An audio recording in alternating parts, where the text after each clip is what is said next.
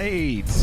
What's up, everybody? I do not want to do the countdown anymore, so I'm just gonna get right into the stream. How's it going? Good evening. Let's say hey to chat. How's chat doing? I was like, I could just sit here and watch this countdown, or we'll just start the stream. How's everybody doing? I don't have any of the overlay going on. There's no chat. Let's put some chat on just my face here. Let's put the stream monarch on. There's that. Let's do that. All right, now let's well, that we don't need that. Let's see here. We'll put the chat box on because chat is important. There we go. Now chat is going to exist. You know what? Let's add an alert box to this. We don't have an alert box on, and that is silly. How's everybody doing tonight? It's Alone Jake. That's right. That's right. I'm going to say hey to everybody here in just a second. But we do have a fun time tonight. We're going to be talking about some MTG Finance Topics that I saw on the finance stream. Joel is not here this evening, so it is just going to be me tonight. And then we're going to have some fun as well. I'm going to crack open a box that has been marinating for a minute. We're going to do that in a little bit as well. Spam Pokeballs till we catch it. I run away after the first ball. After the very first ball. So make sure you feed me a berry. And then whatever the best ball that you have is that isn't a Master Ball. Because you don't want to use the Master Ball.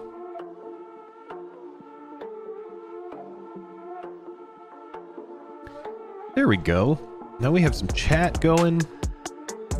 Let's add an alert box because we need an alert box.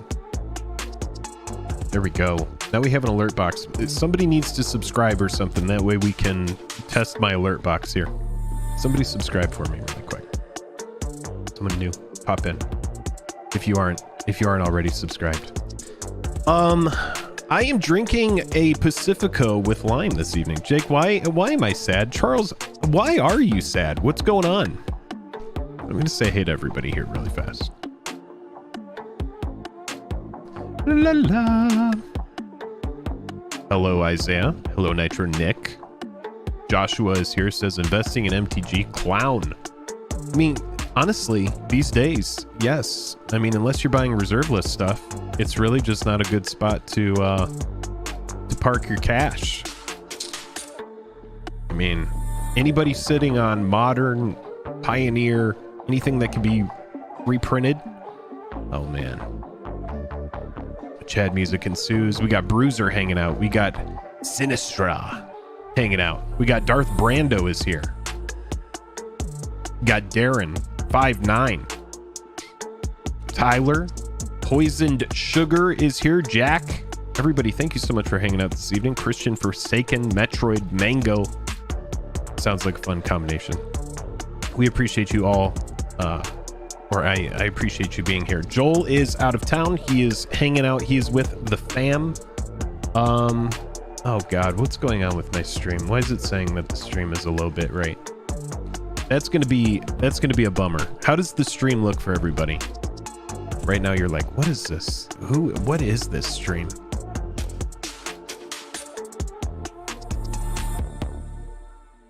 Oh, your judge promos are basic lands. Charles, did you ever let me know why you're sad? Poison Sugar knows why. I know why they're sad. All right, everyone's saying it looks phenomenal. Okay. So, you know, we have some stuff that I want to talk about this evening. And it's just going to be a fun time. We're going to get the boring stuff out of the way. We're going to get the boring stuff out of the way. Actually, it's not boring. It's MTG Finance stuff, which is great. But we are going to open a box. So talking about the internet versus opening a box, one is going to be more fun, I would think. Just an opinion.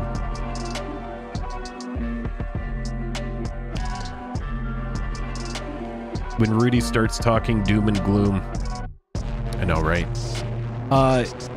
MTG has kind of changed for me in a big way, chat. I'm in a very like kind of just, you know what, this song is too much. I need to change this song. This song is bumming me out. The song is putting me into like a weird kind of headspace that is not jiving with my with how I'm feeling. So, oh well, thankfully that song ended. Just like that, we've moved on. Hope you're doing well. Brody, I am doing well. I'm doing great. I hope you are doing well. Food Time is hanging out. What's up? We got the mods in the house. Brody and Food Time are here. It's a little crunchy on mobile. A little crunchy. Okay. Kraken Jank is here. What's up? Everybody, thank you so much for hanging out tonight. Okay. Well, so MTG, let's just kind of dive into this. I still love it. I still have some of my best memories around it. I no longer see it as a safe place to park cash, as far as like, you know, other than putting your money into the stock market or like a good, you know, something that's safe.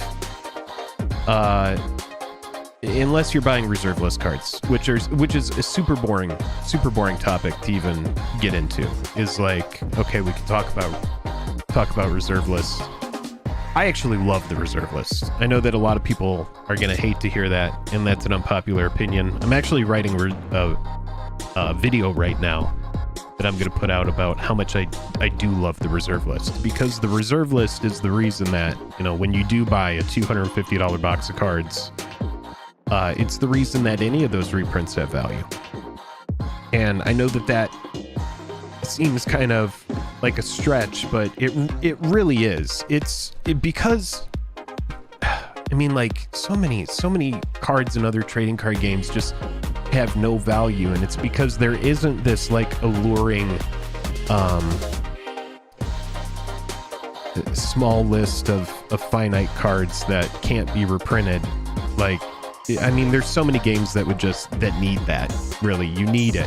And I'm putting a video together on it. I know I sound kind of scatterbrained at this moment. It's been a long day. But yeah, it's a good thing. And I know that is unpopular opinion. But I say that as someone who doesn't have a lot of reserve lists. I say that as someone who, when I get a piece of reserve list, it feels like cool. It feels awesome. You're like, I have this thing that I have acquired, and it either took a lot of money, or it was hard to track down, or maybe you got it through a big trade. Any number of circumstances, the game needs it, and other games would kill to have it, and they don't have it. And so when Wizards of the Coast creates a product like 30th Anniversary Edition that shakes those let's call them evil hoarding investor types that just want to have the cards because they're valuable, because they're like, ooh, look at what this binder is worth. When you turn those people off to the game, you put yourself in a precarious position as a mega corporation. You put yourself in this position where you're like, whoa, you know, if those guys are bearish, if they're not buying because of this choice, then you say, well, we're never going to do that again. Or you're like, you know, hopefully all of the new players have no idea how it works. And anybody new coming in, it's kind of the way that I feel is like, if I were new and I were buying a $250 or $300 box of cards, I would be like, okay, this is a fun game. I'm going to buy these. I'm going to open these. But if I did have that Jake brain that is, I want to look up what these cards are worth, and then I saw that all of those cards weren't worth nearly what I paid for that box, I'd be like, well, I should have just bought, you know, the cards that I wanted. But I feel like it would be like a fool me once kind of thing. It's like, you'll get away with it one time, but after that, I'm going to wake up. So I feel like you do want to keep the whales happy in a weird way. Gotta run, I'll be back. That's good. Yeah, I know this music is intense. I'm not enjoying it. We need to just change this shit. And I'm about to. I'm hating it. I'm hating this. just need something. Where's the foil quest playlist? Let's just put that on. It has a much better vibe. It feels good. We got to be close here. There it is. Gosh, that was bumming me out. There we go. This is good. Thank you chat, for checking me on the music. I think some cards could be added, you know, like at this point. I mean, the fetch lands, for example, when you look at Modern Horizons 2, like those cards are just decimated in price. Just decimated. The fetch lands, for example, just talking about that specific cycle of cards, enemy fetch lands. Yeah, exactly, Jank. Me too. Yeah, Jank says that was raising my blood pressure. I know, right? Later Storm says I got a Savannah when it was 150. Scatterbrain Jake is one of my favorite Jakes. I appreciate you. People need to stop confusing their fun with a investment. Hold a few sets you enjoy and possibly want to play. That's the thing, is if we were talking about like $100 boxes, I think that there really isn't much of a conversation to have, right? Is if it's just something that's like, I remember boxes being like, geez, $90, even when they were up to like 110, that was fine. But now it's like when every set has expensive boxes, especially when we're talking about stuff like Commander Masters and stuff, it really is important, I think, to review those products and know what you're buying, you know? Because I do think that, you know, the reserve list makes the products that Wizards of the Coast pump out have any kind of value at all. Without that allure of this list, this thing that exists where there are out of reach cards for a lot of players, without that, nobody cares about Smothering Tithe. Everything would just kind of like go to zero, and it would just be Wizards of the Coast hoping that people just continue to buy it, knowing that every card is worthless.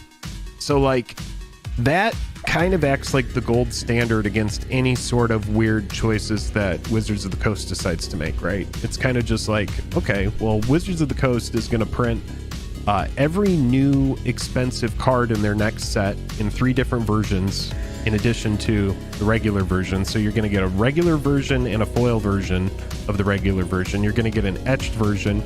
You're going to get a full art version, and you might even get some sort of like alternate art version that exists.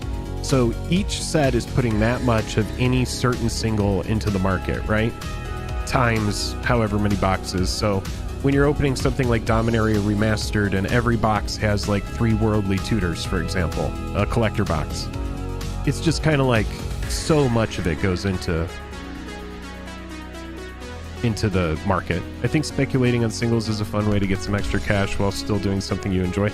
Yeah, I mean, if you can successfully call a card that does well in a specific format, like if you're like, this card's going to do things in Pioneer, I see it being disruptive in this spot, or if something looks disruptive in Modern, or something super busted and you think it could even go to like Legacy, or, you know, like Vintage, find something really good, then yeah, I think if you can get in early, a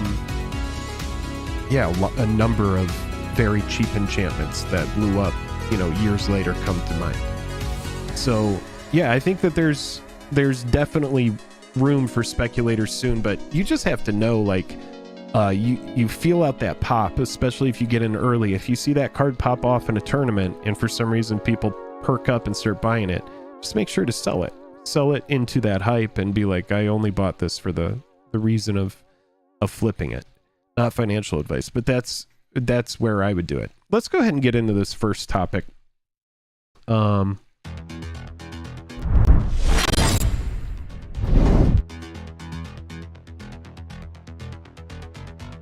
we got a little solo stream here. What price would you start buying Commander Masters set booster boxes? I found a few topics over here that we're going to go over. Another one that we're going to go over as well is, would reprinting Black Lotus really get Wizards sued? And there's some fun conversations in each of these that you can check out, and I'll go ahead and link these in the video afterwards. MTG had more than 9 years of reprints in a 3-year period. Pretty wild. This post had a lot of updates, so I decided to single it out. We're gonna read through it. It actually had, yeah, just under 300 upvotes. This subreddit, MTG Finance, I remember when I first joined this subreddit, it was at around like 40,000 subscribers. So 114,000 people still in MTG Finance. It's growing massively. People still use it. So come over here. You can kind of get feelers. There's a lot of bullshit posts that just suck where people are like, this is why this card is good. You guys should all go buy it. And then they're like, please buy it. But sometimes you find some stuff that's interesting. I do need, hold on 1 second here. I do need chat. Chat is missing and I need chat back.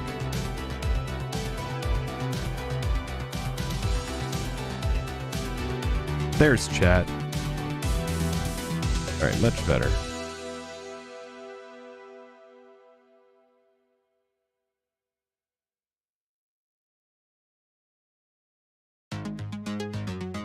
Sorry, I'm having a little bit of an issue, but we're sorting it out.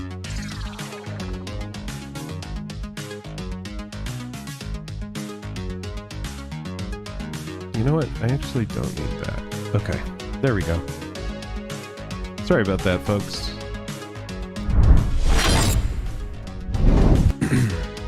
All right, so we are back over here.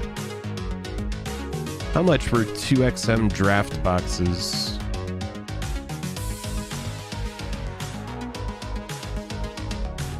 I don't remember.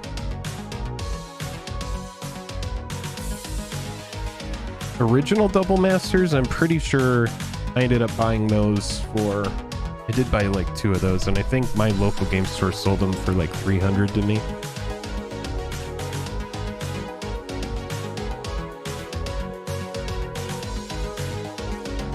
All right, so what price would you start buying Commander Masters set booster boxes? So right now,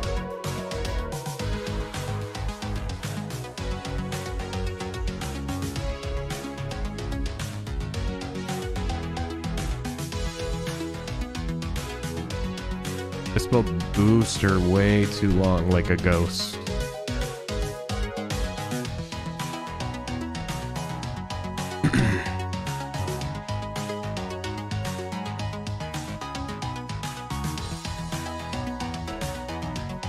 $260s, $270s.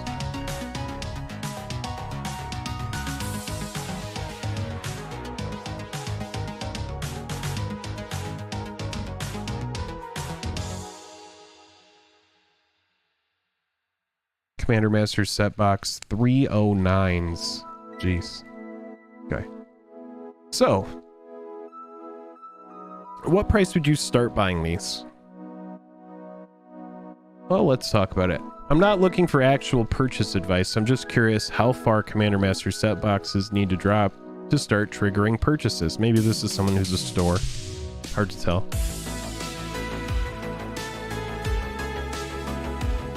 I'm seeing 200s in chat. Yeah, I guess chat. We could find out from you. What do you think? Let's find...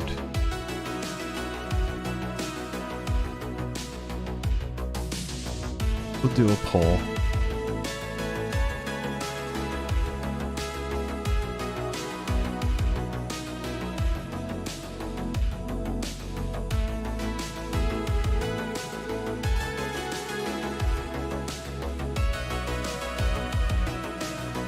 Actually, we don't need to do a poll. It's a terrible thing for a poll. it's awful. Because people are going to have different things, and I don't want to type in a range and spend 10 minutes making a poll. So yeah, just tell me what you would pay for it. 24 pack boxes set boosters. we've talked at length about what is in this set, so there's not going to be any sort of discussion of like outside of Jewel of Lotus, doubling season, the free spell cycle. There's a lot of cards in it. There's medallions, there's some stuff that people like, but there's also a bunch of stuff that's pretty janky. It's a big set as well. So this person says, I'm not looking for purchase advice. I'm just curious how far Commander Master set boxes need to drop to start triggering purchases. I was up early this morning and saw 3 boxes of set boosters on TCG for $260 and still did not buy. Someone did because they disappeared in minutes, but all I kept thinking was, it's still not low enough. Maybe I'm crazy. Maybe I'm just stuck on when previous Commander boxes went for $240 thoughts. So, you know, it really, for me, and we can go in here and we're going to talk about some stuff. I do want to highlight this because anybody who might be new, who doesn't know, MTG is pretty notorious for having big Amazon dumps. Now, some people say that their products come up. Some people say that the products come up tampered, and we've seen videos online where products are tampered with. But yeah, massive dumps. So Black Friday, that's where I would be looking if I were waiting for a good price on Commander Masters in the short term. In the long term, you know, with the overprinting of sets, with overprinting of singles, like we were talking about, why I like reserve list, because when I look at my sets of cards, when I look at everything that I have all my binders in the TCG app. When I look at my binders and I go, you know, like, oh, let's see where these cards are at. And I'm like, wow, this binder was worth $3,000. Now it's worth, you know, $1,750. If I'm able to look at those cards and not see that monetary value, which is really difficult for me, then whatever. I didn't sell anything. Nothing changed in my life, right? But when I look at my reserve list binders and I'm like, okay, this is a binder that was worth, let's say that binder's worth $4,000. That reserve list binder has gone through much, much less of a dip. That binder might be worth like $3,500 or $3,750. Everything might have come down a little bit, but all of my other singles, now granted, some of the cards, they fall in and out of the limelight, right? Like, for example, a Tarmogoyf or a Dark Confidant. Cards like those that used to be staples, Thoughtseize, back when Thoughtseize was a really expensive card, cards like those, they used to have a high price tag. But reprints and then also power creep have forced some of those cards out. So clearly, stuff that's modern, legal, stuff that's in different formats like Pioneer, meta is going to shift. And so some of those cards are going to drop in price because the meta has shifted, and now those cards are no longer super valuable because people aren't playing them. A good example right now is the price adjustment that Ragavan has gone through because of Orcish Bowmasters. So when you think about that, music is super loud. Yeah. All right, let's turn the music down. Oh my God. You know why, chat? I've had music turned all the way up. This is embarrassing.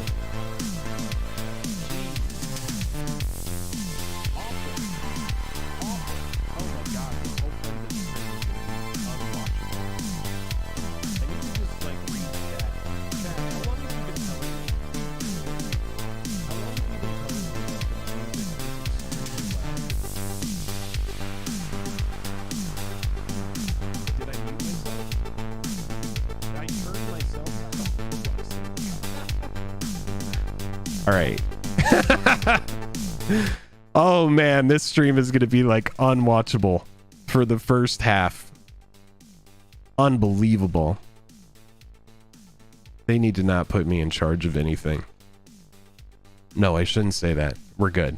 We're in a much better spot. He turns the mic volume down but leaves the music blast, says William. Yeah, I mean, you're not wrong, bro. Okay. No way. Human error is great. Yeah. No, we're in a good spot. Okay, so did anybody hear what I was saying?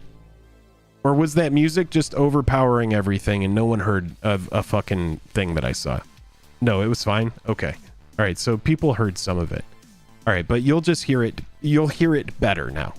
Okay. This is solid content. I appreciate you, Darth. All right. Brody's saying it wasn't that bad. Okay. All right. All right, we're in a good spot. So, what I was saying. What was I saying? I was talking about damn, bro. We're just gonna breathe for a second. Why did the Baltimore Orioles keep winning? I don't understand.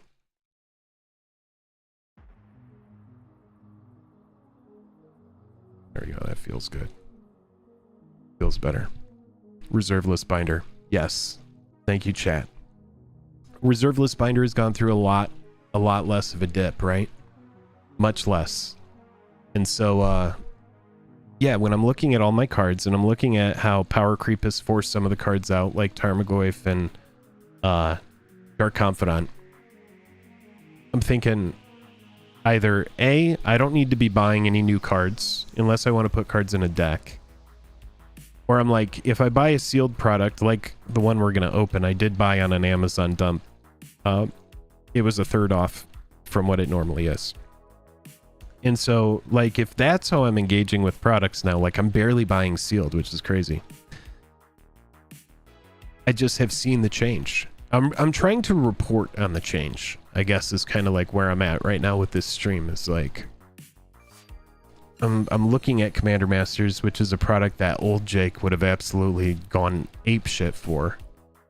And I'm like, new Jake doesn't care. And that's so crazy to just have that reaction because the variants are cool. It looks good. Ooh, I'm gonna like your super chat. Ooh, look at that. You're the man, Jake. I don't care what they say. You're the man now, dog. You're the man now, dog.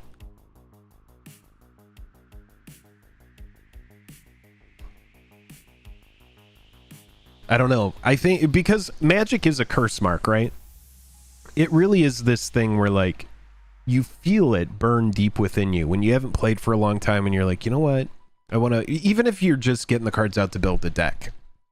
So I think maybe I'm just going through a little bit of like a down phase with it. But I never have, honestly, I can really point it back to 30th anniversary edition, which is crazy because I sound like the crazy guy on the mountain, like 30th anniversary edition, you did me dirty. I didn't buy any of it. I didn't engage with it because it was an insane product to engage with. Just an opinion. If you bought it, no judgment. No judgment. A little bit of judgment, but no judgment. It's just weird. It's weird. And I'm happy that Dirty 30. Oh, Jank. Oh, shit. This is why I pay you the big bucks. I don't pay Jank any of the bucks. I wish I had the bucks to pay Jank, but I don't pay Jank any of the bucks. But Dirty 30, baby. That's, I mean, there's no better way to say it. It made me feel weird about like being like, oh God, you know, why am I even parking money in reserve list? I'm like, why would I buy an extra copy of Grim Monolith, for example? I have 2 copies of it. And it puts me in a situation where I'm like, why would I buy a second one? Maybe that was the entire idea. I don't know. Let's keep going through this this post here because we were talking about Commander Masters. When is the best time to buy these boxes? Boxes right now are like low around like 260s. Some folks in chat, MTG Gaming Bob, what's up? Long time no see. I see $100 for collectors, $200 for set, $150 for draft, $100 for collectors, like $25 a pack. I mean, if it got that low, I would probably have a hard time jumping in, to be not jumping in, to be honest. But I don't think we'll see that price. $200 for set. That's probably like where I would go. $200 for set. What is that per pack? That's 24 packs. $8 a pack for a premium set. It does have some good reprints. And $150 for draft. I mean, these are probably close, which is why it has a lot of upvotes. Frankly, I think very little in this set is going to rebound with the rapid pace of reprints Wizards is pumping out. I was going to pick up Doubling Season at 30, but now with the Eldraine, Wilds of Eldraine news, I'll wait for 15 or less. If they can get Doubling Season down to 15 or less, that's great. That's great for players. This is why I like the reserve list, because if you keep the reserve list intact, I'm actually on board with whatever the hell else they want to do, because clearly that's what they're going to do anyway. So it's like you kind of just have to lean in and be like, okay, I can engage with draft boxes. With Commander Masters, it's different because it's this like up a tier, right? It's in its different realm. It's in these cards are expensive on the secondary market, although we're not going to talk about that. We just happen to put a bunch of expensive reprints into the set. And there's some that aren't that expensive. And that's why there's a plethora of different stuff in each of these sets. I like this take. I would likely buy a single collector booster just for fun. As a longtime EDH player, there just isn't much in here for me. I spent roughly 40 on all new sliver. You know what? Here is the poll. Here is the poll. Everybody, thank you so much for hanging out tonight. I do want to do a poll here.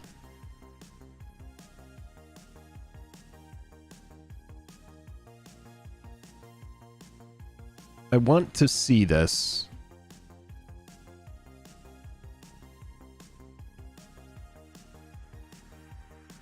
For those of you who did not buy, or actually, I mean, you could just, let's see.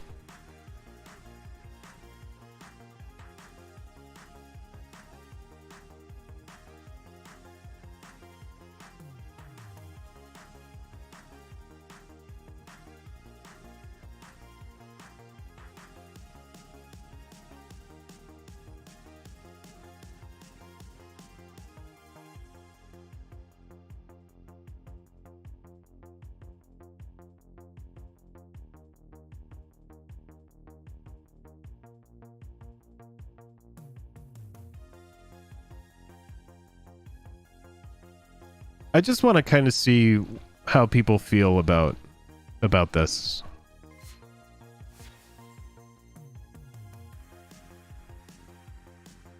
And I just want, because it's anonymous, just be completely honest here.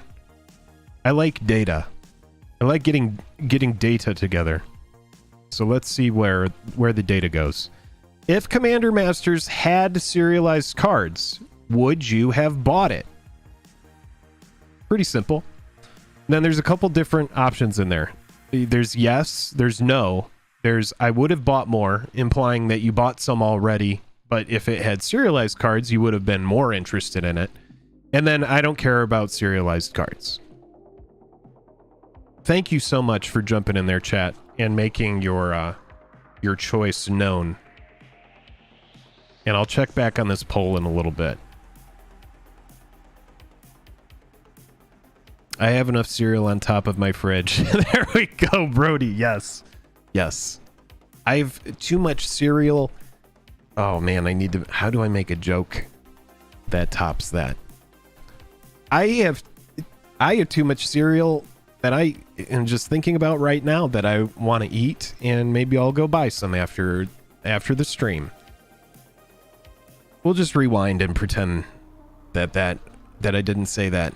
I bought a draft box to draft with friends. Very nice to draft. Yeah, I mean, like, if you're like, hey guys, let's get over, we're gonna do an expensive draft tonight. We're doing an expensive draft, folks. I could get in on that. I'm like, what are we doing tonight? Bring over some beers. We're having a draft of Commander Masters. Maybe one of us will get lucky and pull a jeweled Lotus, and we'll pay for our draft. You know, I can get in on that. So Cloudy Skies talks about Doubling Season coming up in Wilds of Eldraine. That's always a good thing to think about too, especially if you are buying cards. Look at the next set. Look at previous sets. See if the previous set telegraphed a card that was going to get a reprint. I mean, we could go back with hindsight and we could be like, okay, so Doubling Season pops up here. It's popping up in Wilds of Eldraine. I mean... Look at the Great Henge.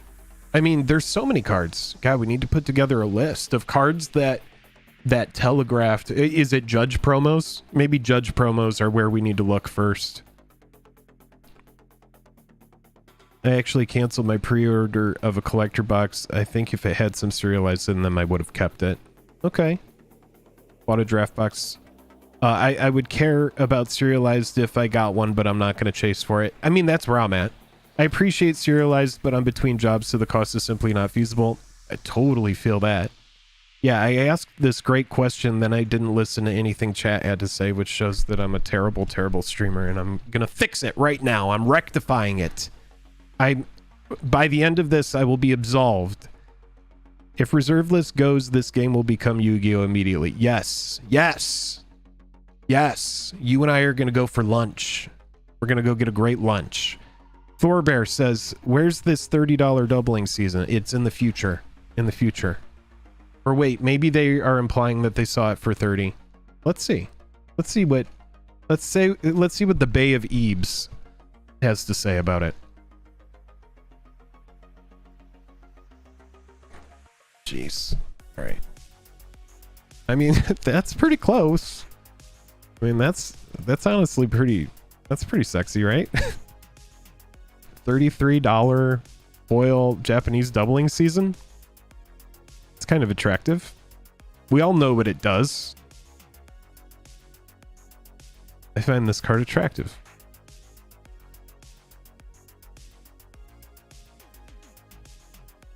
I would have kept my pre-order.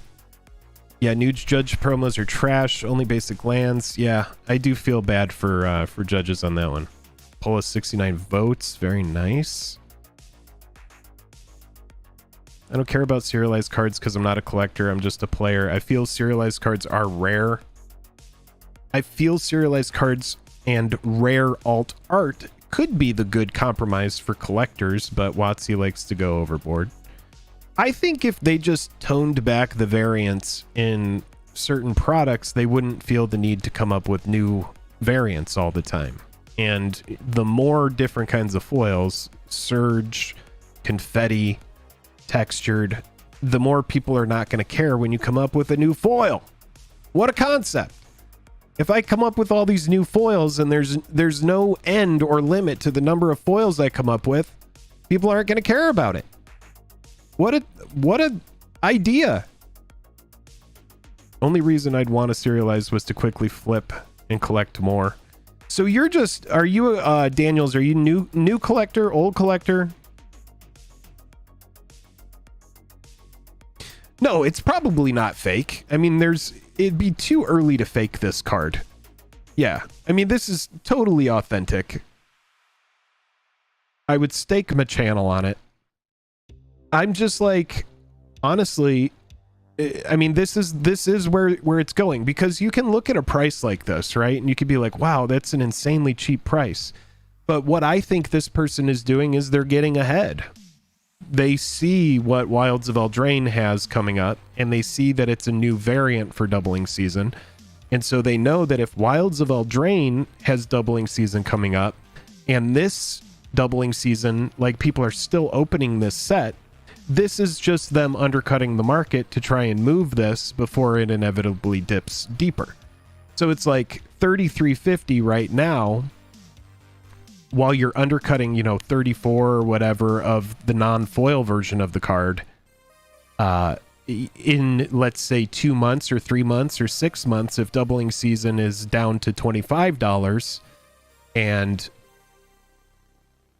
then you're undercutting by having to go for 20 or 15 or whatever. So this is somebody that I see is just moving it. They're moving it because they see the writing is on the wall. And not everybody needs doubling season. It's a one-of card. There are not people that need 4 of them. I mean, I'm sure that there are some degenerates out there that need 4, or maybe they play it in all their commander decks and they just don't want to move it around. But it's mostly just a commander card. I think people need to realize it depends on where you are in your collector journey. If you're younger and trying to... Daniel said on and off, but I don't have enough money to keep up with certain formats. Oh, that's fair. They already did, Jacob. Oh, the answer is in the... Oh, yes, that's right. I think people need to realize it depends on where you are in your collector journey. If you're younger and trying to collect, low prices are good. If you're trying to exit, low prices are bad. Yeah, exactly. And right now it's tough. It's tough because if MTG is in a perpetual bear market, right? Meaning if we're at all-time lows, then people who are capitulating that just want to get anything back. Maybe they don't play the game anymore and they're like, well, I'm just going to sell and get out. Those people are taking a loss, especially if there were people that collected cards specifically wanting them to go up in price. Like people who would have spec'd modern staples absolutely just got eviscerated. Like if you were somebody who was stockpiling modern, Pioneer, and I'm talking before 2019, right? Like pre-variant era where... 2019 when Throne of Eldraine came out, and Throne of Eldraine brought us the first collector box. This is the TLDR of the variant era. Throne of Eldraine brought us the first collector product, and everything after that is history. If you bought any of those cards, yeah, you just got absolutely eviscerated. Palumbo says, with $5 super chat, thank you, Palumbo. I'm going to go ahead and like that. MTG Sun Quan Lord of Wu down to 10. Right.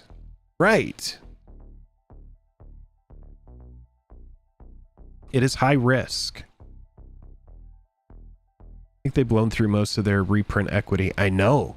And you can tell because their Infinite War says, I think they've blown through most of their reprint equity and now have to utilize power creep or introduce new mechanics. Exactly. You have to figure out a way to power out those old cards, get new cards in there that are rare, because now you gotta come up with the new Ragavan. So like say the Orcish Bowmasters, in a year they're like, well, we gotta reprint that.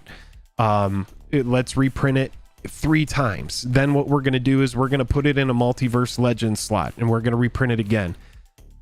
Yeah, they have to power creep out old cards. It's like the changing of the guard. It's like when I was talking about Tarmogoyf and Bob and how those cards have just gotten pretty much like powered out. Like you can still play them. There's still decks that want them, but yeah, they're just not nearly as powerful as they used to be. I mean, this is a hot take, but I think Tarmogoyf could be an uncommon.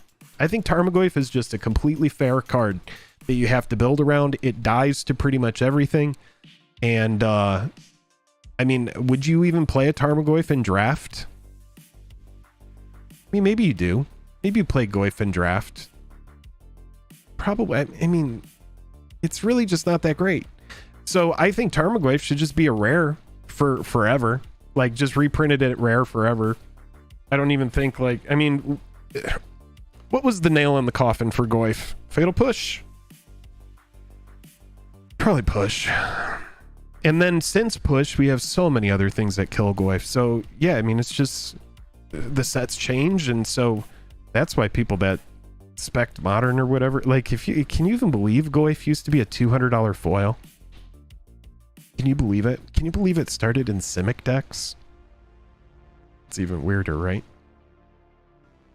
Okay, we got sidetracked. This is just called Jake Got Sidetracked, the stream. Jake Got Sidetracked, the stream. We do have 159 people watching. I appreciate you. We are only 4 likes away from 69. Can we get to 69 likes this evening? I would appreciate that.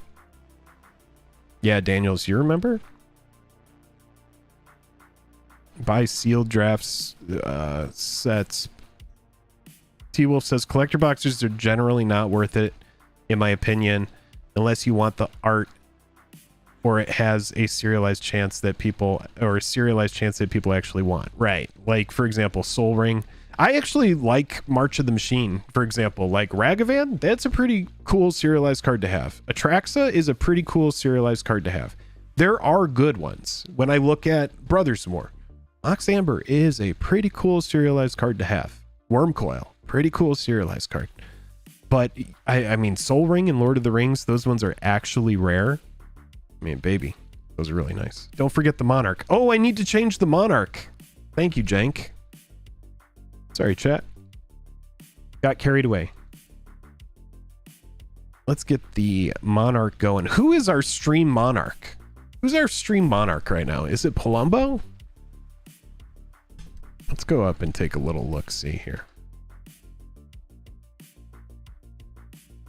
I think it is Palumbo. Palumbo06 is our stream Monarch. All hail Palumbo. Let's get this updated. Hi, babe.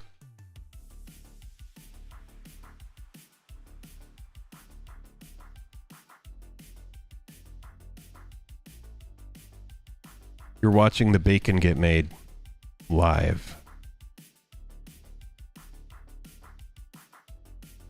I think it 06. All right, let's do this.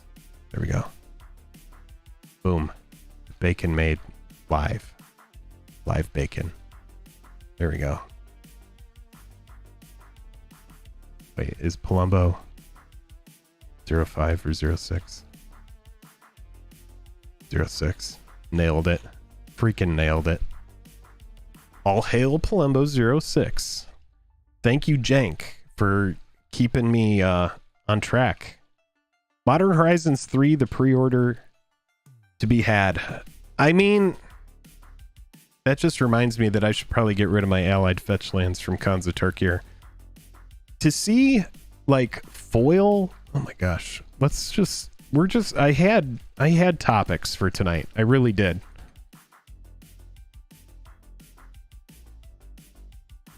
Look at that. Foil Scalding Tarn, $20. Is Commander Legends draft better than Masters?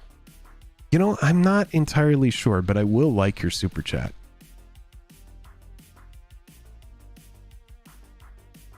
No, there it goes. Topics or toe picks? I'll take either. Oh man, if you found picks of my toes, man, you would have to go hunting.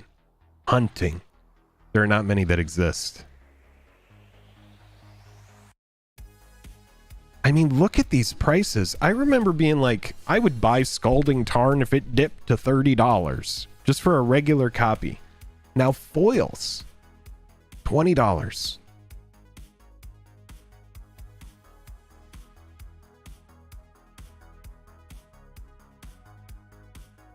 Yeah, Eric, I mean, you know what? This is worth talking about. Eric says tons of Commander Masters singles rebounded hard and fast. Were this buy just super undervalued on release day? Okay, you know what I think happened? I think I understand what your question is. It kind of got messed up at the end. Were things, I see what you're saying. Were things just super undervalued by release day? I think everybody thought they were just going to buy singles for this set. And what happens when people only buy singles?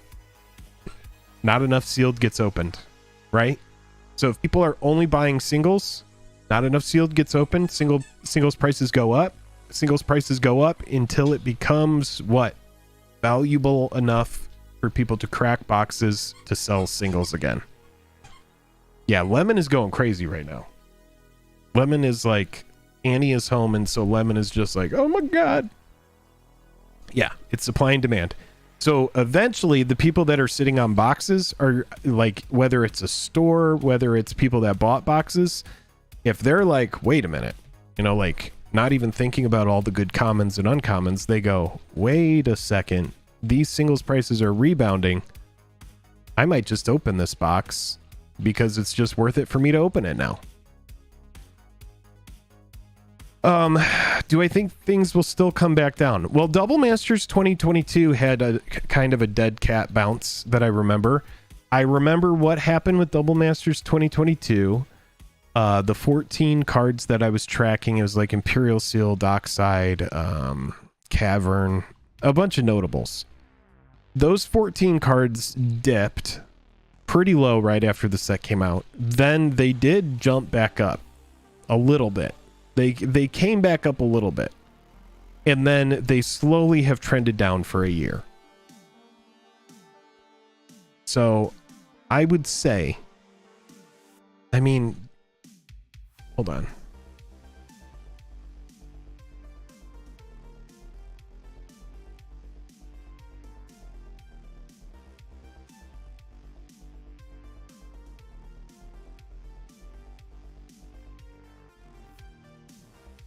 Okay.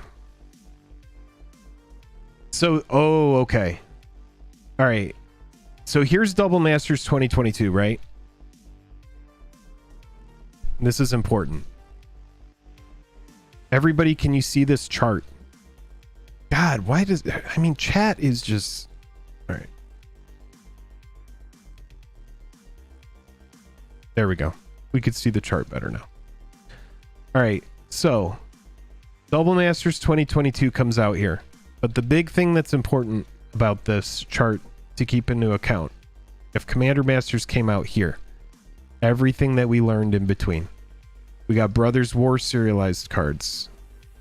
All right. We got March of the Machine serialized cards. A lot has changed in a year. All right. So when you think about it like that, Double Masters 2022 had textured foils that people cared about. Since then, we have seen Surge foils in Warhammer. We've seen confetti foils in Wilds of Eldraine. We've seen Surge foils in Lord of the Rings. We have the serialized push in Lord of the Rings. There's a whole bunch of different factors, because I like to relate Double Masters 2022 and Commander Masters because they're both kind of like premium sets. I could see how people would want to relate Commander Masters to Commander Legends.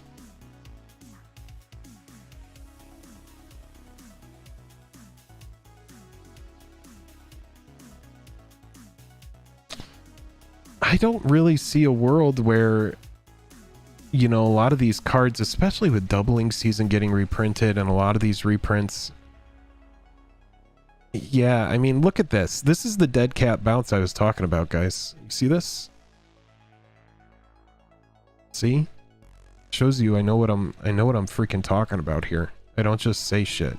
I was there. I was there for it. So, card comes out. Here's the set. We get the dead cat bounce. So set comes out. We're looking at July 9th, July 10th. Yeah, I do remember it being that. It was that soon. It was just days after. When was Commander Masters released? August 4th? It's August 23rd.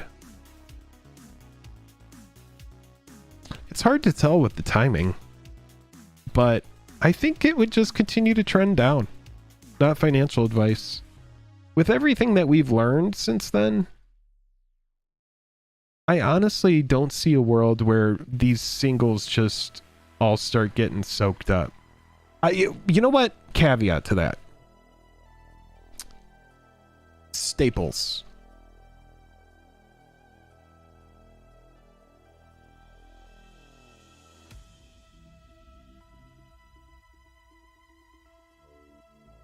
This shit will get soaked up.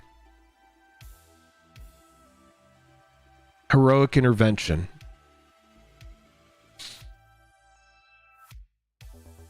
The medallions.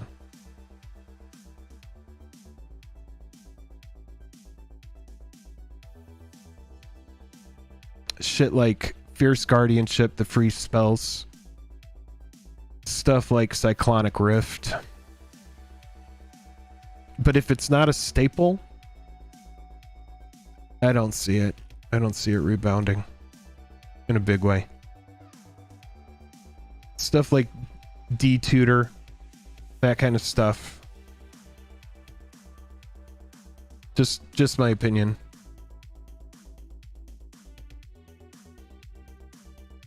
Just my opinion.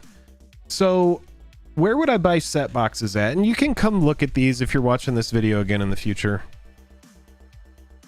Yeah, I think Imperial Seal is not a good example. Yeah, let's go back to MTG stocks, for example.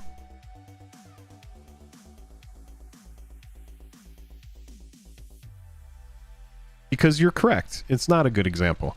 The Imperial Seal shows the dead cat bounce nicely, but like this is what we're talking about. Staples Mythic staples, because Mythic was Wizards of the Coast's way of protecting reprint equity of cards. They went, well, if we can't print stuff off the reserve list, we need a higher tier of rarity that is going to be more difficult to find. So yeah, look at Dockside, for example. This Dockside's funny because Joel actually thought Dockside was going to dip down, but has since learned that the reprint equity of Mythics, it has protection. Another card that's very similar, Cavern of Souls, a card that at first, I mean, look at this card. Like you could see, I mean, this is the OG, so let's look at Double Masters. It's the same thing as Dockside, right? Because ever since Avacyn Restored, when the card was printed, it's been reprinted at Mythic. You got the Mythic Lord of the Rings version, you got the Mythic Double Masters 2022, you got the etched. So even though this card is getting a full art treatment, an etched treatment, a regular treatment, you got the list version. God, what? Whoa, somebody tell me what list, what set had Cavern on the list? I am out of the loop on that. That's pretty dope. And then you got Ultimate Masters, which was Mythics as well, and then you got the Zendikar Rising Expedition. So this is like a card, whenever they're going to print fancy lands, expect to see this card. And because it has the Mythic price protection, which sounds like an added, like, oh, you gotta add on the Mythic price protection, guys. No, it originally came out in Avacyn. Yeah, Eric says Dockside's a good example. It's a card people actually want. Yeah, I mean, here, let's look at Cavern, because it's a rare that people want, right? Or not Cavern, Rift.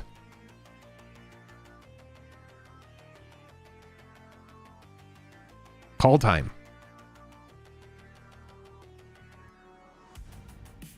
Bitter Blossom is even worse.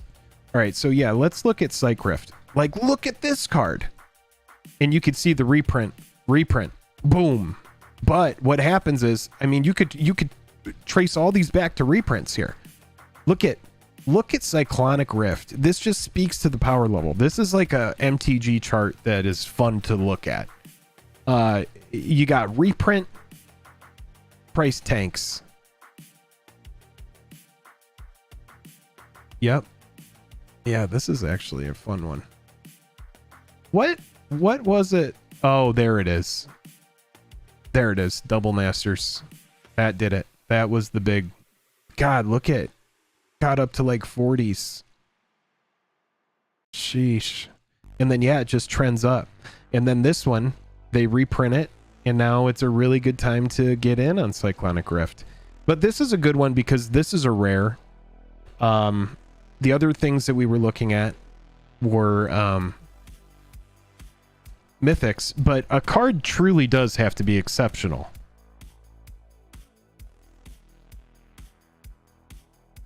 This is another card that I like that's a rare. And it's probably going to have a similar chart. Yeah. Heroic Intervention. I remember when this card came out and people were just sleeping on it. Now this one, not as much volatility, or not as high a price, but pretty much the same kind of volatility. Reprints into a dip, but it protects your whole board. Eventually cards like this, though, they do get nuked pretty hard. I wonder where Heroic is right now.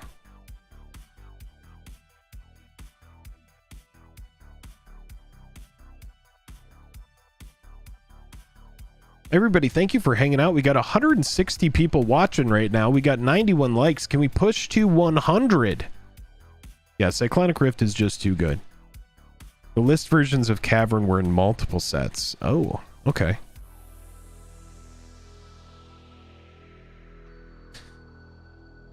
Yeah, so like this is, I mean, this is... all right, not financial advice, but I mean, this is a good price for this card. Like, I don't hate, if you don't have a Heroic Intervention, I don't hate this this price point for the card. I bet you could probably find it even for cheaper on TCG Player. But yeah, I mean, this is why sets like Commander Masters are so good for the player. They're bad for collectors, but they're really, really good for the player. They're good for new collectors. They're good for people that just don't have these cards. I do like the set for that. Would reprinting Black Lotus really get Wizards of the Coast sued? Let's talk about it. Let's see. Oh, we got to 100 likes. I appreciate you, chat. See, chat is thoughtful. Chat is super thoughtful. I love you, chat. Thank you. Thank you for being considerate and helping us get there. Sued, yes. Successfully, no clue. All right, I have a few local players who insist that the reserve list cannot be abolished because if they do reprint cards like Black Lotus and Ancestral Recall, then WotC could be sued and lose. I imagine that some controlled printing, such as special single copies for big tournament winners, would not only not hurt the price, but add collector value to the alpha and beta printings. I imagine that some controlled printing, it would need to be hyper controlled. It would need to be massively controlled printing. Yeah. But it's about also setting that precedent. So this person says sued, yes. Successfully, no clue. Let's see what people had to say. They just did and weren't sued. I'm of the belief, well, Magic 30 wasn't exactly an exact reprint of the card because of the card back. Gotta remember the card back. That was the way that they in my opinion, I did not like that product, everybody knows, but they didn't technically reprint the card in a lol, they can't sue. Yeah, I mean, probably not, right? I think that Wizards of the Coast, I would like to think that Wizards of the Coast knows how valuable the reserve list is to their game. I would like to think that they do. Except reserve list cards have been tanking whether cause of M30, the economy. I would say both. The economy sucks too. Nvidia is honestly propping up the entire economy. It's wild to see it. I don't know if anybody's in that zeitgeist, but Nvidia is like, AI is propping up our entire economy, in my opinion. Except reserve list cards have been tanking whether because of M30, the economy, or both. Reserve list has been really creeping down. One example, Lake of the Dead was 135 a year ago. Today it's 65. That is by the dip. But that also shows me that the people that were buying Lake of the Dead at 135 were doing so because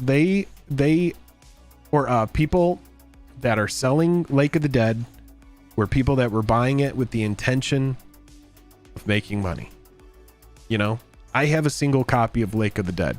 Eventually, Lake of the Dead gets soaked up and there are no more copies of Lake of the Dead other than the ones that are made on like bootleg MTG. How is AI propping up the economy? Well, I think that, I mean, you know, it's kind of tough, but when you look at how much, I just watched this. I'm in several stock discords. Nvidia had a jump from like 300 to 380.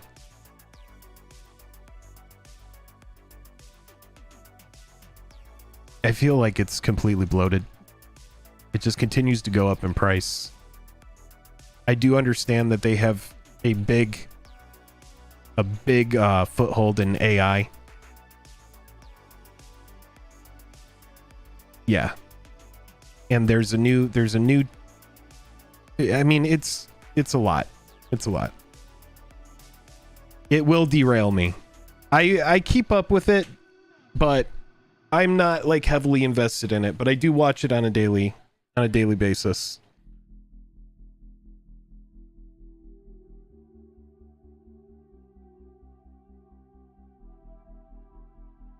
Right.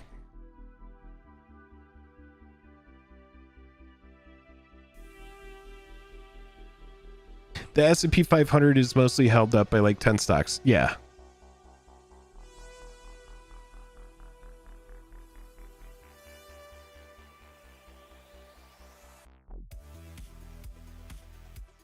I did pivot mid-sentence, didn't I, Jank? Yeah, let's just say we've been keeping it safe tonight.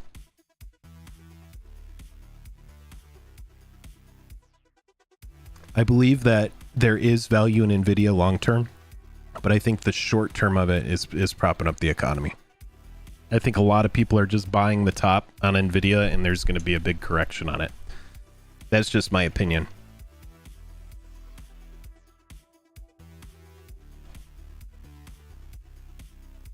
I do follow it daily.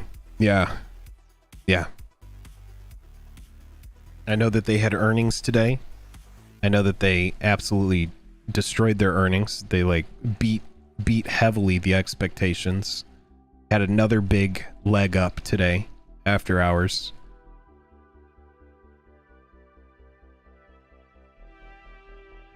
I kept betting against it. Yeah, Taylor Swift, for example. Yeah, we had an increase in prices just from Taylor Swift. Got a lot of people buying cards after COVID. Yep. Still adjusting from 2020. Yeah, T-Wolf, exactly. So there's like people like Elon Musk and like Tesla that are buying a lot of NVIDIA GPUs, but there's like not a lot of people that can afford those GPUs. I mean, like major companies are buying them for sure. Jake, if I saw you at LGS, could I get a pic? Yes. Why not? Okay, let's go back over here. We were talking about, could Wizards get sued if they reprint Black Lotus? I mean, I so much believe that some people might go through with it, but I do feel like it's the kind of thing that would be, everybody talks about it, gets mad, and nothing happens. That's kind of how I feel. It's not about the GPUs, it's all about their data networks.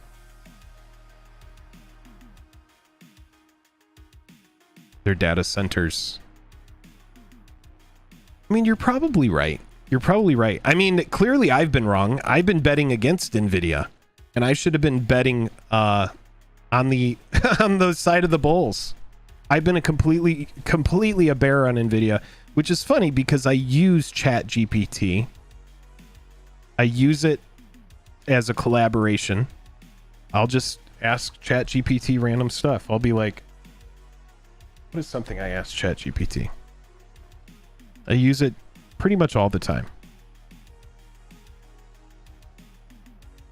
This is one where I was like, I'm a YouTube content creator and have been for a long time, and I want to start a side job. And then I list some of the things that I'm able to do. When I lease a car and I make a down payment, where does all of the money go in the down payment? Just like random stuff. Please explain stock market futures like I'm a 5-year-old. And so the fact that I use it all of the time. Oh, Retro getting back in for 7 months. More good times. Join the Patreon. Unlock value. Retro, I appreciate you so much. I really like your channel. Every other MTG channel is like, this game's over. MTG is dead. Shit gets old. It's so clear they're dishonestly baiting an angry audience. Oh, I know where you've been hanging out. You need to take good care of your brain and not hang out over there all the time. I do appreciate you saying that, though. The tech companies have come to purchase the tech so that end consumers can function. I mean, Donnie, it sounds like you know a good bit about it, from what I understand. Yeah.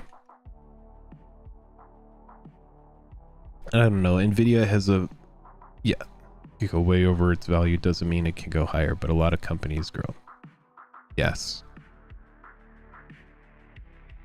Ask that ChatGPT what happens if they get sued because of something you posted. China is buying a lot. Yep. LOL, the angry MTG people does get... Yes, it does get old on YouTube. It does.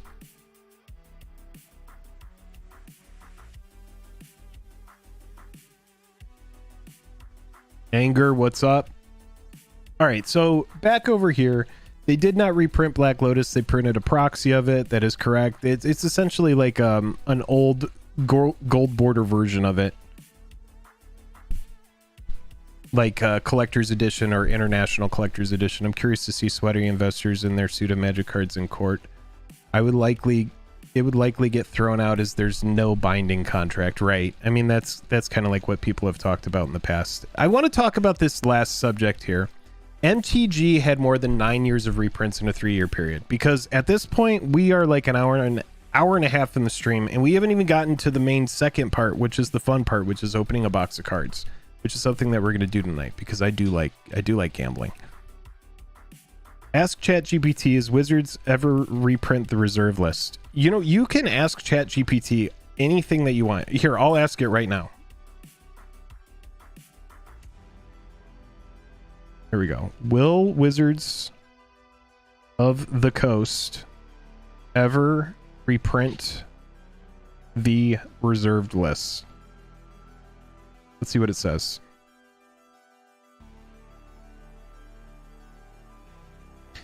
I'm sorry, I don't have the ability to predict Wizards of the Coast's future decisions or policies regarding the reserve list. It's best to follow official announcements and news from Wizards of the Coast for any updates or changes related to the reserve list.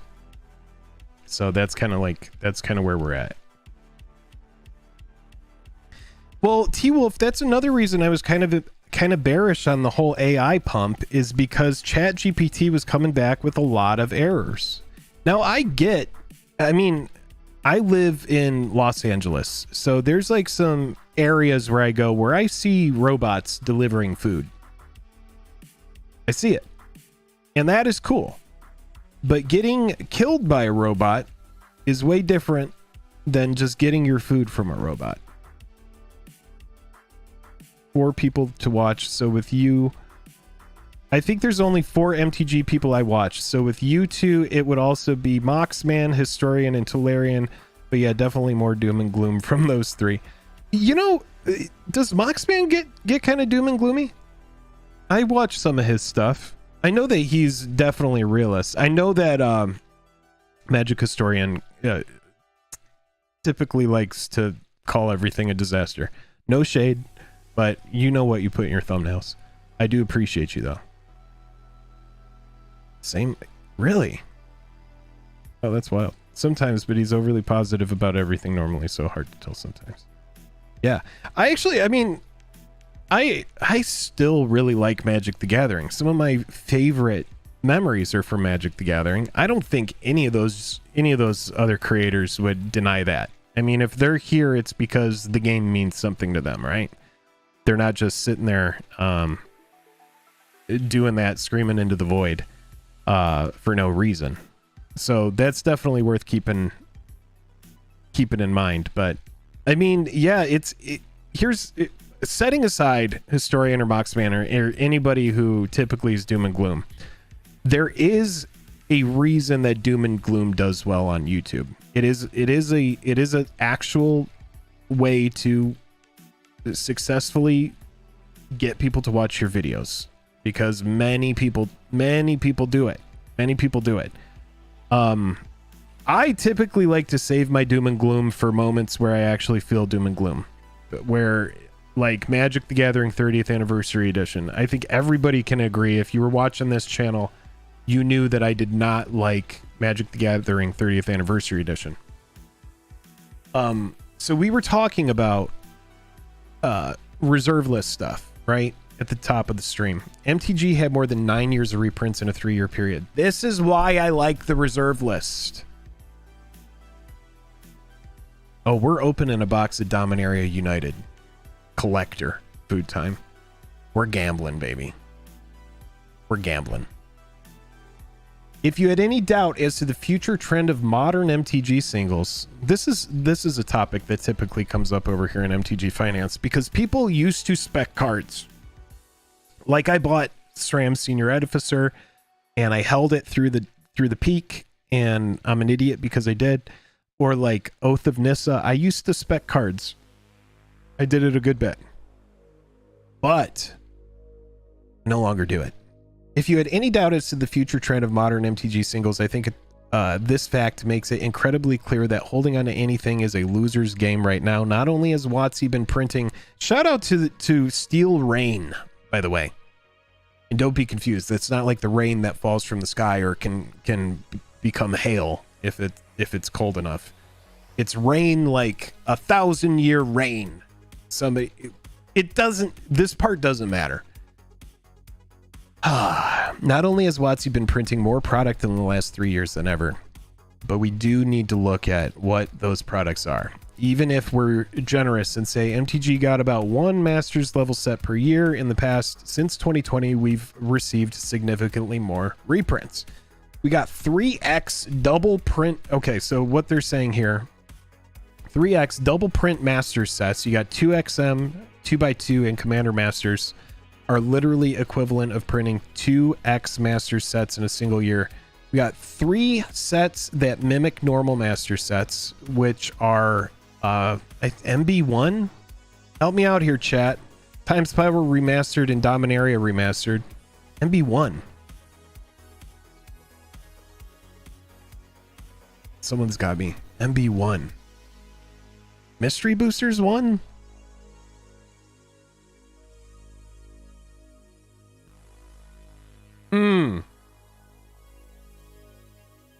Maybe it is Mystery Boosters, because they do say MB1 quickly jumped to that price.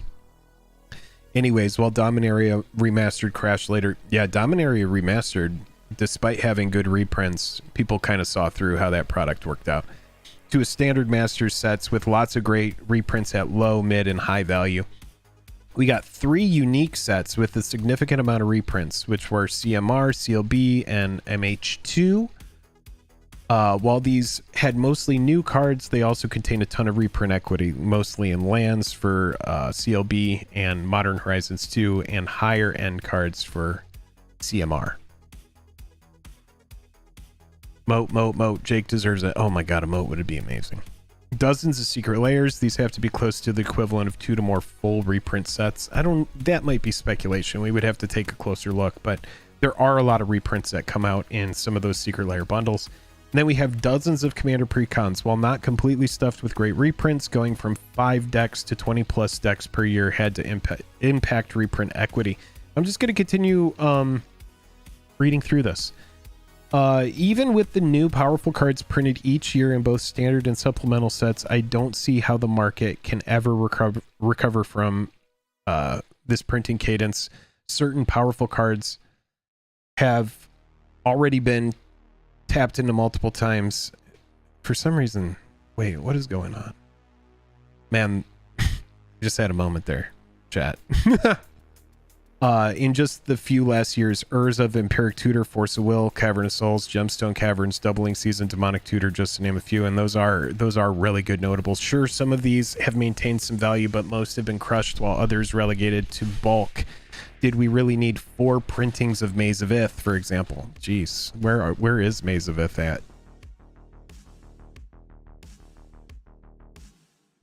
Yeah, oh my goodness gracious. Oh my goodness gracious. Jeez, look at that. Look at that. All right, we're gonna look at the EMA one. Wow. Okay. Look at that. That's why you don't ever hold. But you didn't know. People didn't know. It's hard to be like, oh, those people holding the $20 Maze of Ith in 2019. Yeah, they didn't know. They didn't know what was coming. All right, back to this. WotC has shown that literally nothing is safe right now, and they're not even willing to let prices recover before printing the same cards in new products. Just look at all the cards with multiple printings that are simultaneously in print. Yeah, I know. It's true. Smothering Tithe comes to mind. For all cards are game pieces and should be less than $1. Enjoy WotC shoving $400 boxes with $100 EV down your throats in your $40 drafts. Okay, so honestly, this right here is a much coarse way of saying exactly what I was saying and kind of what I'm talking about in this reserve list video. The reserve list makes sure that when you open a $250 box of new crap that gets printed, you do stand a chance of getting some sort of value back. If it goes to Yu-Gi-Oh, let's say everything falls out and becomes Yu-Gi-Oh, it will be because the reserve list got reprinted 100%. Because, and I'll just say this, and this is a point that I'm making in this video that I'm writing as well, but I'll just say this about the Shiv and Dragon argument. I'm sure some of you know about the Shiv and Dragon argument that you hear every single time the reserve list comes up, is people go, yeah, but Alpha Shiv and Dragon is still expensive. It is expensive because it's based around the current rules. All right, if you change the rules, right, then things are going to change. Alpha Shiv and Dragon is expensive. The reason it's expensive is because the reserve list exists. So yes, Shiv and Dragon has been reprinted again and again and again and again and again and again and again and again for eternity. It's not reserve list, but the alpha printing, the beta printing, unlimited, those are expensive versions of the card, right? But those are expensive because the current rules are that the reserve list exists. So when people are like, yeah, you can reprint the reserve list, Alpha Shiv and Dragon shows you what would happen if you reprint the reserve list. Dude, no, man, you're changing the rules, and then you want to tell me that things aren't going to change if you alter the rules. Yeah, Alpha had a small print run, I'm sure, but when everything races to the bottom, you have to think, if they were to reprint Black Lotus straight up, capitulation would be at an all-time high. So you really have to think. I do understand that a super small amount of alpha exists, and sure, maybe they get soaked up, whatever. But if Wizards of the Coast were to reprint the reserve list, then I think it's safe to say that Alpha, Beta, Unlimited, those would be the only sets that have value. I mean, you can try to slice it any way you want, but as soon as you get the whales out and then the whales start to unload, because the reason that people soak up multiple versions of old cards that they don't need is because they see the money in them. If the sky starts to fall, people are going to get out.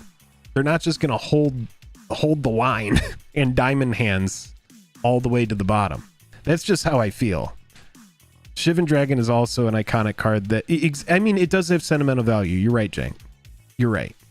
But I think that anybody who can speculate on, you know, like, for example, you don't need a Shiv and Dragon alpha. You could get a Shiv and Dragon that's 10 cents.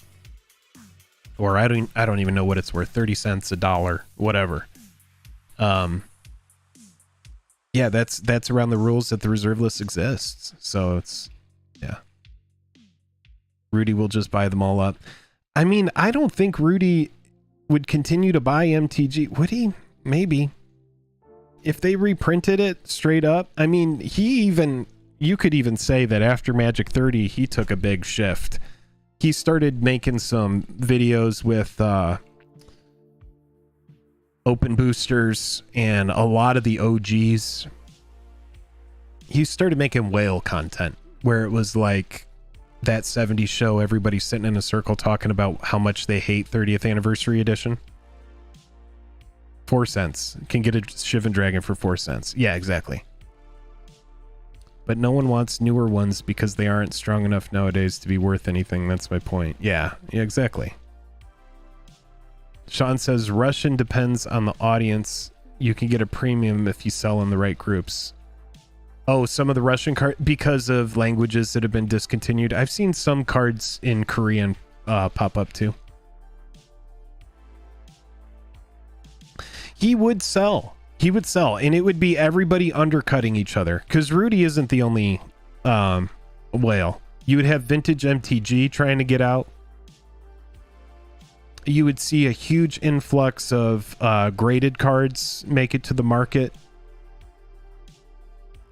It just wouldn't be the same. I think it would ruin the game. I think it would ruin it. I think it would ruin collecting for everybody. And I say that as somebody who, like, my best card is a Gaia's Cradle. I don't have a ton of reserve list cards. I have like 4 dual lands. I have no extra copies of any of those. So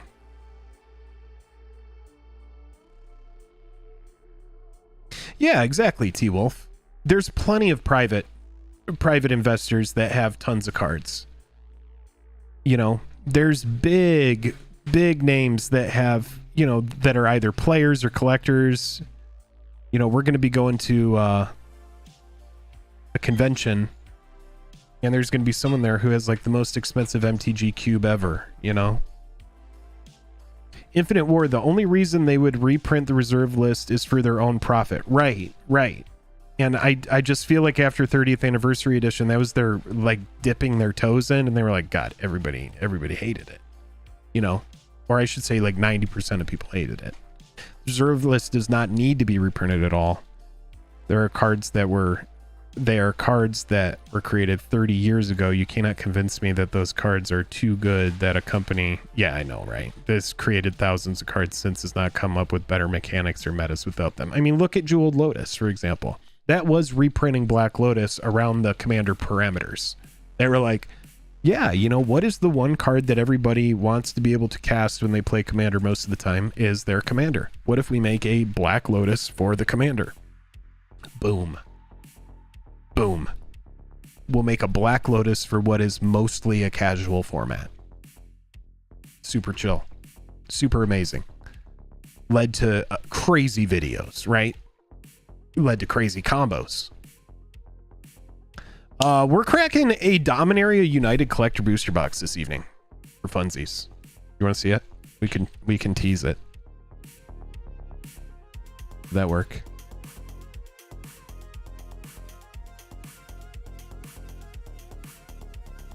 Where's the stream? There it is. I have all the memes out. You see all the memes? Yeah. I got all the memes gracing the box. We got my dead cat. We got my dead cat monkey is out. She's blessing the box. Yeah, dude. Oh, yeah. Let's go over and do that. We've talked a lot about MTG Finance tonight. You know what would be fun? Is just crack an open box of bacon. Crack and open a box of bacon, baby. You know what I want to do? All hail the Stream Monarch Palumbo with the 5 doll hairs. Jank, I appreciate you saying that. I got this hat for free when I went into a recreational oregano store on April 20th. And we bought some recreational oregano, and they gave me a free hat. And I was like, oh, this is a fun hat. And then Annie tried to wear the hat a couple times, but I was like, nah, that's my hat. And so now I wear the hat. Dude, I haven't cracked a box in so long, and we're doing it tonight. We're doing it freaking tonight. Look at it. Look at it. We've got all the memes here. We got all the memes. We've got some proxies that B-Rad made me. I have some proxies over here that MTG Gaming Bob sent me ages ago. I got some Bobby Z cards over here. I got the freaking ancient copper dragon. You guys remember this? The OGs know. The OGs, they know. They know for sure. Why did chat go away when I switched scenes?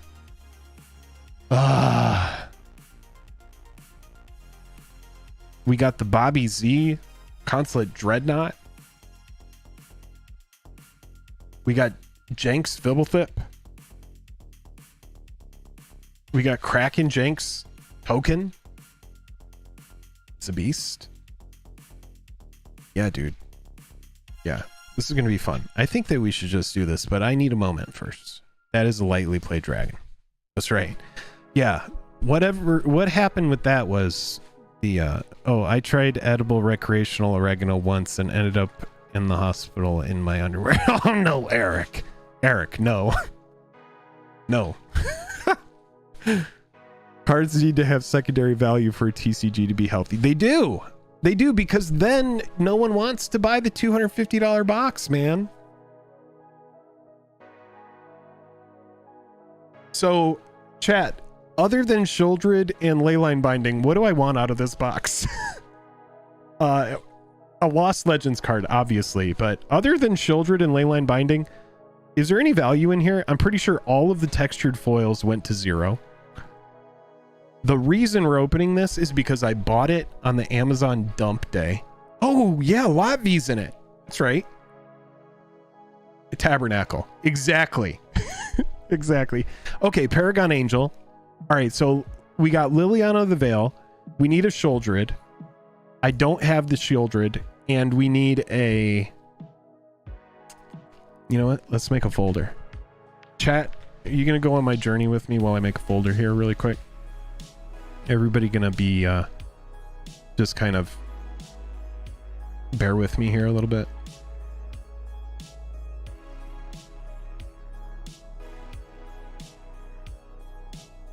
I appreciate all of you hanging out tonight. All right, so we want a Tabernacle at the Pendrell Vale from Legends. We want a moat. And just download it. Ugh. And sometimes... All right, there we go. Just download it on this. Lots of pad. Lots of... Oh, Painlands. Yes. Those are good. All right, so chat. Before we do this box, let's do a giveaway. I'm going to go get some Dragon Shields. Give me just a second.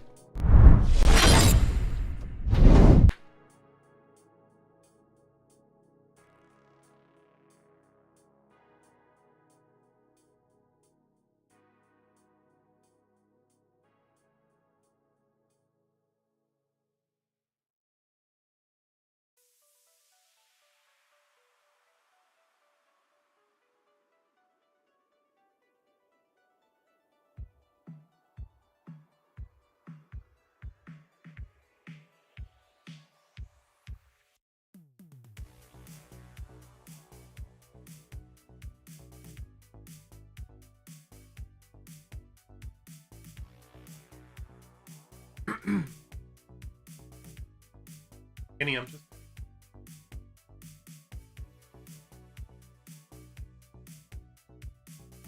Displacer Kitty. Here's the lemon.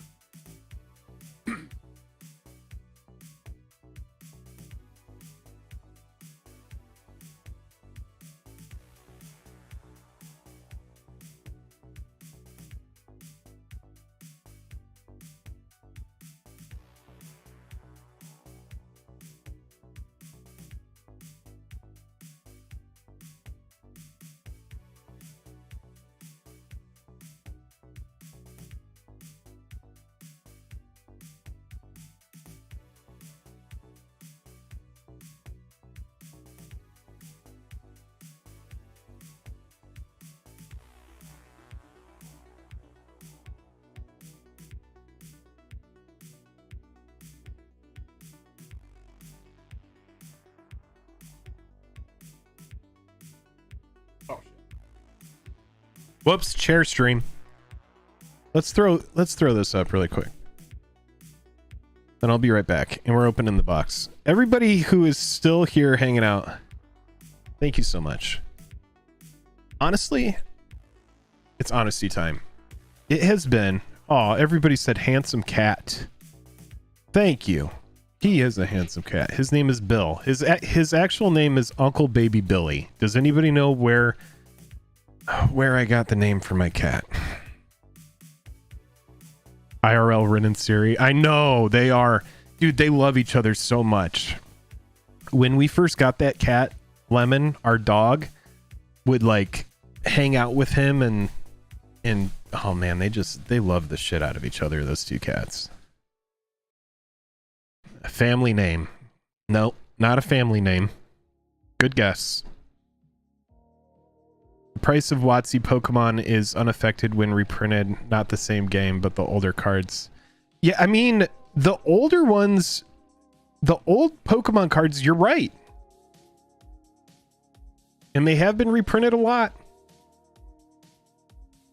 I don't know. It seems like a factor in a variable that I don't want to... I just don't want to mess with it, you know? Nope. Uncle Baby Billy is not from Lord of the Rings. Come on. Someone knows where Uncle Baby Billy is from. There we go. Jimmy knows. Righteous Gemstones. That's right. We were really into that first season, and we named our cat after that character, and now we call him Bill. So, right now, while I talk to you, I'm making a list of cards. Oh, shit. We were going to do a giveaway.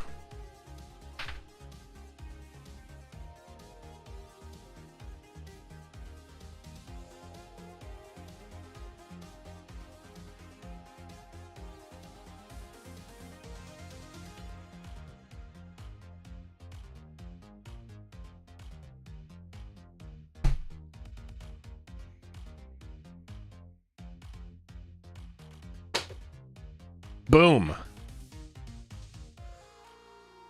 Not even a chair stream now yet. I'm on a angle here, dude. It's not great. It's not great. How about some snow dragon shields? Someone's going home with some snow dual matte dragon shield sleeves.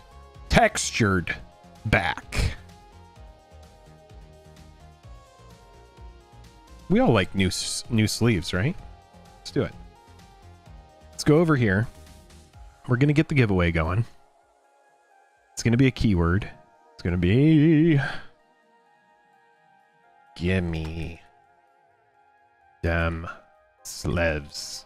All right, and you're going to have to copy it exactly like I put it here. All right? Paste. Ha! Gimme them sleeves. And that is going to get you into a giveaway for these Dragon Shield sleeves, and you have until I get done. Yeah, there we go. I see people popping in. You have until I get done pulling the notables from Dominaria United. So we want a Tabernacle at Pendrell Vale. Download. We want a Moat. Download. We want a Chains of Mephistopheles.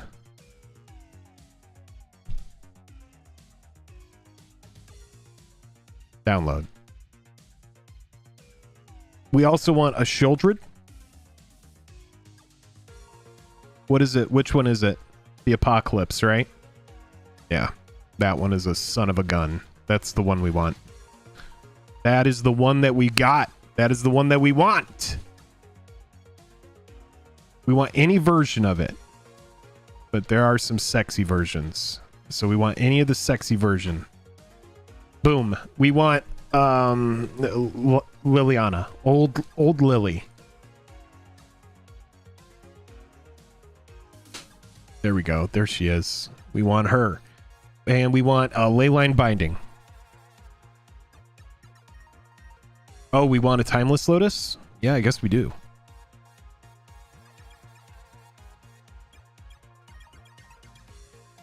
Alright, so obviously the Lost Legends cards are amazing, but we don't expect to find those. It'd be great if we found one. But we do have a checklist of stuff that we want from Dominaria United. And I'm not going to get upset about Painlands either. Those are cool.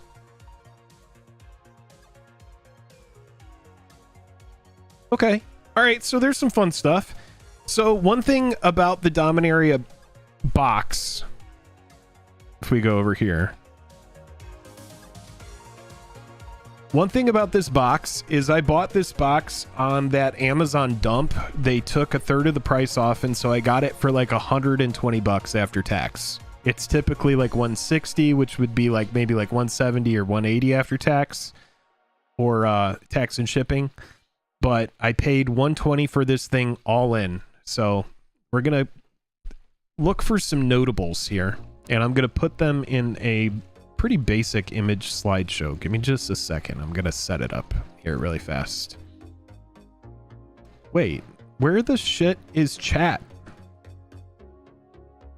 Oh, chat is turned off here. This is a travesty. That is not okay. That is not going to work. All right, now chat is back on.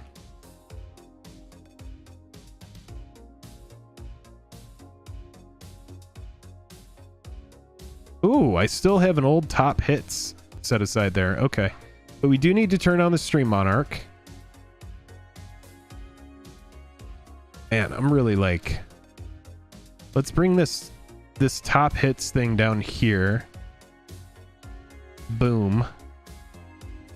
And then... I'm so sorry, chat, that we're doing all this kind of like in the moment here. And then what we're going to do is we need a folder. Oh, yeah. Can we get to 169 likes? All right, new folder for stream. Boom. Now we need to go in our downloads. Move all of our downloads over into the folder. Plaza of Heroes is a nice pull, says Jank. Getting in for the 7 months on the token creatures. Jank, I appreciate you. All right, so we're going to move these over to new folder for stream. And then we need to add a directory. Yeah, baby. We get a directory going.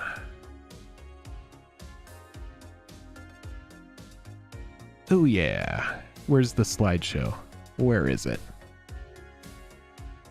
There it is. Add source.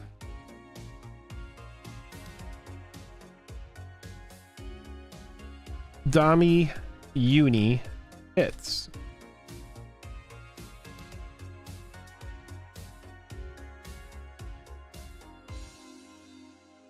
Boom. Boom. There they are. Look at that. I'm a freaking wizard. I'm a wizard technician.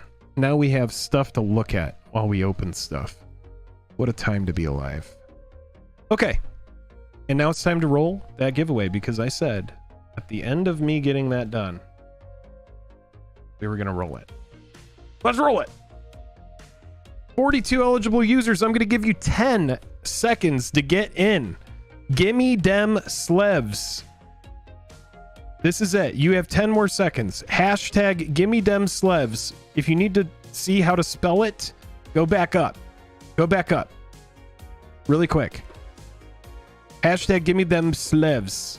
And that will get you into a giveaway. I see 43 eligible users. You got 10 seconds. I see people getting in. 9, 8, 7. Wait. That would be great. But that's not what we want to do. 6, 5, 4, 3, 2, 1. Bruiser Hammerfist going home with some snow dragon shields. Bruiser, congratulations. Going home with the slevs. The snow slevs. I'm going to make a note for Bruiser here.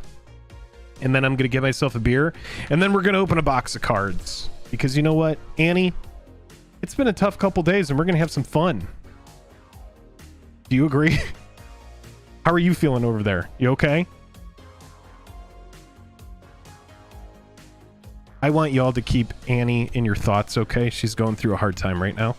So I want you guys to just channel some good energy toward Annie, okay?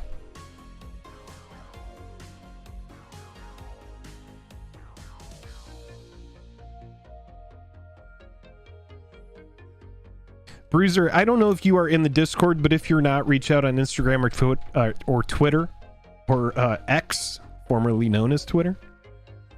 And reach out and just shoot me your address, and we'll get these mailed out to you. Does Jake know this is 90s radio fundamentally?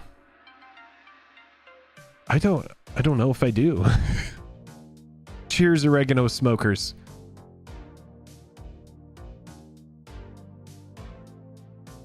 Oh, Retro says love Annie. All right, cool. Call her 10 right now. All right, I'm gonna go get the beer. Bruiser won the sleeves. We got a box to open. It's been marinating for some time. Let's just say that. Annie is my I mean, she's just my long-term girlfriend, partner. She said my number one bitch. She said it. She said it. But she is. That bitch is awesome. She said it. No, I love you. Okay. Canceled. Yeah, Annie, we're in the wrong space. I can't say it on an MTG. I'm dead. They're already doing it. They're done. Everybody left. They're all leaving. That's okay. I'll be right back. Let's get the giant BRB up on the screen so that people know. I used to put it just up there, but honestly, I think the BRB would... Oops. That's not where we want that to go. That needs to be there. Damn. Just... Is it locked? Bro. Okay. So that needs to be locked.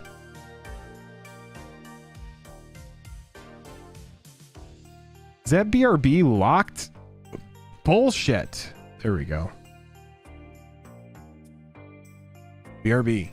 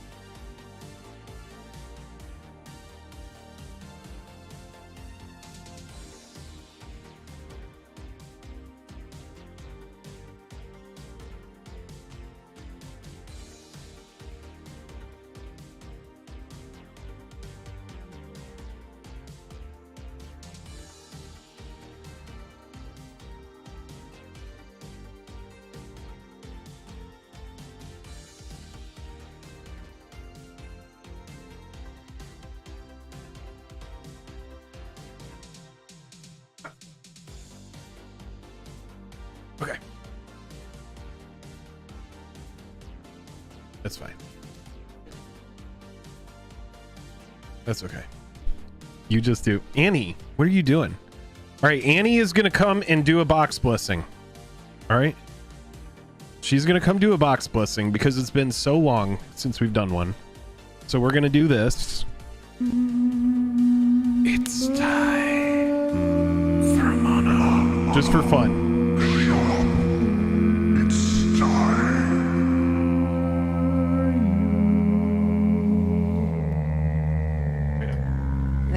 I'm in the computer. I like this mother. I'm keeping my hood at this specific angle because those are the vibes. Ooh, look at this music. How's everybody doing? Is Joel here? No, he's on vacation. Oh, it's just Jake time. Tabernacle. Tabernacle. Or moat. Or moat. Oh, who's this guy? This is so cute. Look at, oh, I'm supposed to put it there. Look, it looks like a Neopet. Is that a Neopet? It's so cute. I love it. I want to own it. That's a little creature. Wait, what am I blessing? Hey guys, how's it going? Do you wink a lot on stream? Do you go, Jake and Joel are magic, and you know what I'm saying? What? What am I blessing? For Tabernacle? Is Tabernacle somebody's name? What a great name. Now I'm going to name my kid Tabernacle is a place on the earth. So, so the card I want to, it's your box. Okay, sorry, I had to catch up. Y'all, sorry, I was off getting a mammogram. Hey, if you have a body, check it for lumps. Do you have a man's body? That's fine. You can also have lumps in your boobs. Everybody check your body for lumps. Take care of yourselves. Okay, we're going to do a box blessing. Oh, I always get so thrown off. Okay, here we go. I'm not used to sitting here. How's everybody doing? I should open the entire box. No, I can't do that right now. That's too much trouble. And he looks chilling. I am chilling. I was at the hospital for so long. The last part, which it was fine. I just, I do it all the time. It's a good time. But then, man, I was like one of the last people there. And I was sitting there for an hour just in the waiting room. And they will only play the Hallmark Channel. And the same actor was in 2 back-to-back movies. And I was like, this is the same guy. And these are not the same movie. Whoa. What are you listening to? This is the weirdest, like, synth kind of... I don't even know how to describe this. All right, let's see. I don't know what the word tabernacle means. No, tabernacle to me sounds like a made-up word. I've definitely heard it many times in my life, but it sounds like a made-up word. Tell me that's not a made-up word. Tabernacle? Hey, what are you guys doing tonight? Oh, I don't know, man. You want to hang out? Sure, meet me down at the tabernacle. The tabernacle? Hey, I was thinking about going on vacation. What are you going to do? I'm going to climb the Tabernacle Mountains. That's not a real word. Oh, Tabernacle's a venue in Atlanta. Way down yonder on the Chattahoochee. That's also in Atlanta. All words are made up. Ooh, hot take. That is true.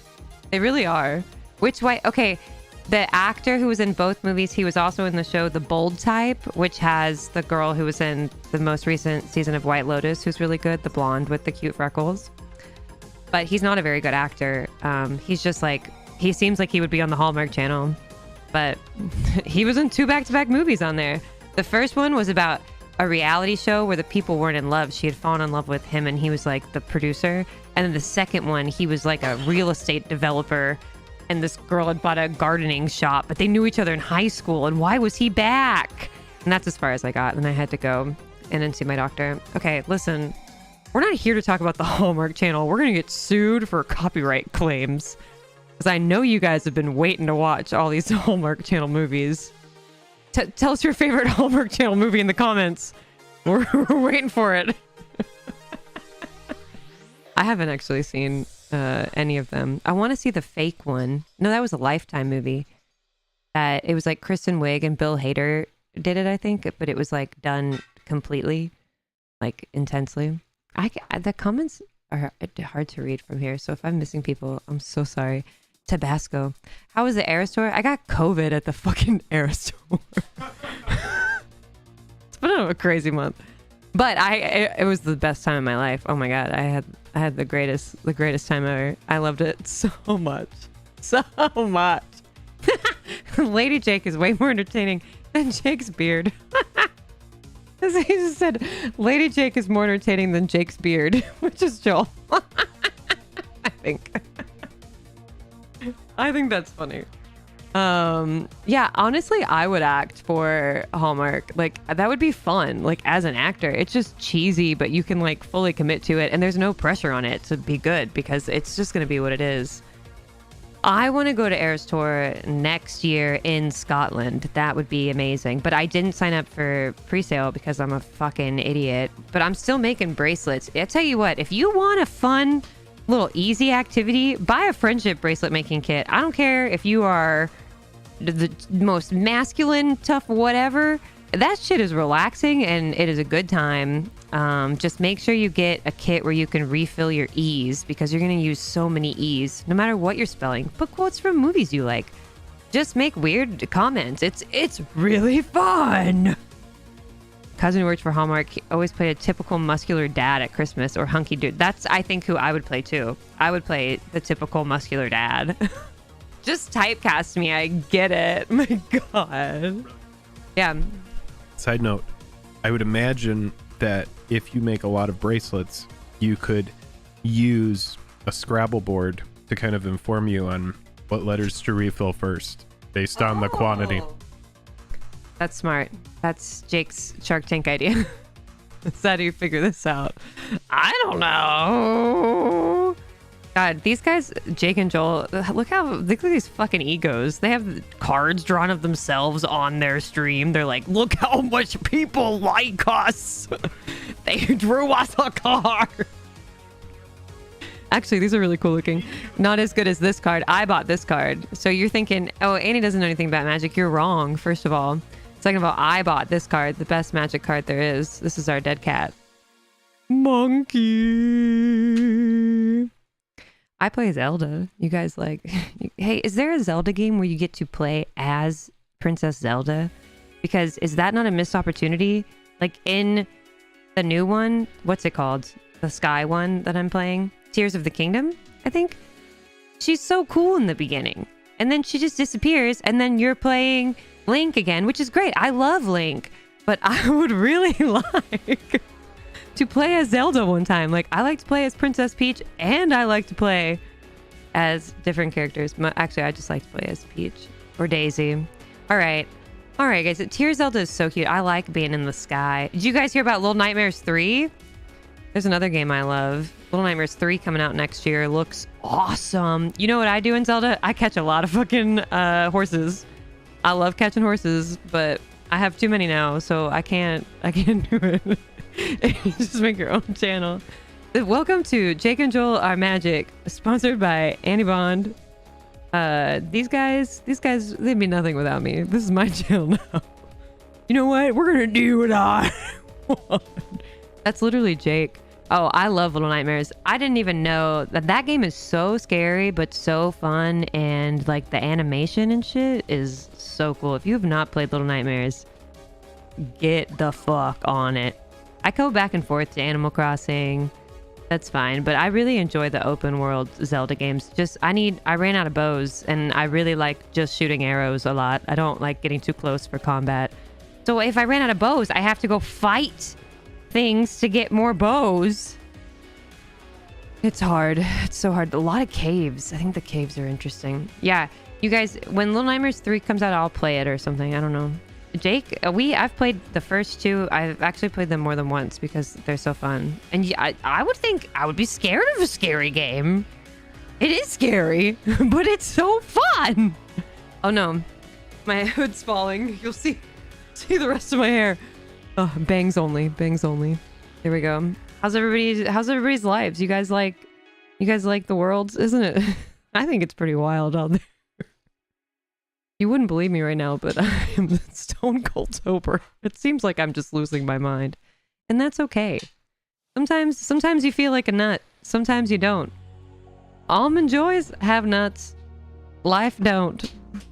Life don't have no nuts. Not enough almonds. That's what I say. That's what I say.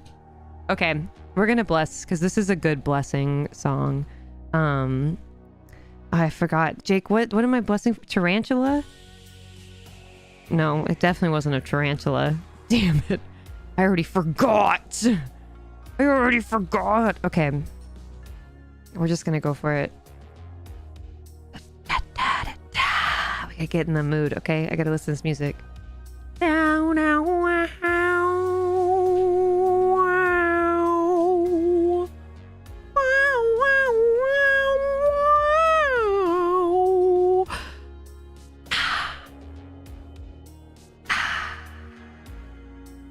We're gonna bless this box. Dominaria United, this is a blessed box. I'm coming here and I'm excited, blessing this blessed box. I touch it with this hoof, touch it with this one. I am a magical beanie baby, and I know the magic is here. The magic is in the box. Box. A blessed box that I am blessing right now in front of you. Look at me blessing this box. You've never even seen a box so blessed, like so blessed, like so blessed. When you open it, you will feel like it's a test that you've aced. You aced the test. Because I bless this box. I bless the box.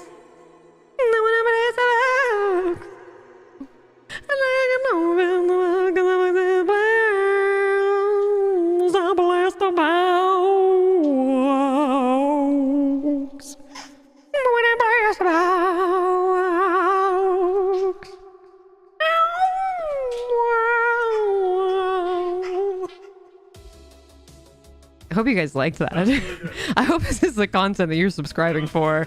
Because if it's not, you're on the wrong channel. This is Jake and Joel are magic. Read this. This is some South Park shit. That's the best compliment, honestly. Thanks, guys. Yeah, warning tailor users. Should I get louder next time? More high pitched? That was really good. I go lower? Listen, everybody go listen to Taylor Swift, and if you need a good playlist, I have made one specifically for people who don't like Taylor Swift to just teach you about the quality of her songwriting.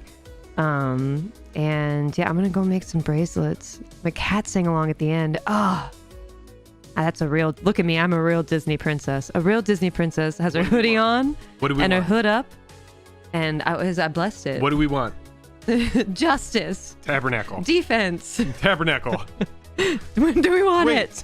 Now. Moat is good too. Moat. With Tabernacle. Okay, good. Tabernacle moat. Okay, good. Tabernacle moat. Joel said, what is good? I'm so sorry. He let me on and I'm delirious. All right, I didn't sleep well. And then Jake brought me over here. I was making tea. I forgot to make my tea. Choo. We're gonna place the back. Yeah, that's great. Well done. All right.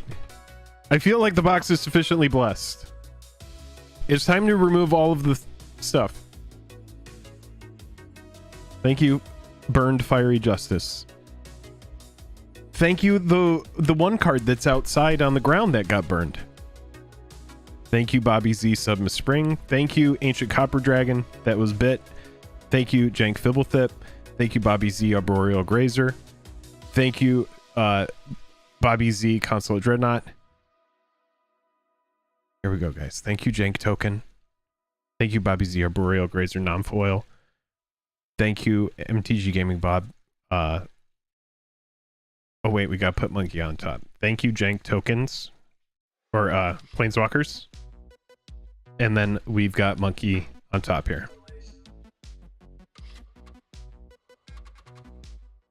I don't know what I just witnessed. Neither do I. I'm still putting it together. Oh, I do have the stream going on here. Because I was trying to keep that shit under control. But now it's just some weird like Inception style stuff, so we're gonna put that away.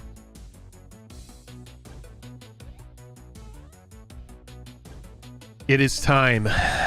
I did take a shot because I needed to have juice and packs, so I had lime juice after the shot. Okay. I feel efficiently juiced. Cheers, chat. We're gonna set everything to the side here. We're gonna keep Monkey down here though, just for good luck. We're gonna keep Monkey over here to the side. Little monk right there. We're gonna keep the cat up there for good luck. Okay. Gods of Magic, Gods of Might, bless our blessed packs tonight.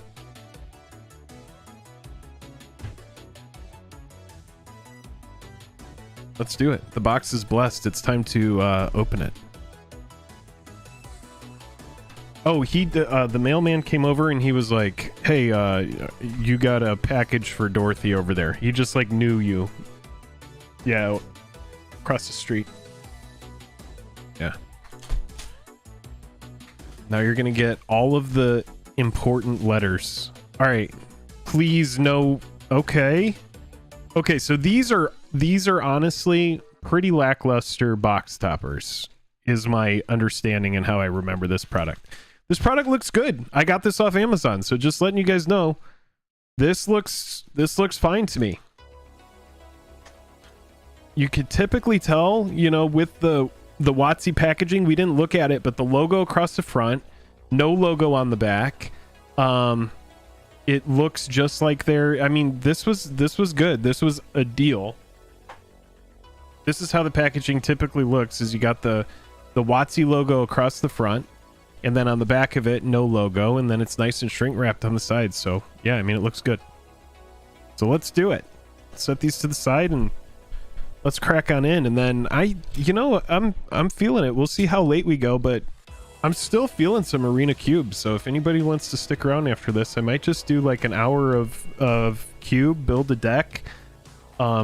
That's one of my favorite ways to play, is limited. And cube is a great time. I know it's different than MTGO, but should we just do the box topper first? Just get it out of the way. Yeah, let's just do we sacrifice the box topper for the tabernacle? Oh my god, now that I said it, I feel like we need to. Yeah, we're sacrificing the box topper. Boom. I said it, so now we had to put it right into existence. It's a Hezazan, Shaper of Sand. You may play desert lands from your graveyard. Okay. Magic gods, you've seen us. Give us the moat. Yeah, chat. Thank you for being on board with me there. All right, let's do this. I'm super stoked. I'm super stoked. So I guess what we'll do is we'll open this. Annie, thank you for that amazing blessing. I am very excited to be opening a box. It has been so long since I've opened a box. Let's see how these look. These look pretty good, man. Right out of the pack. We'll get past this stuff in the front, and then we will, I guess once we get to the lands. Gosh, the lands are actually nice. The lands were something I wasn't really thinking about. Once we get to the lands, we'll just go here. Maybe we just like live in this spot. It's not a bad spot to live.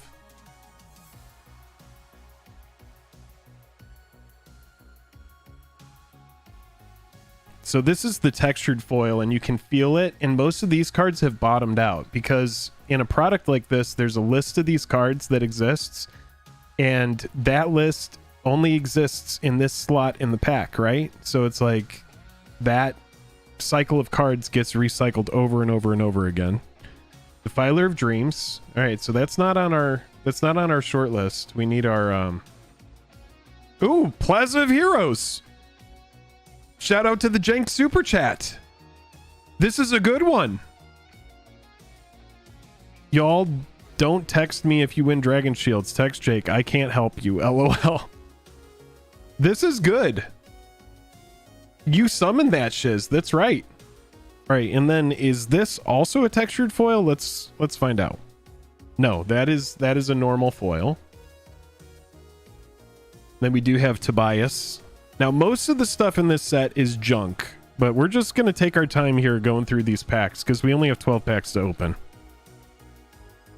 Oh, that is why you cut your box topper in half, folks. That is why you cut the box topper in half, not financial advice. This is also why. Okay, so in one pack, we've hit like 2 of our hits that we want. Okay, this is a good start. And then we do have Vesuvian Diplomancy. Oh, extended art mythic here. Whenever you cast a spell that targets only a single artifact or creature you control, create a... This is a pretty good card to get a spicy version of. That was a pretty fun pack right out the gate.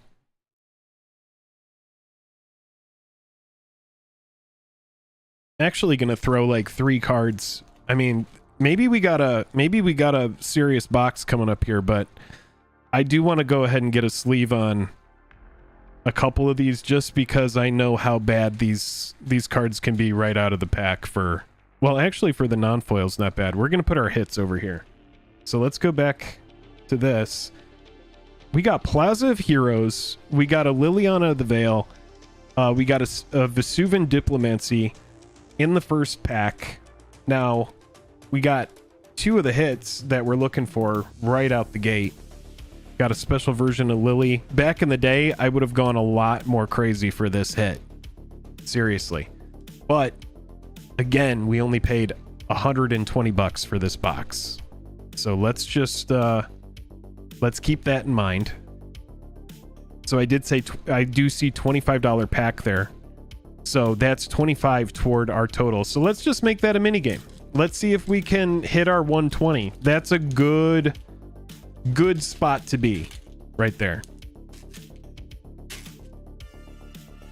Let's see if we can find the other stuff. All right, so we got our commons, Impulse, Llanowar Stalker, little ETB tapped. I really do like these collector products, just not at the price point that they're at a lot of the time. And I know that that's kind of how it's supposed to be, so not complaining in a big way there. I think I need to change my piles. My piles are weird. I'm gonna figure it out after this pack. Textured foil is Nael. Yeah, we'll just put textured foils down this side. That's fine. You do have chaotic transformation, exile up to one target artifact, up to one target creature, up to one target enchantment, up to one target planeswalker. Okay. One target land for each permanent exiled. This way its controller reveals cards from the top. That's kind of cool. It's interesting. It's like a chaos warp type effect. Then we do have... Wait, where's my... Okay, yeah, we'll figure it out after this. Rada's Firebrand. We do have Czar. General Marholt El's Dragon. Whenever a creature you control becomes blocked, it gets +3/+3 until end of turn for each creature blocking it. Alright. Zira. Okay. Little etched Zira action here. Flying haste. Whenever Zira the Golden Sting attacks, put an egg counter on another target creature with an egg. Okay. That's interesting. Then we do have King Darien. It's a fun legend. That is one thing that's really good about this set, is there are tons of legends to build around. Then a Thran Portal. So Thran Portal foil. That's kind of cool. We'll throw a sleeve on it. All right, let's fix these piles. These piles are driving me crazy here. All right, so these are our hits. Put our hits here. Uncommons. Here's our sacrifice. We got our commons.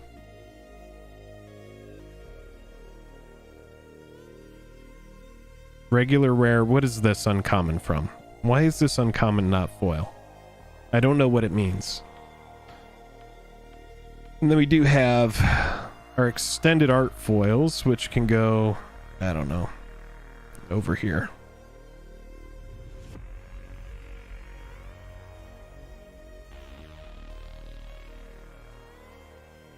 Token. We'll do etched. So it looks like not every pack has an etched. And then whatever this frame is, we'll do right here. And then we do just have regular foil rare goes here.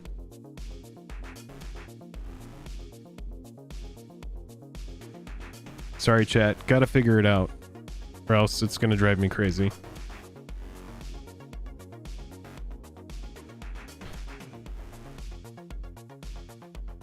That's fine.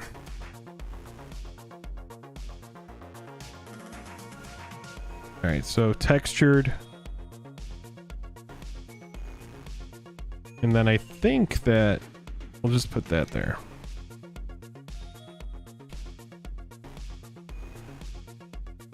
All right, I think we got it.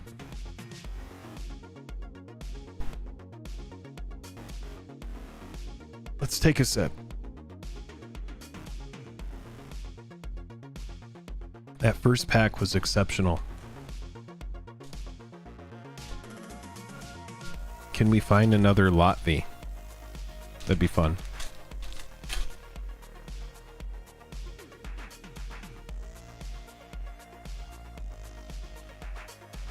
So in the beginning in collector packs, whoops.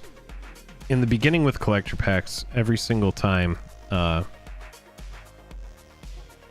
you would get like an extended art foil. It was a big deal in Throne of Eldraine, for example. Does someone know where the Lost Legends cards appear? Does it replace a common? I bet it says on the back, doesn't it? All right, banger pack, let's go. All right, we do have our Rona, Shieldred's Faithful, which is our textured. We do have the Raven Man foil. Legendary creature, human wizard. At the beginning of each end step, if a player discarded a card this turn, create a 1/1 black bird creature token with flying. Could be fun to build a little casual deck around that. We do have a Lurgoyf here.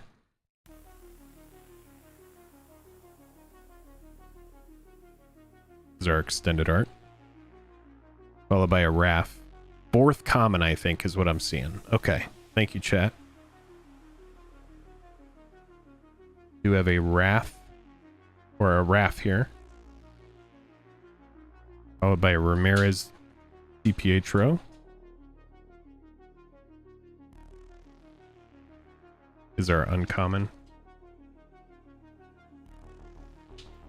Yeah, this is honestly, this is a fun product. There's a lot of random legends. I mean, like pretty much everything in this set is a legendary creature, it appears.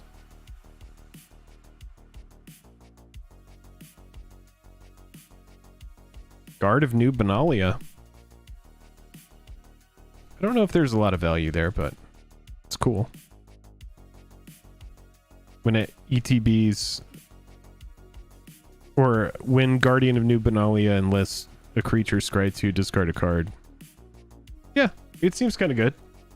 I feel like this would see maybe like some standard constructed play or something like that. Definitely no big banger packs like we had there in that first one so far. But that's okay. They can't all be big winners. 20-cent. Yeah, okay. That's about how I felt about that pack. I mean, that's why I did not buy this box when it was at that $160 price point. But it does pay to wait with some of these newer products. I remember when Dominaria United came out and everybody was just like honestly freaking out about the fact that Legends cards were going to appear in it.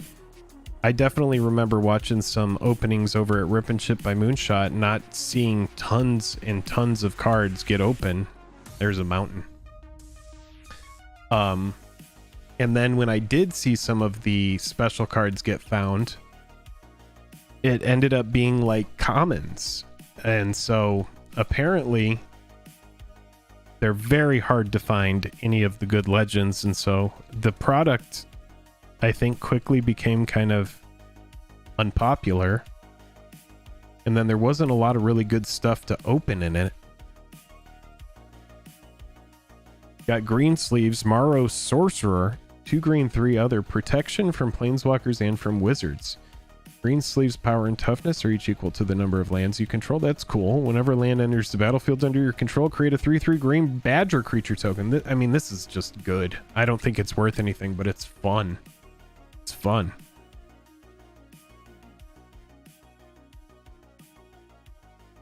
$25 for green sleeves? Oh. Green sleeves is $30. No way. What is it from? Is it not in the main set? Is it like a commander card? Let's go. Okay. All right, we're going to put that over with our hits. All right. We do have Rada. Yeah, I mean it looked pretty good. Set exclusive. Got it. And we do have a couple etched cards. We have Torwaki and Rasputin. And then the ever-changing Dane. And then Defiler of Faith is our foil.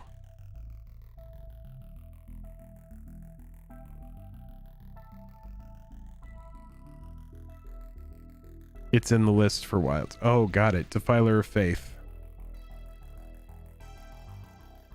2 white, 3 other Vigi, and as an additional cost to cast white permanent spells, you may pay 2. Those spells cost white, 1 white less to cast.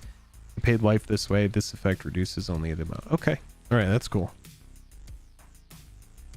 Guess we'll just... We're in a pretty good spot so far with this box. We're not even halfway through, and we've hit some good ones.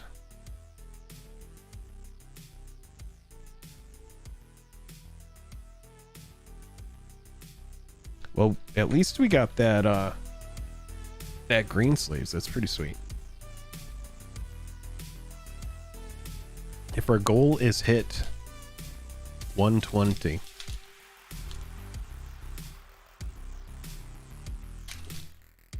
Morrow Sorcerer. I mean, that's pretty sweet. Broken wings. So take these broken wings and let it fly again. Haunted Mire. A Shieldred would be good. A Shieldred is honestly where I really want to be with this box. I know that I'm probably not going to hit some amazing Legends thing, but that's what the blessing was for. But a Shieldred would put this thing into a really good range for me.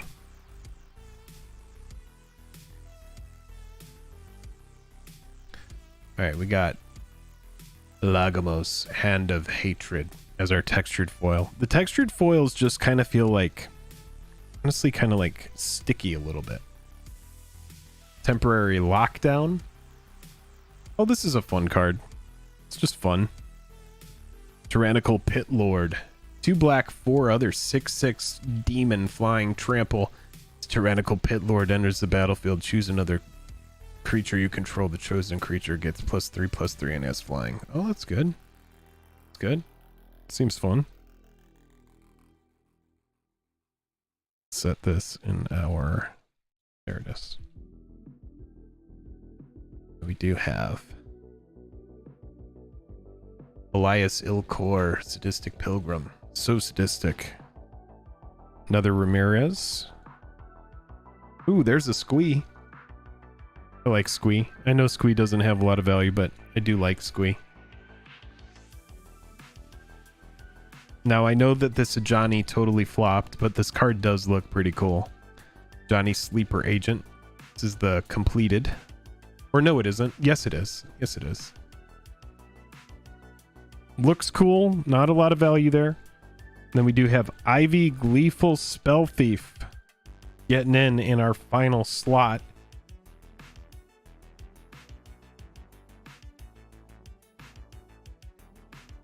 Whenever a player casts a spell that targets only a single creature, yeah, it's kind of cool. It's kind of cool. Definitely a build around kind of thing. We do hit the Ajani, which looks neat, but not a lot of value. We'll just set the Ajani over here.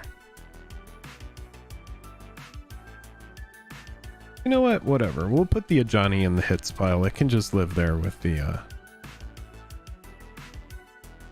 Even though it's not a big hit, we'll just put it in the hits pile. Let it feel good. So the etched cards are not in every pack. Interesting. All right. I need to be slow rolling it through that fourth common. So I'm going to start doing that.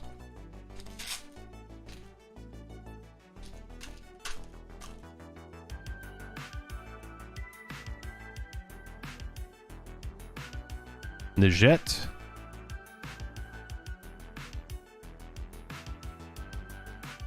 Destroy target creature or planeswalker if its mana value was 3 or less.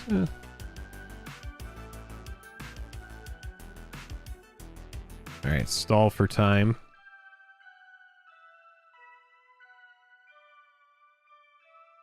Djinn of the Fountain. Alright, then we get to our mountain here, which means let's go to the close-up.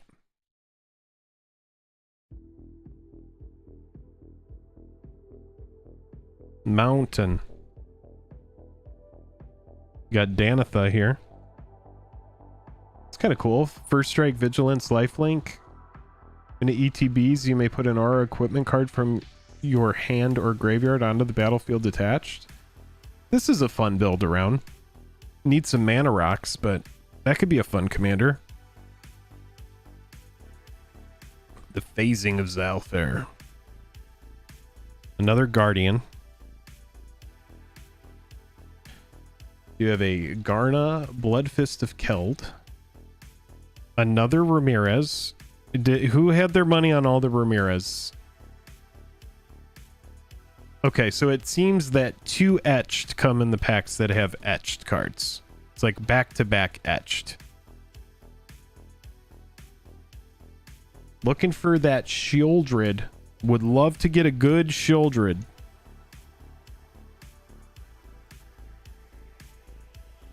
Soul of Windgrace. This is a fun card in foil. I mean, one thing about this set, there is no shortage of cards to build a deck around. This I know does not have a ton of value because this specific treatment is reprinted so much, and so I'm pretty sure that this is only worth like maybe $3 or something. It does kind of look like a foil Mewtwo. It's like probably $3 to $5, maybe even less. But it looks cool. I'll put a sleeve on it because I'll probably build it. It's a fun Jund commander. All right, let's just set that, I don't know, right here. All right, chat, we are halfway through. Really quick safety meeting. I'll be right back.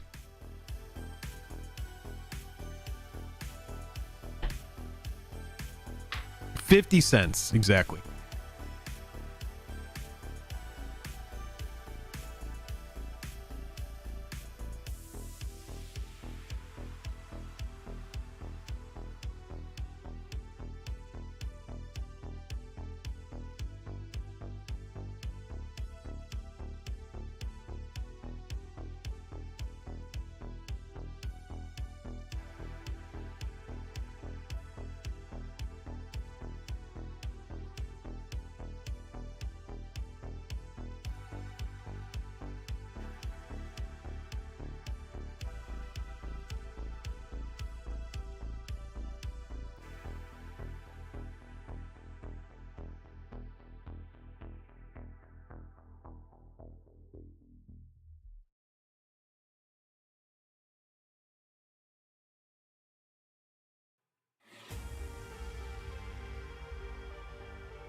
Fine.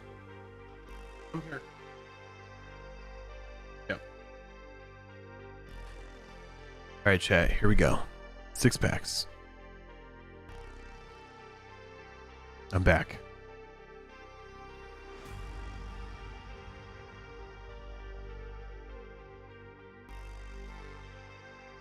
Six more packs to see if this $120 gamble paid off. Honestly, dude, I would put like $200 or $300 in a slot machine and lose it and not even feel that bad. This already feels like a win. I've had fun hanging out with chat. I've had a good time here. So anything else is going to be just gravy. We got a Liliana, a Plaza, and a green sleeves, but we still have 6 packs to open. So let's just see if there are some random luck to be had here in these last 6 packs. Very low odds of finding any Lost Legends cards, but I'm gonna remain optimistic.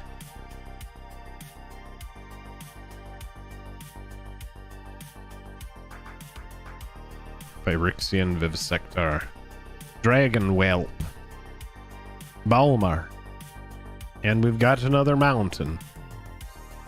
I do like these lands in this set.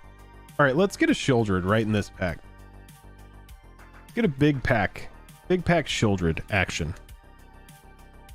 Maria, etched. Got a Llanowar Loam Speaker. Add 1 mana of any color. Target land you control becomes a 3/3 elemental. Yeah, it's kind of cool. It's kind of cool. There's the Paragon. I'm pretty sure somebody said something about Sarah Paragon. That's not a bad card. I remember building this into a constructed deck for a brief moment.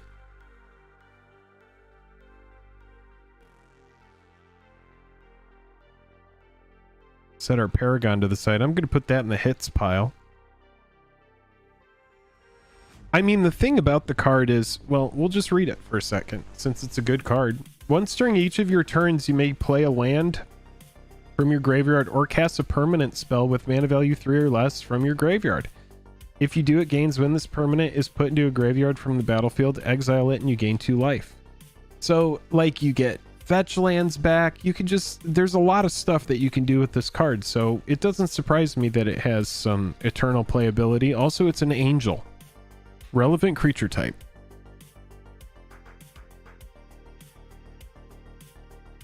All right, General Marhalt Elsdragon. We already have pulled this.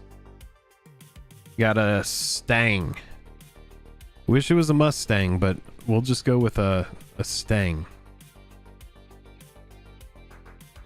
Etched. So I'm guessing this is going to be etched into etched. Yeah. Little Ramses. Death Touch other assassins you control. So it's a lord for assassins, and whenever a player loses the game, if they were attacked this turn by an assassin you controlled, you win the game. That's cool. And a Haughty Djinn. I remember this card spanking my butt. Not a lot of value there, but that's a good card. All right, 5 packs remain.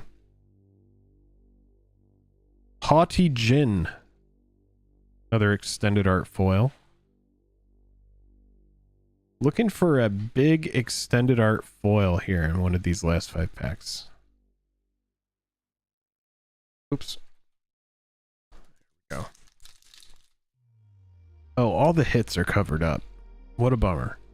Let's move the hits. The hits are all covered up. This is not the good spot for the hits. This is a better spot.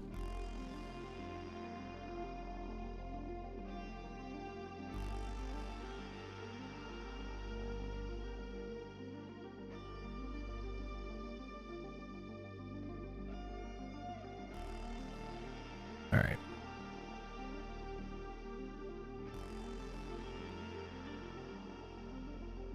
We'll just put these over here, this basic shit.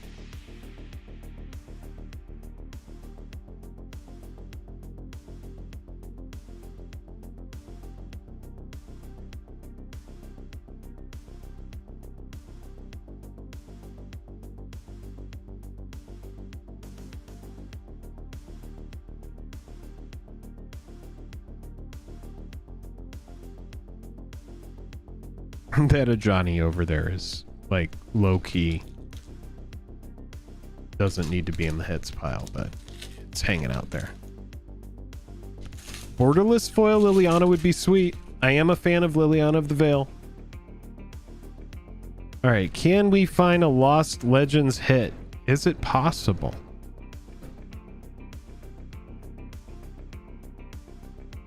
Nope. It's a construct. You got a Rona.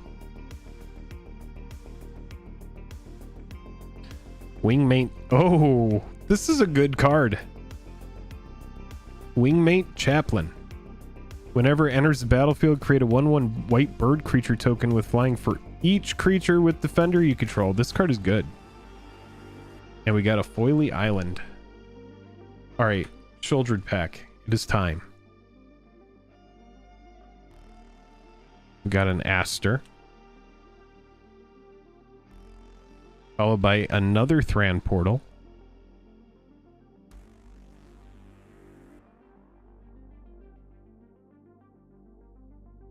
Little Beast Caller action. Whenever you cast a creature spell, put a 1/1 counter on Tyrion Beast Caller. Whenever it dies, distribute X 1/1 counters among any number of target creatures. Control Rexes. Okay, got it.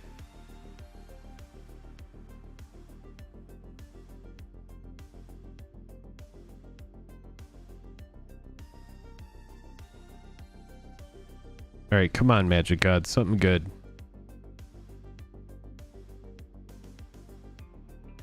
Another Stang. We do have a Joda, the Unifier. 5-color general. Legendary creatures you control get +X, where X is the number of legendary creatures you control. Whenever you cast a legend from your hand, exile cards from the top of your library until you exile a legendary non-land card with lesser mana value, so it cascades into legends. Okay, got it. Fun. Stronghold Arena. I remember when this card was spoiled.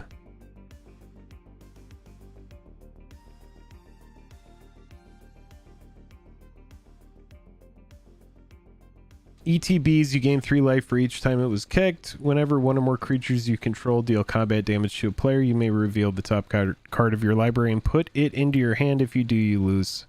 So it's a, that's right, it's a Dark Confidant. It's like a cheaper Phyrexian Arena Dark Confidant hybrid. Yeah, no real value there. Thank you, Jank. 4 packs left.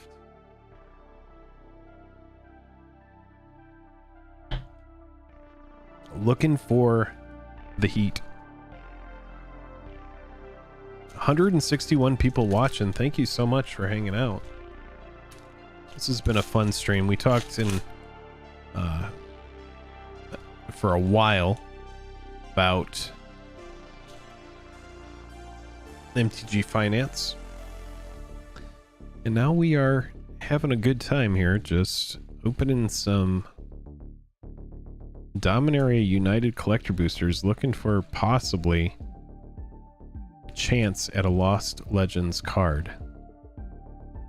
We're looking for, in that 4th slot at the bottom, for there not to be any sort of shininess. Just want to see that nice dull finish from the early days. 4 packs left. That's right. 3 packs now. I do like that full art land in every pack. Then we do find our textured is a Najal. And then we do have Sten, followed by a Tiller Engine.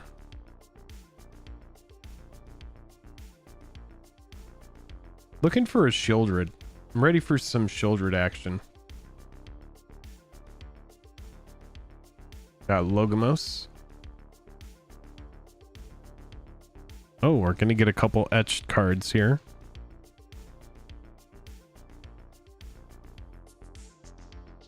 Oh, there we go. Roga, Carekeep Overlord. Little Kobold action. Whenever you cast a Kobold spell, you may pay 2, and if you do, create a 4/4 red dragon creature token with flying. Whenever you cast a dragon spell, create a 0/1 red kobold creature token. If kobolds ever got their own set, this card would be one of the first cards to look at. All right, this looks like it could be fun. First pain land of the entire box in any slot. First. That's pretty wild, not gonna lie. I almost felt like this set didn't have pain lands for a moment. Followed by a Leyline Binding foil. Let's go. Okay. All right. Leyline Binding foil. We take that. We take that. Okay. And then we got the Shivan Reef as well. Very nice. Okay. All right, so that makes me feel better.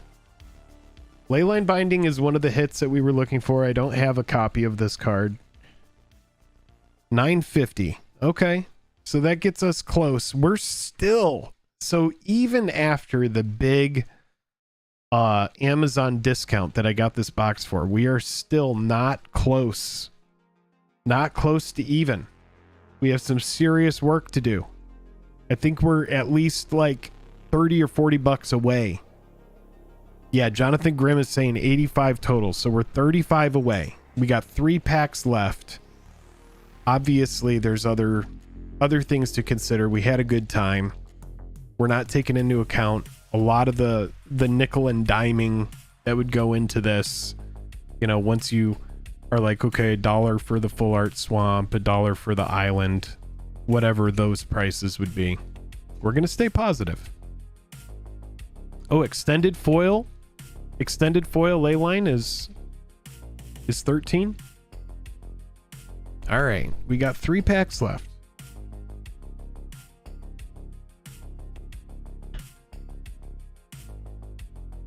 Let's go.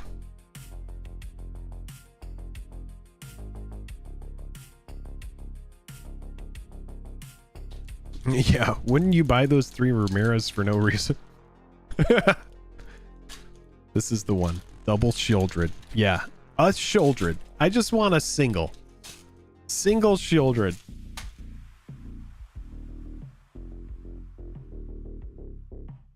I don't care what version. I just want that super oppressive version of Shieldred. That card always beats my butt.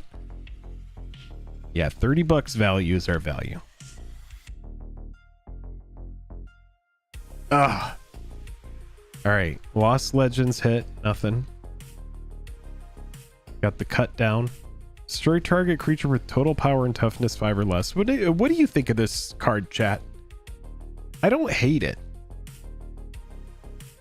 Love Song of Night and Day.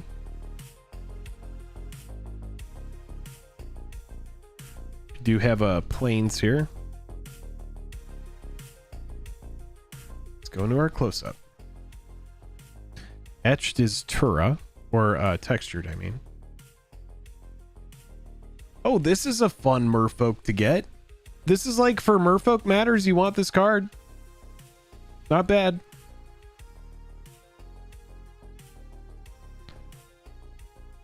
Got some mercenaries. Vigilance has all activated abilities of all legendary creatures you control. All right. We do have a Tetiova. I remember us reviewing this card. Yeah, you just get so many versions of like so many of these cards when you get a box of this stuff. Torwalkie, and then we're getting another Roga. And Etched, followed by Ratadrabic of Urborg. I'm gonna just have to look through this because it seems like there's a ton of stuff. Oh, nice foil Yavimaya Coast. I'll take it. I'll take it. We don't have to be greedy. We'll take the Yavimaya Coast in the close there. Foil looks nice.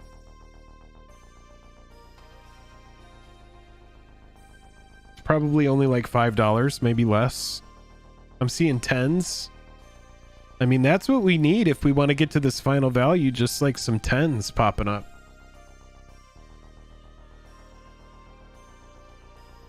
Oh, $2 coast. All right. All right. I'm going to put it in the hits pile. I don't even care. I got 2 of the pain lands and they both have blue. Foil real estate, exactly. All right, 2 packs remain. Whoops. Here we go. Chat, thanks for hanging out. I know that this opening is a little bit slower than normal openings, but we're a little bit more ritualistic here at Jake and Joel. We really like to take our time, kind of savor these moments where we get to open packs. I may even do a final safety meeting after this one before our final pack. But you know what? Let's just find the Lost Legends card right now. It is time. I wonder if we can even tell. Can we tell?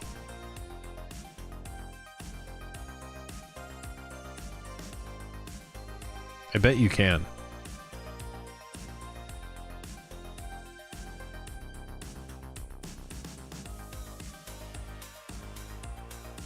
All right. Well, if it's not here, it's got to be in the last pack, baby. Come on, we're looking for a Shieldred. Get us the Shieldred action.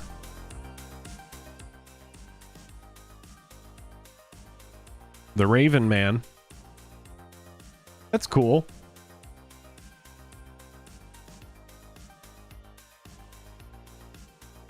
Raven Man textured. Another Defiler of Faith. I see something extended. Defiler of Vigor. I remember getting one of these from Jank ages ago. Followed by another Rona. Well, let's set this guy over here. Got another Rona followed by a Jasmine. Boreal of the Seven.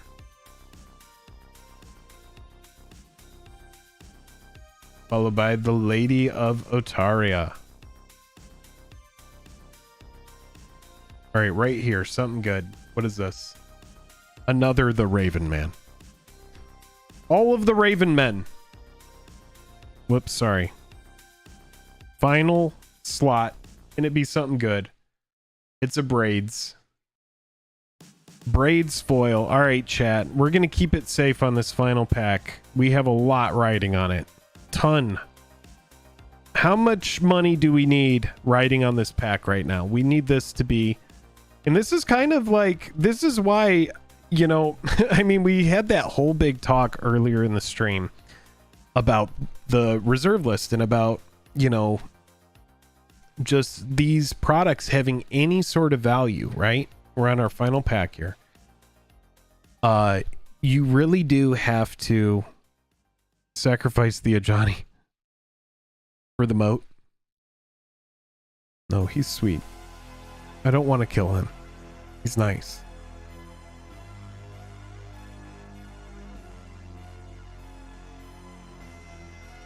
I need about 20 to 25 in value. All right, you know what? I'll sacrifice a Ramirez.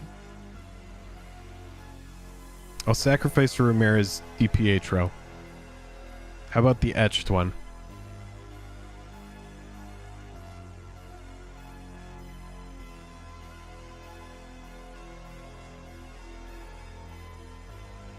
Sacrifice all the Ramirez?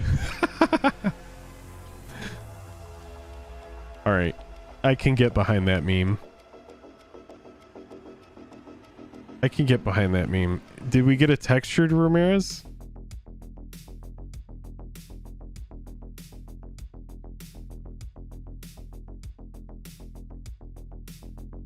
Tabernacle or this entire box is a waste. But now you see why I wait. I wait for the Amazon dump. And the reason is because I'm just like, I can't justify the $160 price point. Like, I know how rare it is to get one of the good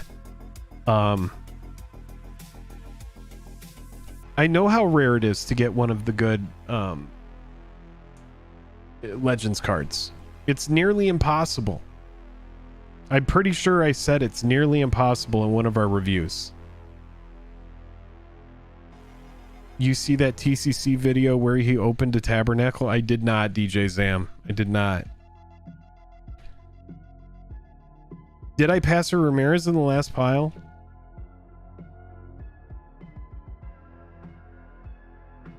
A third Ramirez? No, it's not this pile.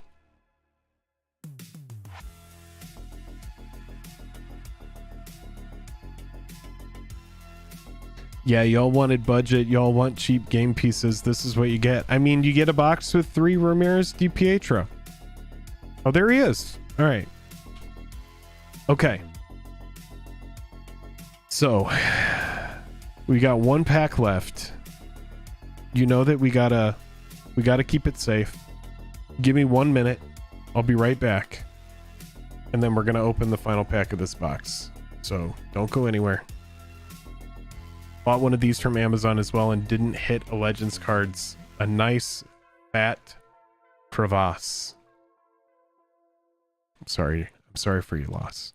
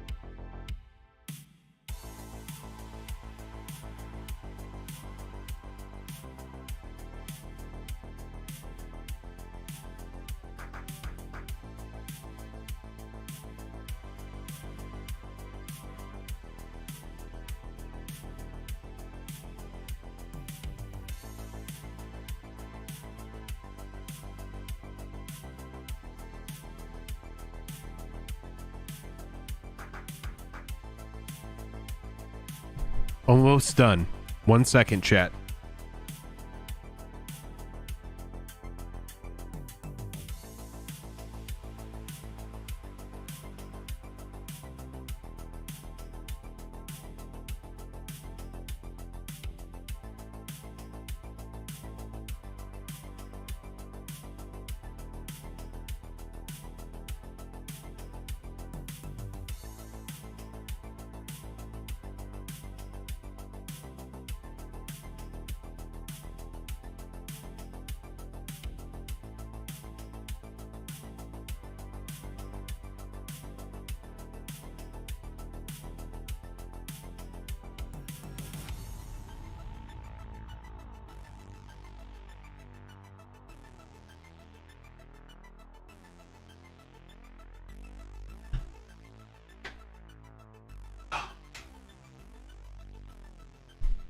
All right, it is time.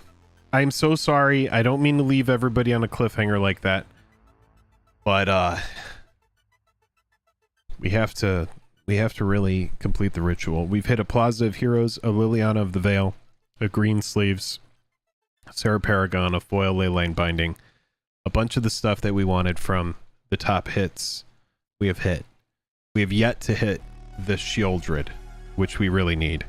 All of these Ramirez, Trace, Ramirez, De Pietro, we're going to destroy them right now. Did I wash my hands? Yes. That is always a top priority. Here we go.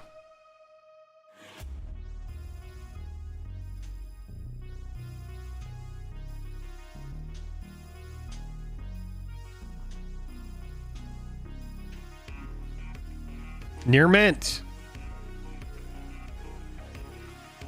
I don't normally cut left-handed. We've done the best that we can.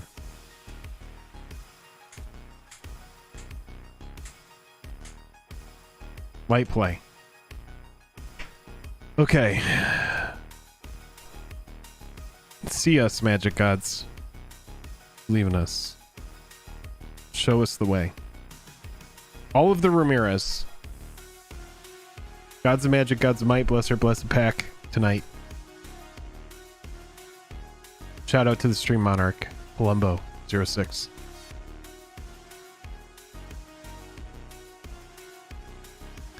We got about $20 that we need to get out of this pack. 25 bucks. Sprinkle some Ramirez on top. Okay. I like that idea. Remember our box topper. We've done everything that we need to do.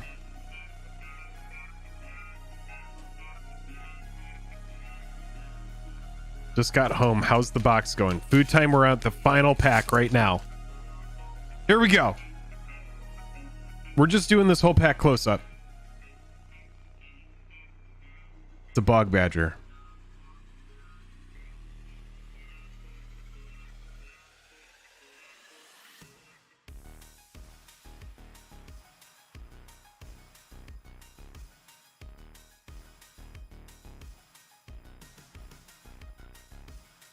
All right, no Lost Legends card. Oof. That's okay. We can still find other good stuff. Got the Micromancer. We've got the Queen Eleanor. We got a Swampy Bumpy. Still looking for the Shieldred to show up for us. Come on, we sacrificed 3 black creatures in your... Karn! Oh, I'm pretty sure this Karn is a nothing burger. That would have been great if it had been a Shieldred, but that's okay. That's okay.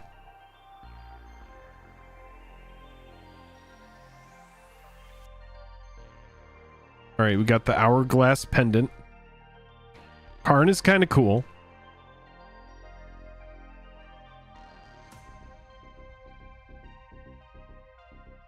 Got the Baird. We're getting to the tail end of this box. We got a Tobias, followed by a Jedit.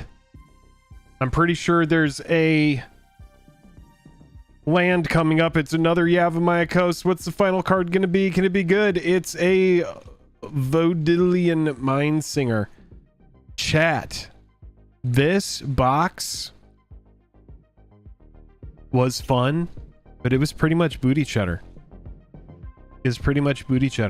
That shows you, though, this is a good telling tale. There is a silver lining to this. And it is like, in order to get me, I've been around for a while. I've been playing since 2009, but I've been collecting since like 2013. And I would say, bless you. And I would say, you know, for a product like this, it takes a 30% price drop to get me in. And even then you can see, I mean, it's high risk. It's high risk even at $120 on like a Black Friday kind of sale. So yeah, I mean, it's pretty much even at the giant discount, we didn't hit enough cards. Even when we got the Watvi, which back in the day used to be value. Like back in the day, you would have seen a lot bigger reaction from me than what I gave you for that Liliana Veil. I'll even show you. Give me just a second. Let me pull this up. I'll show you a Liliana reaction. I know this channel.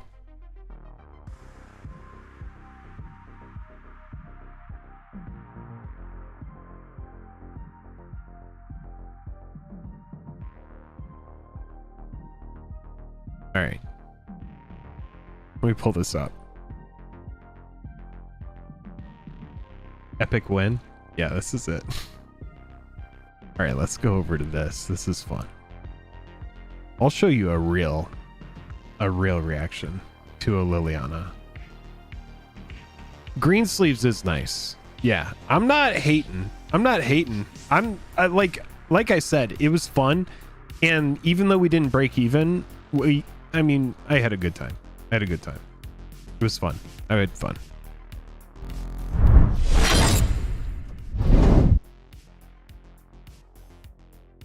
Whoops. All right, we're over here. Let's turn the volume up on this. Let's we're gonna turn desktop volume up, but really quick before we do that.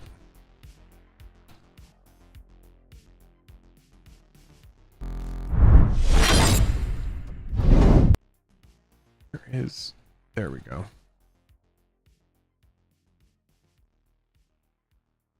All right, we're turning music volume down for just a second. Then we're turning desktop audio up for just a second. And then we are going here. Okay, guys, welcome back to box opening of Modern Masters 2017 numero dos. I'm moving through. Oh, $10 away. All right, so this is God. Modern Masters 2017 for your point of reference. Are you ready?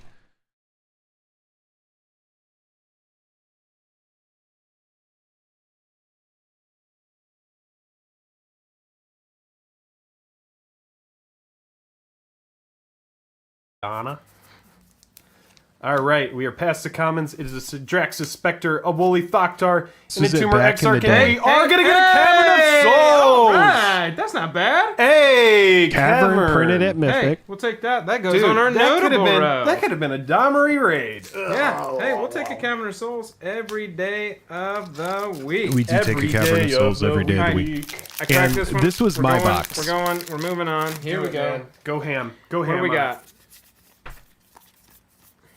And then Joel opens this pack. Germination. Thornscape Battle Mage. Come on, baby. Guild Mage. Make it good. Make it good. Oh! Hey! Oh! Oh! Oh! Oh! Yes, dude! Oh my god, I don't want to touch it. Oh! It's sexy. It's sexy. Oh! Okay. Hi, what's up, girl? Oh, hey, how you doing? Oh my god, Scalding Tarn. God, our early content is great, isn't it? Scalding Oh my Tarn God. foil, Veil Liliana. foil. Dude. Okay. Oh. So that pack was back then. That pack was just absolutely bananas because we did not have any any of the variant era shit. Food Time knows. Food Time was there. Food Time is like a subscriber before the 500 mark. You were probably like 100. Also, Brody. I know Brody has been here for a minute too, because Brody's first video was the video where we went with Food Time to Disneyland. So, yeah, Modern Horizons 2 printed to death. So the Scalding Tarn has a lot less significance, but this is also pre-variant era, years before, like 2 years before. So like the coolest thing you're going to find in a box is like a foil or like a good card and a good foil. So this, for example, is a God Pack. The only thing that would have been better at the time would be like a Lily foil Lily or like a Lily foil Scalding. But this at the time, that Liliana was like $120 or $150 card. It was like, this was a God Pack. It pretty much paid for the box. That Scalding Tarn Liliana and then that Cavern of Souls. And then you'll go on to see that in this opening, we end up finding, I'll just point it all out to you. I remember Joel ends up being like, oh my God. He's like, what is this box? Did we lose internet?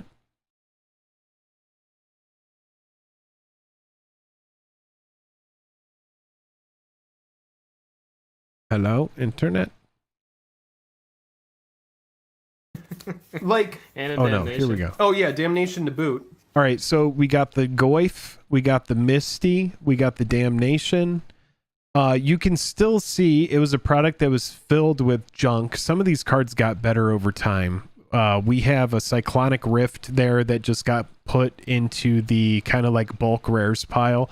Cyclonic Rift at the time was like maybe 10 or 15 bucks. It was a good hit, but not notable enough for us to put it on the top row. I would definitely top row a Cyclonic Rift these days. There's also a Phantasmal Image here, but other than that, we got like a Fiery Justice. By the end,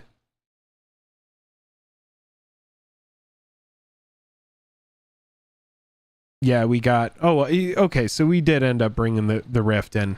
We got the foil Fiery Justice and a Domri Raid, I'm pretty sure, in the same pack. So in the same box that we had the God Pack, we had the Dud Pack. Food Time says, bring back Juice and Packs. Food Time, we tried to just do Juice and Packs. We tried to do it just now. Oh, you mean like old vlog style Juice and Packs? Yeah, if Joel and I ever live in the same area again, we'll do that. We'll do it. But yeah, this was a fun time. Let me go ahead and bring back the music.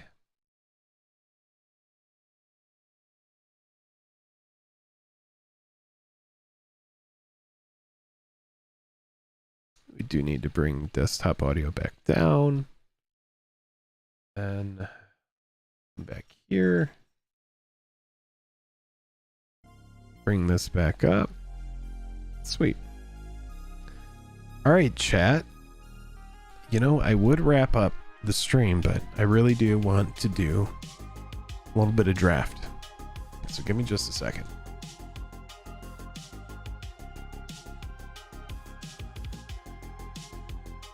Let's bring this up. Everybody, thank you so much for hanging out tonight. Tonight has been a blast. If you are enjoying the stream, I implore you, click like and subscribe. That's a great way to support the channel with just the click of a button. That box has been marinating for a minute. We peaked in our first pack and we should have quit right after that. But honestly, I had a fun time. It was great opening some packs. It's been a minute since I've opened anything. No Shieldred showing up. Come on, man. Come on. Like, where was the Shieldred? Where was the Shieldred at? I'm like super confused on how we couldn't pull that one mythic. The Karn showed up. That's what happened. The Karn screwed us over. Karn screwed us over on Shieldred RNG. We hit a mythic from the set in foil, and it needed to be the Shieldred, and it wasn't. And then we had that alternate version of Lily, and that could have been the Shieldred, and it wasn't. All right. Got a big stack of cards. All right. I'm moving all the Day Pietro over to the side. Trying to avoid getting a splinter. We even sacrificed. I mean, that's with 2 sacrifices. 2 solid sacrifices. All right. Here we go, chat.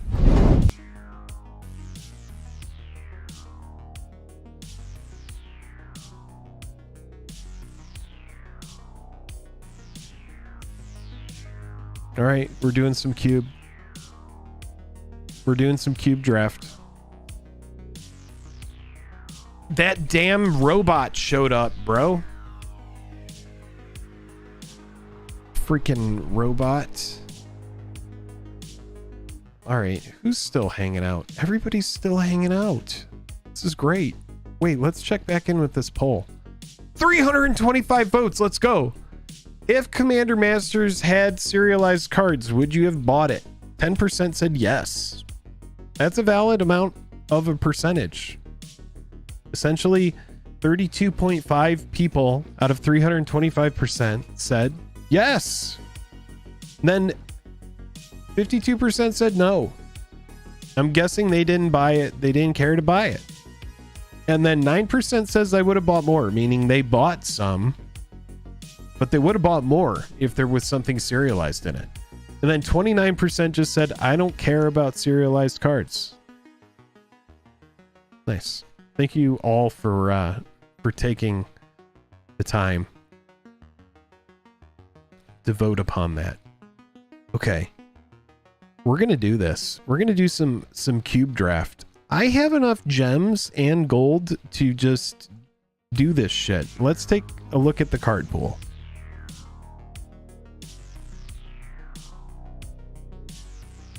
Oh, okay. Oh, okay. So it's cards that are on here. I'm not seeing Black Lotus. I'm not seeing... Okay, so it's not like a vintage cube. Got it. Got it. Good. All right, let's throw some 4,000 Goldustos at it. New arena tournaments, new arena announcements. All right. Okay. What does it do? Become part of the fellowship as you journey your claim. Oh, God, I needed to claim this stuff. What was this? Oh, did I just exit it out? Claim. All right. What are my packs? Holy shit. Look at all my packs I have on this shit. All right. Let's just go back to go back here. We're here for the cube. I am here for the cube. Time for cube. Let's do cube. Walter, I'm grand. I'm grand. How are you? Jake looks so funny with his little green hat. I love it. Jonathan, you remember when I had super long hair? What a weird time that was. I like my hat. Elishnorn. I mean, like, no fucking way that we go with anything else, but I guess we can look through.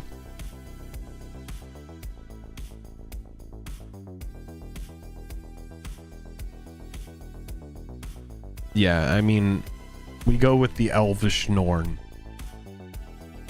Xander's Lounge is kind of cool. Yeah, it's cube. It's cube time, baby. How do I change the view? Chat. Remind me how I change the view.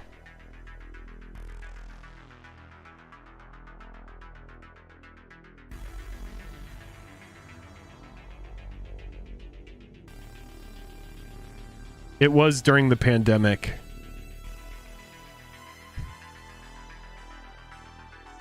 I mean, yeah, we're taking Elishnorn. Oh my goodness gracious. Wait, there's like fucking... Wait a minute. There are cards on here that are not normally on this service.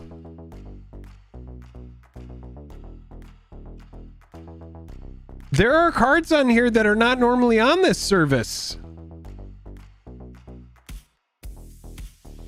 I mean, yeah, I'm leaning toward blue white, and we're gonna go. I mean, prime time is good too. Green puts us in a situation where we can grab ramp and stuff like that. I mean, Thalia is really good too. Creatures and non-basic lands your opponent's control enter the battlefield tapped. I think we go that. I honestly think we go this.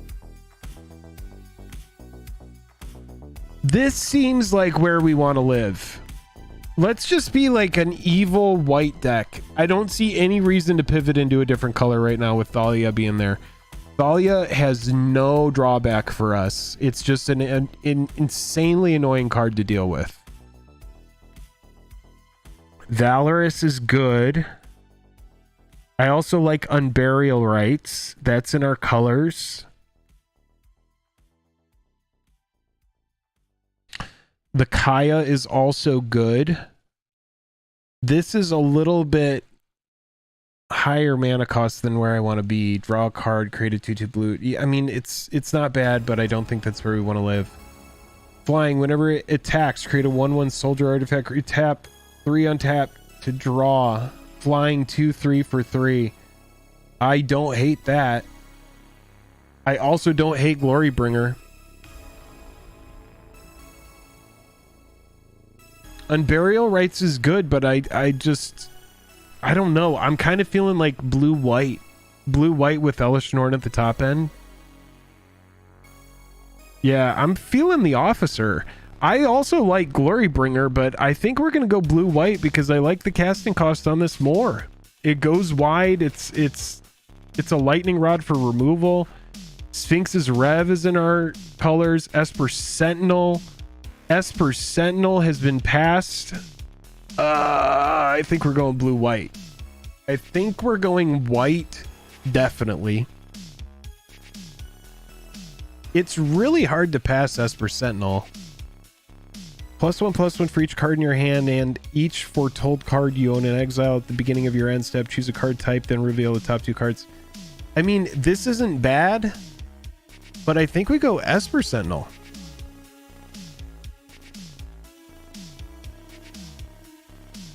Yeah, bro, we're going Sentinel on this. Definitely. It's super hard to pass the Sphinx's Rev, but this honestly could possibly wheel if no one else is in blue-white.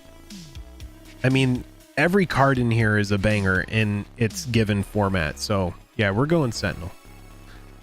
God, Blade Splicer. Really? Fucking go wide Blade Splicer for 3.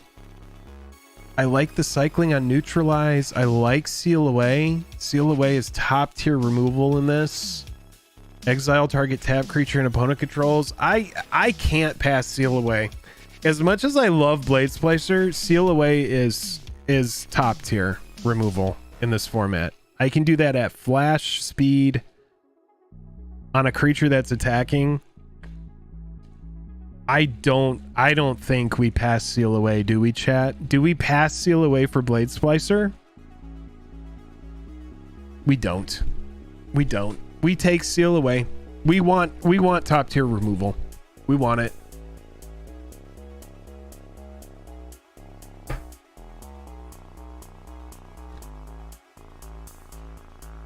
Ugin looking real nice. Also leaning toward opt.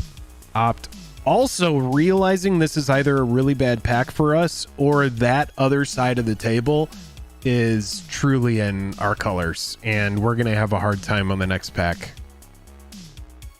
Ugin is really freaking good though. I don't think we take opt over Ugin. Ugin comes with, first of all, shout out to Foil Quest. It's going to be really hard for me to pass a card that allows me to destroy target permanent that's 1 or more colors, even though it does cost 6. Like, I mean, Opt is really good, but I can find another effect like that. Ugin is very good for us. All right, we got Jacob here. Draw a card, then exile a card from your hand face down. You may look at that card for as long as it remains exiled. Do I just take Jacob because that's my name? Or do I go Spell Queller? I'm pretty sure we go Spell Queller. I mean, oh my god. Okay, this pretty much quenches my theory that someone else is in blue-white. Yeah. Yeah. We're just going to take it. I see green is wide open.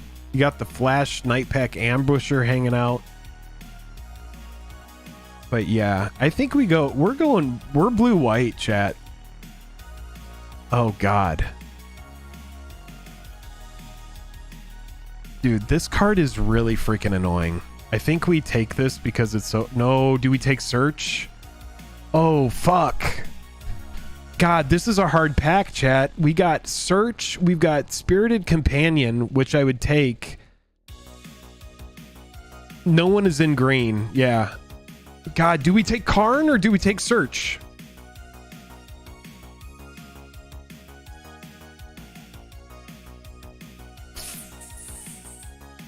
Yeah, we take the Karn, right? I mean, Search is so fucking good. Oh, this is our pack. Champion of Wits, which is amazing. I can't believe Champion of Wits actually wheeled. This card is amazing in a format like this. And we got super lucky.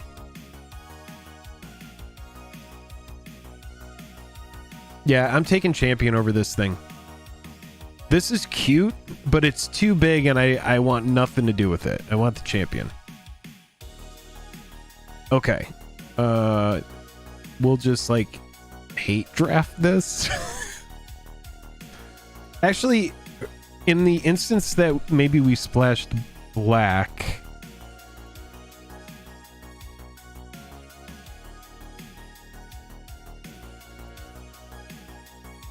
All right, in the instance that maybe we splash black, I'll take this thing. Jeez. God, how good is Spell Pierce in this?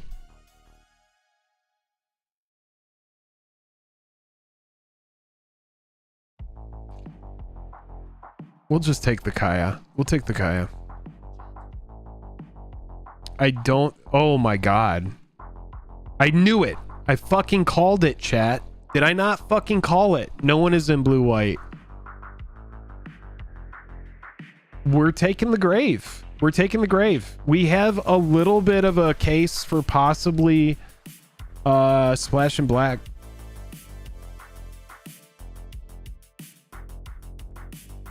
What an insane first pack. What an insane first pack. Yeah, the Spell Pierce, leaving the Spell Pierce on the table was probably stupid. Oh man. Oh man. I mean, this is really good. I like Mole Drifter as well. Oh, do we just take Wrath?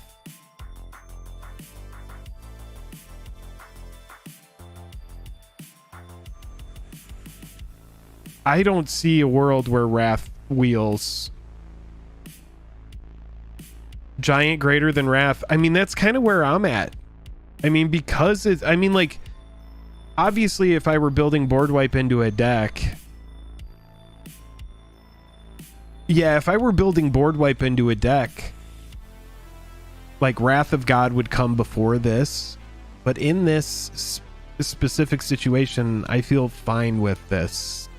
Like, 1 mana more, it's just going to destroy everything.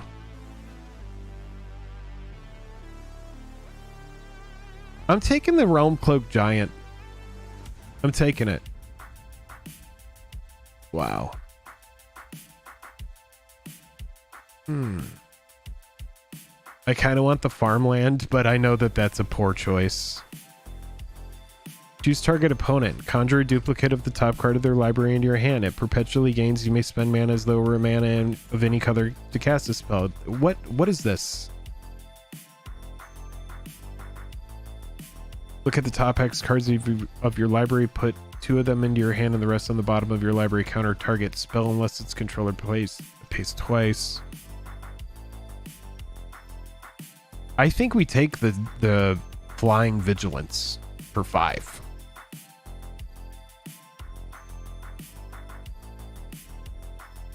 I think we take Flying Vigilance for 5, chat.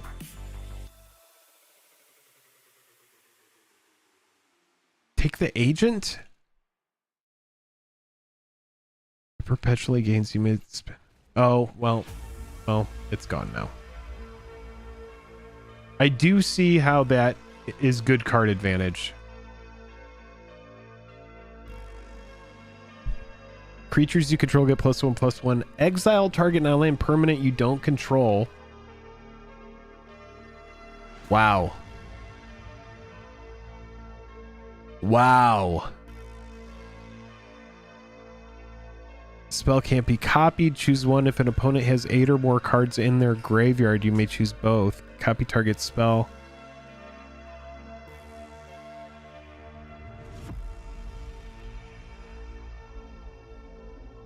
Yeah, I probably should have taken the Agent. You're right. The Agent is good.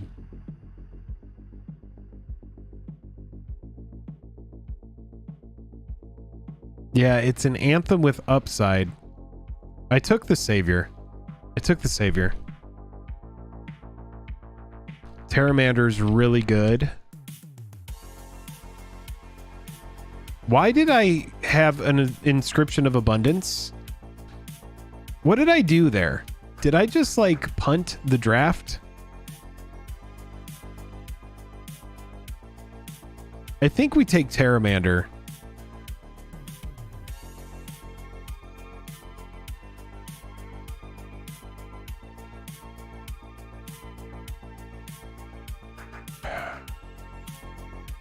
This is a tough one. I'm taking Terramander.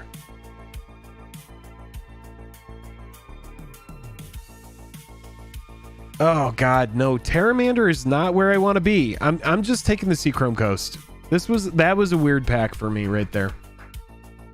Got Liliana the Veil, Sword of Fire and Ice. Are you kidding me? Siren Storm Tamer is really good.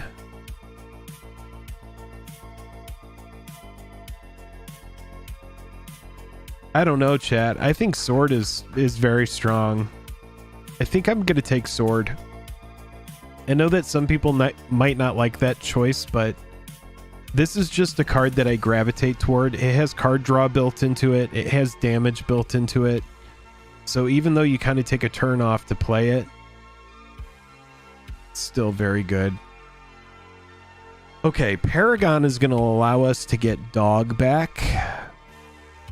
It can get back Champion of Wits. It has a lot of stuff it can get back. I think we go Champion or Paragon here.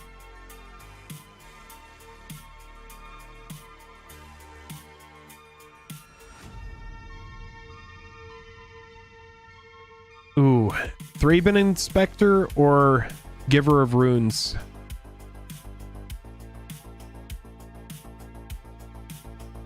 I think we take Giver of Runes. It's just too good to ignore. Yeah, I mean, I like the clue from the Inspector, but Giver of Runes is just a freaking monster. Oh, wow. God, I'm leaning toward the Hedron Archive, but really I don't want any of it. I guess I'll take the Archive. It's a very Jake card. Oh, shut. What? What? Are you freaking kidding me, bro? Oh my goodness. Yeah, we'll take a Wrath the God. Yeah, we'll take an Irrigated Farmland. All right. Yeah, we'll take a Godless Shrine to really enable that that strategy of going blue-black. if we want to. Or Esper. Terramander or Maul. Enters the battlefield, attach it to a creature you control. Equipped creature gets +2/+2 and has first strike. So we play it, it gets attached. Let's just put it in the sideboard. For me, Terramander, we don't have enough to make Terramander worth it. Gutter Bones, that could fit into that hypothetical Esper strategy. Aria's Earthsworn or Cult from your graveyard to the battlefield, activate only. Well, whatever, it doesn't matter. And then we get another Orzhov thing. Okay.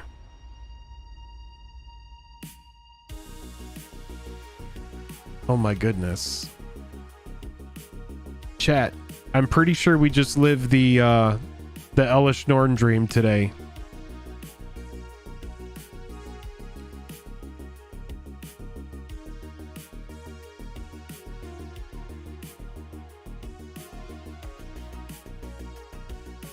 Are you liking our black more than the blue?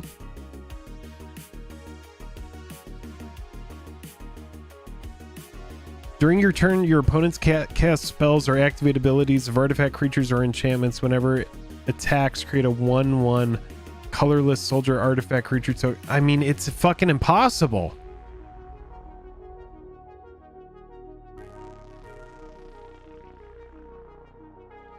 Oh, I took the Elish. I mean, what was I supposed to do there? We're running the Elish Norn deck.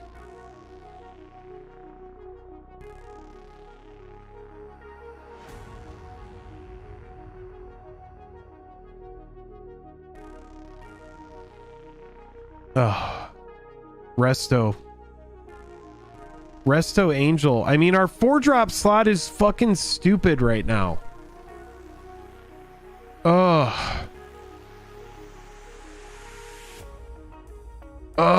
Meat Hook is stupid. Yeah, Meat Hook is available, but we're already in 2 big whiteboard wipes. So we're just gonna go Resto. Oh my god, wait, but Sholdred!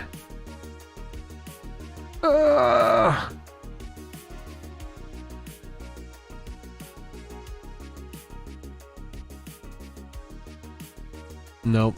Emrakul's a trap.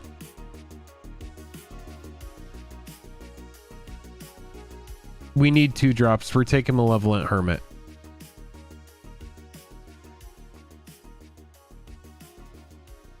God, Sholdred's Edict. Sholdred's Edict.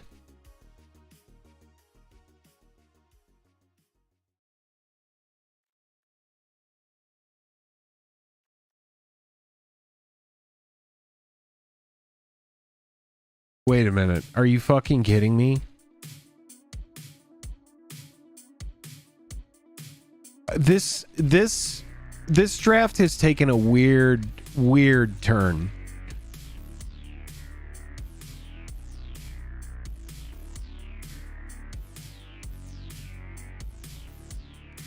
Oh, dude. I'm just gonna take the go for the throat.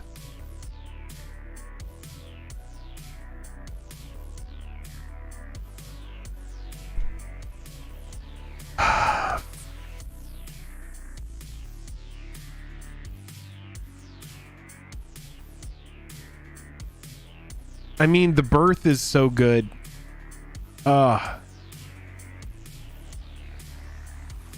Oh god, I just passed an Anguish Unmaking. All right.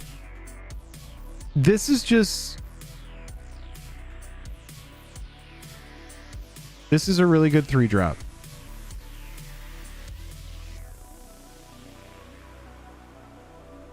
Eternal Wanderer, it's really good. No, I'm taking Vanguard. We need 2 drops.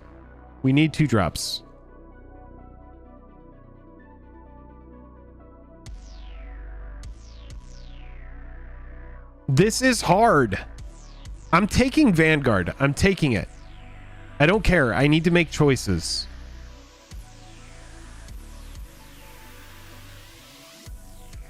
Destroy target creature power 4 or greater. Destroy target enchantment. Put a 1/1 counter on each creature target. I'm just taking this. It's removal. It's good. We need removal. Negate in this format seems good. I'm taking a negate. Jin Cataxis. Day of Judgment. We're running a board wipe deck, guys. It's board wipe the deck. Okay? That's the deck. Yeah, we're running the board wipe deck, folks. Oh my god. Okay.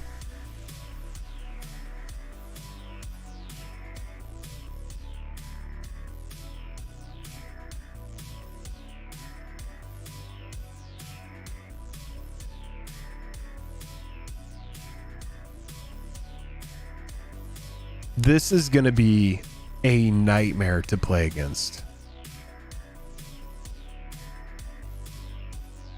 This is going to be a nightmare.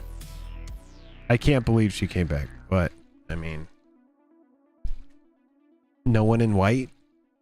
No one is in white. We're going wide. Wow.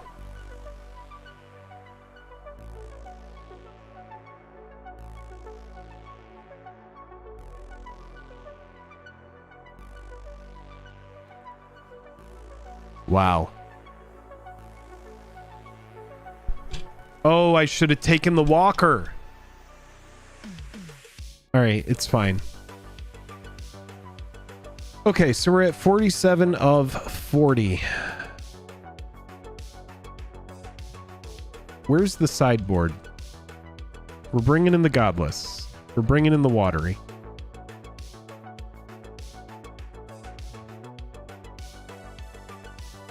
Our black splash is so minuscule if we decide to do it, but I kind of want to do it just for Anguished Unmaking, at minimum. We have Cult Constrict. Enters the battlefield tapped. Return Cult Constrict from your graveyard to the battlefield. Activate only if a non-skeleton creature died under your control this turn. I don't care about that card. Gutter Bones. Enters the battlefield tapped. Return it from the graveyard to your hand. Activate only during your turn and only if an opponent lost life this turn. At the beginning of your end step, if you control no creatures with Decayed. Alright, so I honestly don't really care. This thing has Death Touch. Whenever another creature enters the battlefield under your control, you gain 1 life. Whenever another creature you control dies, each opponent loses 1 life. That card is pretty good. This Kaya has an exile target non-land permanent built into it, which is really good removal. Put a Ghost Form counter on up to 1 target non-token creature it gains when this creature dies or is put into exile. Return it to its owner's hand. This is pretty good. This might be worth bringing in. All right, let's take a look at what we want to cut. We're keeping Esper Sentinel. We're keeping Giver of Runes. We like the Selfless Savior. Vanguard is good. Seal Away is fine. The Birth. Search your library for a basic Plains card, reveal it, put it in your hand. Then we're making a wall. Then we're gaining 2 life. This is okay. Yeah. We got Hermit. Counter target non-creature spell unless its controller pays 3, which can be a really annoying card to play around. We got Mentor. We got Thalia. We got Collective Effort. Our 3-drop slot is pretty stacked. On the attack, this is creating stuff.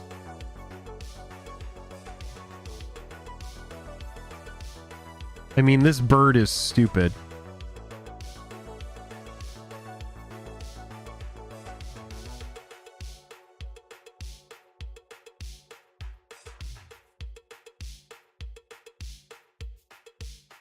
Oh, walkers are good in Wipe Tribal. And it gives us another thing in the 5-drop slot. You're right. We got Ugin, we got Kaya, we got Karn. I think we have to like cut stuff. Chat, this might sound crazy, but I think we have to cut stuff like Seal Away. Destroy target creature with power 4 or greater. Maybe we cut something like this.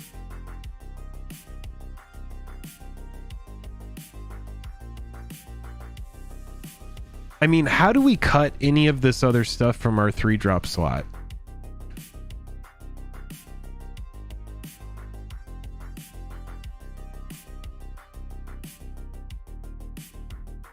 Yeah, we're cutting the Hedron Archive.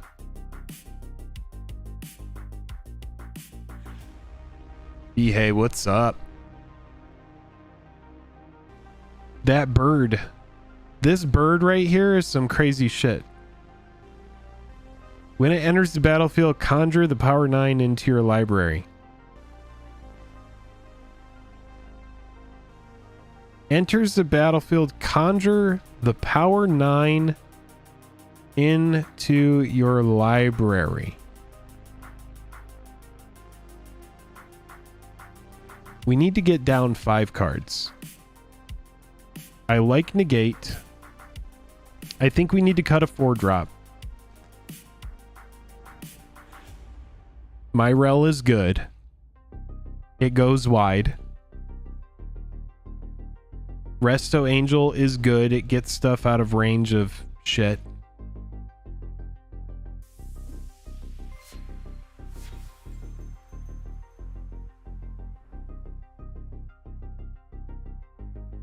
Oh, this is tough.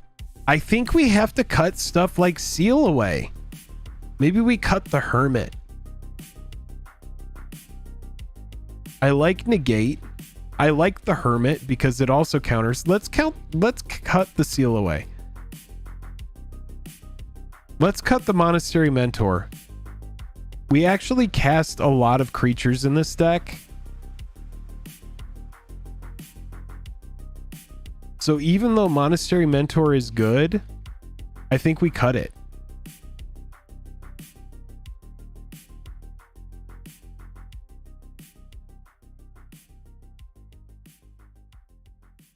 We still need to cut more.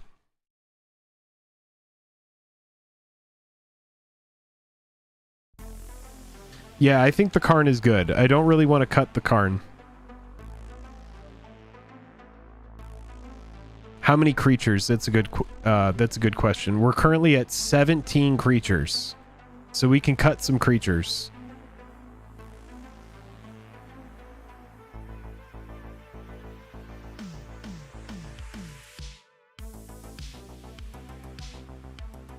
You think cut the black? Just cut Anguished Unmaking and go blue-white and no Kaya? That's probably the move. You're probably right. Yeah, let's just go blue-white. Make it easy.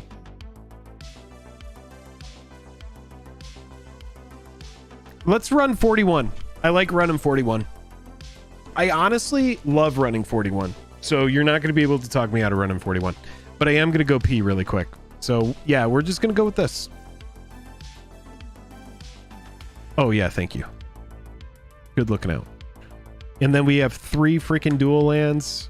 Yeah, take a look at it, chat, and I will be I'll be right back.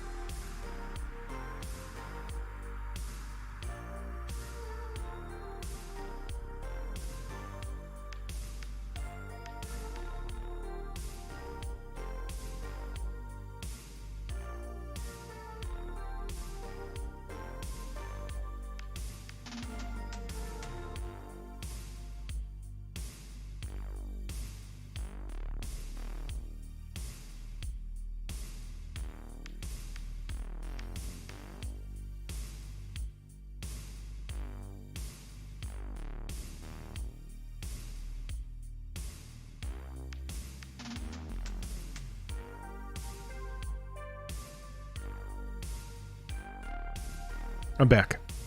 Sorry about that. Okay. Because we cut black, I had this revelation while I was away that I think I want to bring Seal Away in. So what do we cut for Seal Away? Like negate?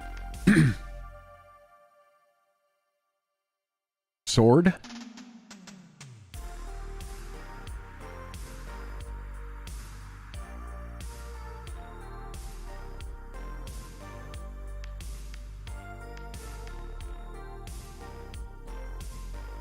Yeah, let's drop an island and let's bring up a plains.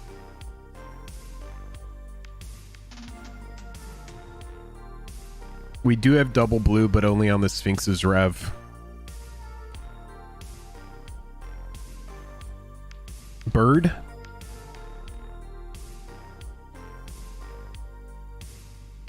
Personally, I'd cut sword for Maul.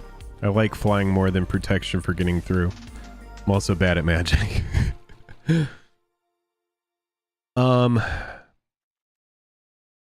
+2/+2 and has flying in first strike is pretty freaking good.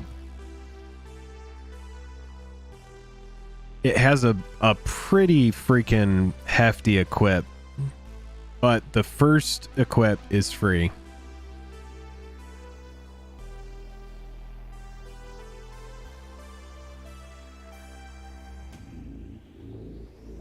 How many flyers are we running?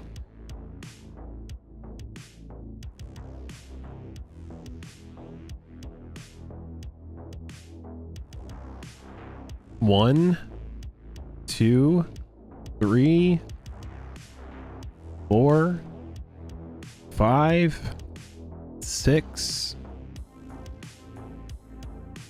A lot of our creatures are flyers. Hermit does become a flyer on the backside.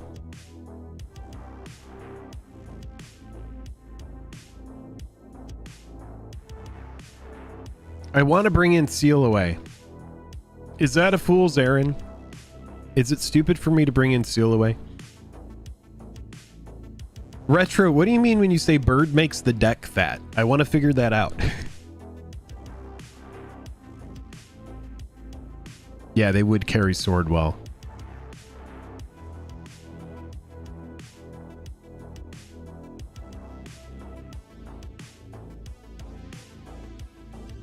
Oh, the bird. I see. Does Power 9 help or is it just cool? I'll be drawing Moxes and stuff. Is that kind of like what's going to happen? Is like I'm going to draw... I'd say Seal is important.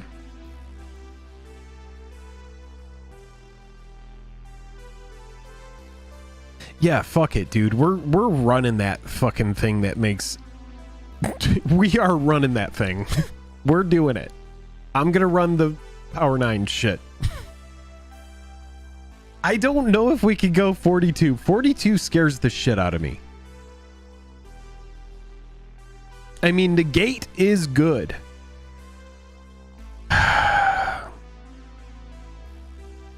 Do we cut... Jeez. What the fuck was that? Do we cut Sphinx's Revelation? Do we need the dog? We don't. Goodbye, dog. That was a good enough question for me. Do we need it? We're taking the Seal Away. Done.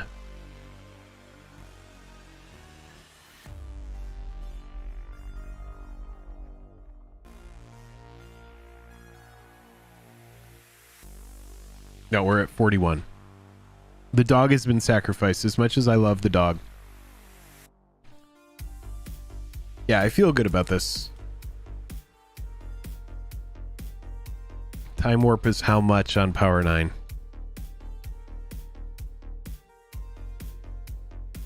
Old Yeller. Y'all better get it together. Let's just run this shit. We gotta name it, though. What do we name the deck? Good dog.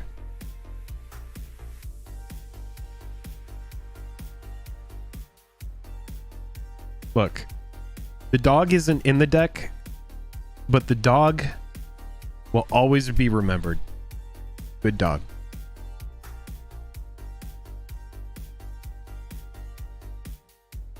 You can't see it, chat, because I'm a bad streamer, but it's there. Here, for those of you who want to see it. It's a good dog. You can see it right there. Right now I'm bringing chat back.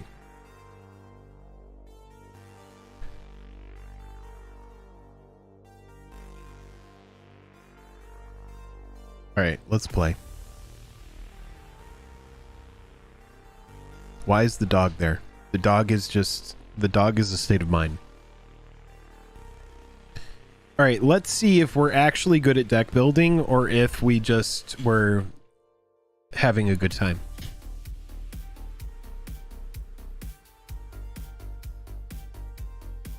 Yeah, 169 likes would be dope. If we can do that, that would be great.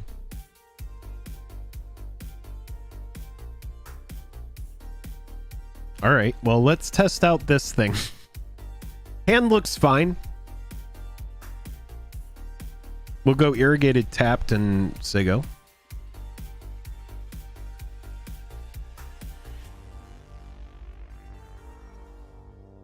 It's a slow start from the blue player, or the red player, excuse me.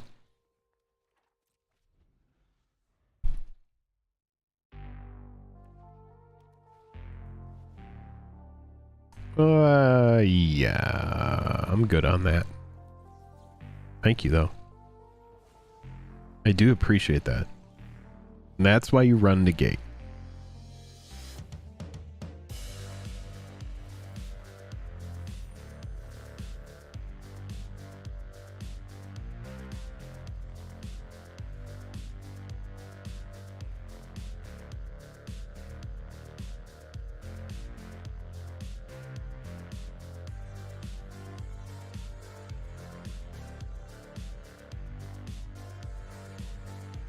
We've got some soldier synergy going on here.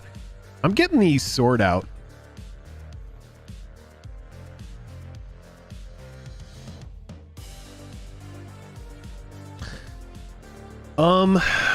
Do we care?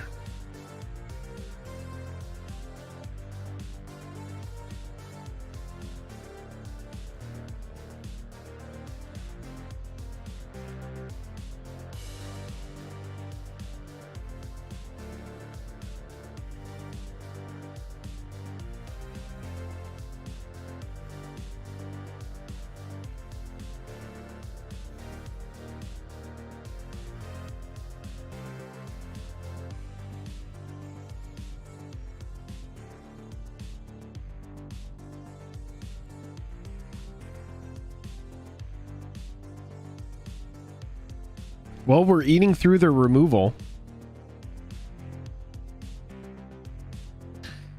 Chat, I don't know if this is the move, but I think I flash in Resto Angel on their EOT to make sure that I can equip and draw a card.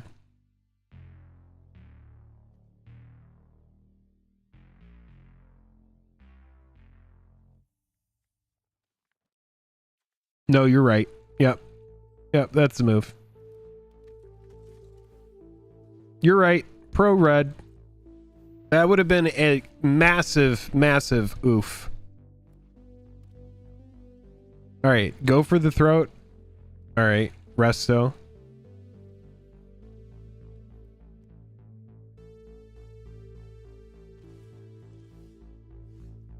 Sphinx's Rev is not bad.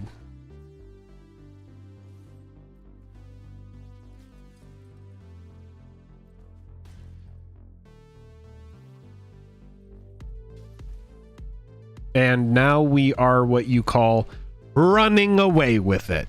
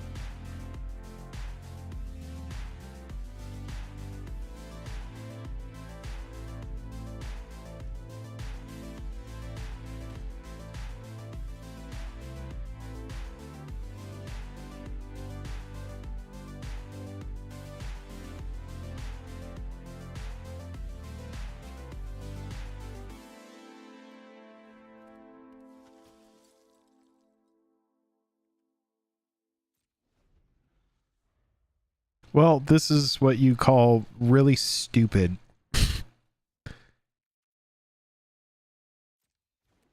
I should have probably spell quellered that. That was the move to spell queller.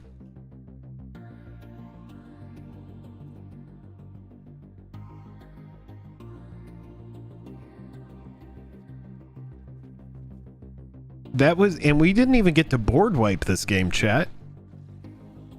Where was the board wipe?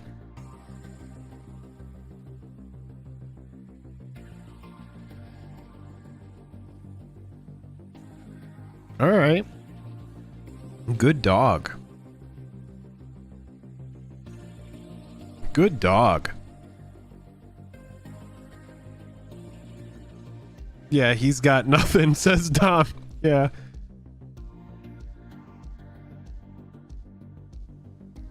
Oh my goodness.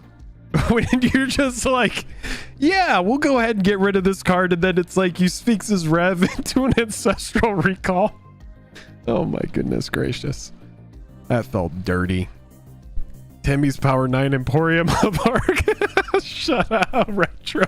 Azorius Amazements is open for business. God, you're not lying though. I don't know why, but this is kind of slow. I don't know how I send it back though. Fuck. We mull. We're mulling. Yeah. All right. This is good. This is good. Let's send back the rev.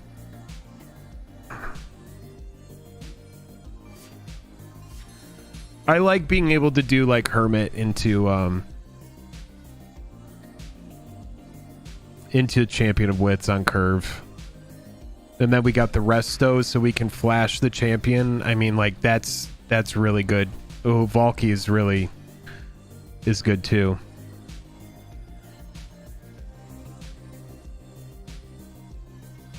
That might be champion.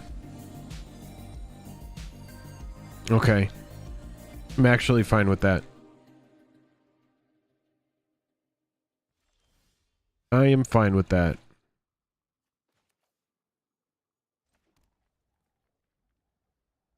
They know I want to go online with that champion, so hopefully they don't seize it away or something like that. That champion is 1,000,000% where we need to go. Yeah, it looks like it's best of one, Walter. I'm so nervous that they're going to get the champ.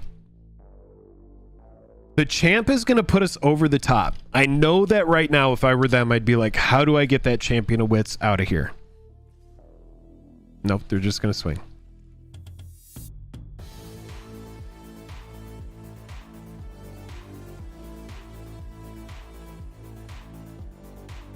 Just play something.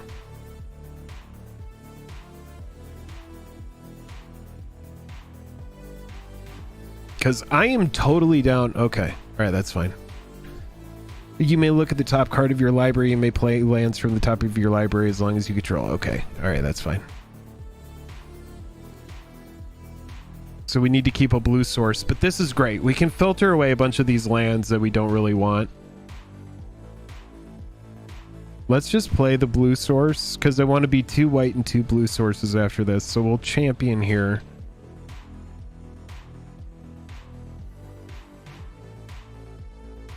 Yes. All right, and then we're going to get rid of this plains and this plains. That's fine. That champion gets us back after that mole right there. That's good. Yeah, Azorius. The deck is actually pretty sweet.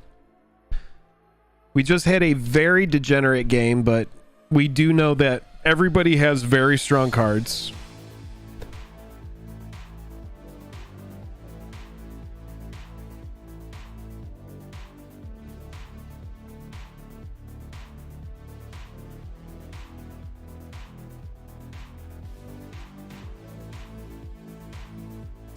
I think we can get a favorable block with the resto here, but now I don't know if we want to. if we can hold off, we get to that Realm Cloak Giant, and then we just blow up our Champion of Wits, which is honestly really good. And then we can stay up for Spell Queller in case they do something truly degenerate.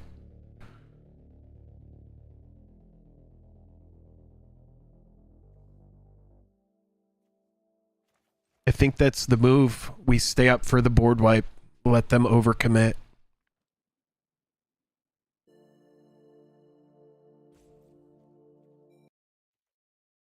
Exile target spell with mana value 4 or less.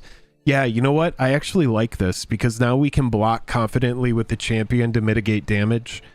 And then if they do cast something like a Thoughtseize, we're up with the Spell Queller to counter it. And then at that point, it's too late. We get to blow up their board anyway. This is good. This is good. This puts us in a good spot. I'm fine with this.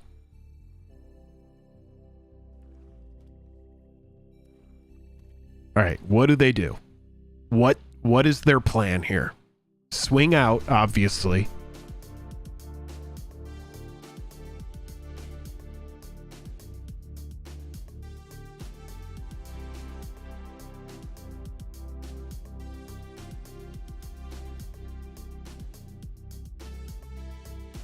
Oh, okay. So right now they're going to create a monk. In the next turn, they're going to try to put counters on shit, but it's going to be too late, bruh.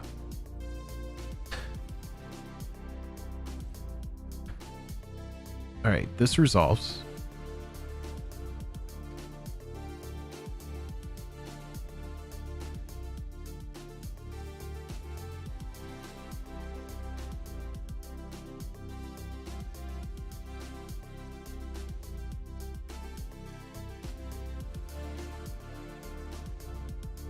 Ooh, this is bad.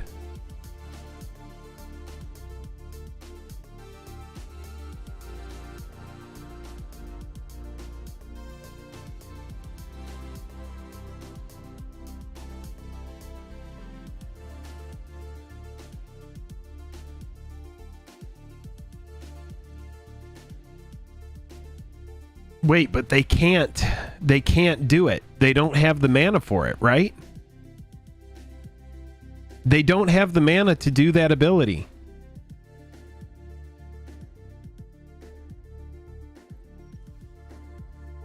Okay, this is best case scenario for us.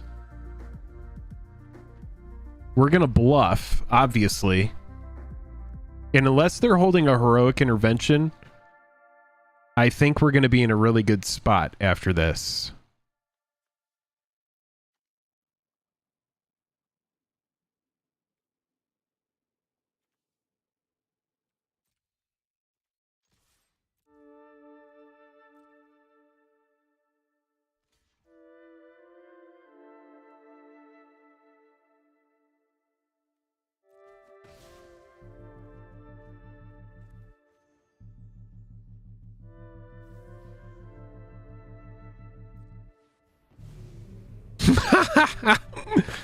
Eat that.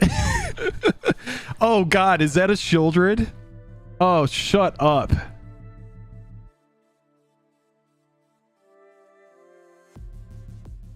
Oh, Retro, do you have Stream Monarch? I will update after this game. Okay.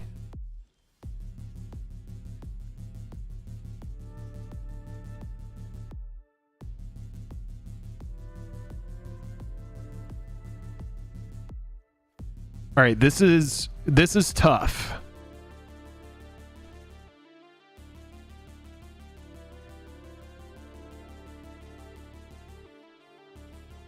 All right, we're staying up for Spell Queller and Negate, and then obviously the idea is we need to seal away the Shieldred as soon as possible.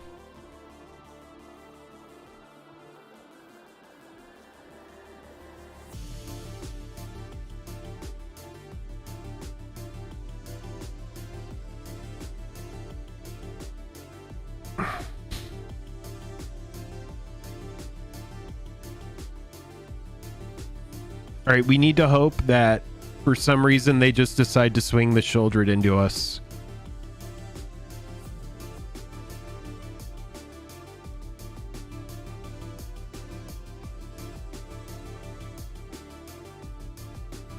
All right.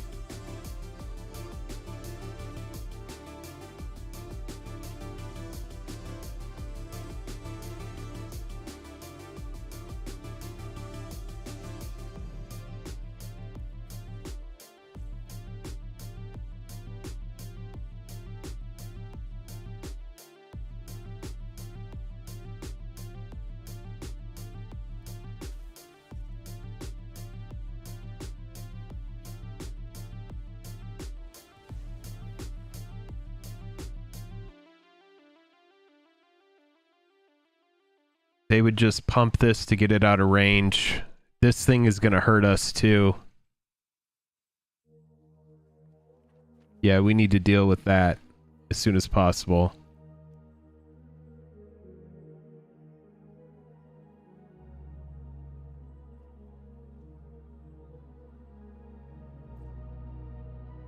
This is going to be a big pump.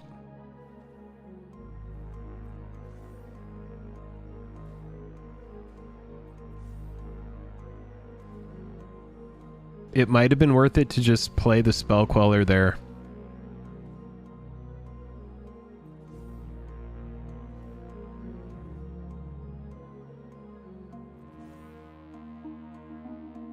All right, that's a big pump.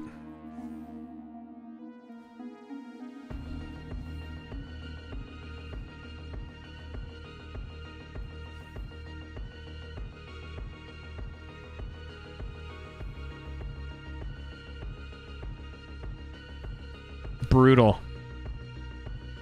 Brody, thanks for hanging out. Enjoy your night.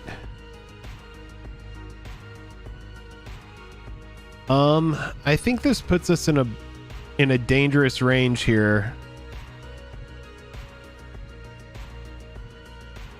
I'm gonna play this Power 9 thing and be prepared to block with it. And then I'm gonna stay up with the negate.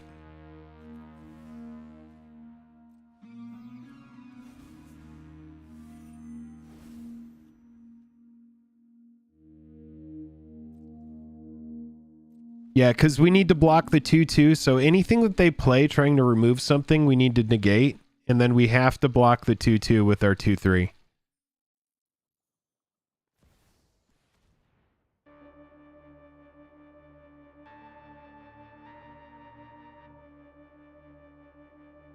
Yeah, we have to negate that.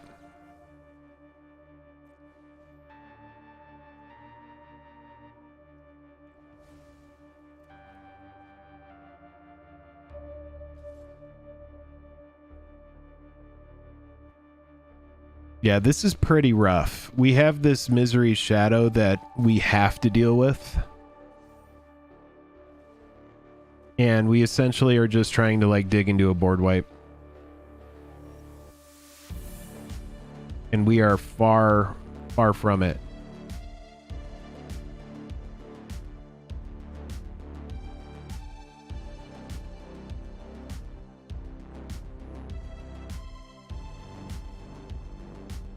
I just have to play this to block with it.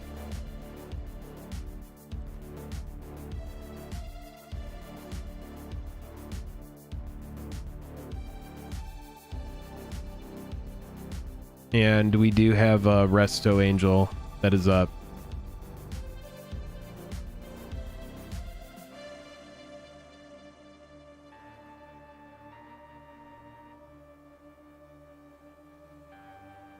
All they have to do is remove something right now. Or actually, no, they can't remove my creature.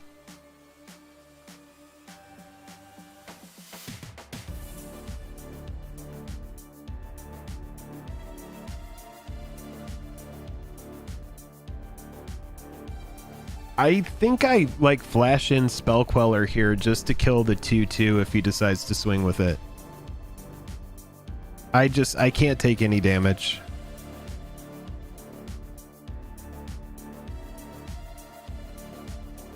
Maybe like a fireball type effect. No, probably like some big dragon or something like that.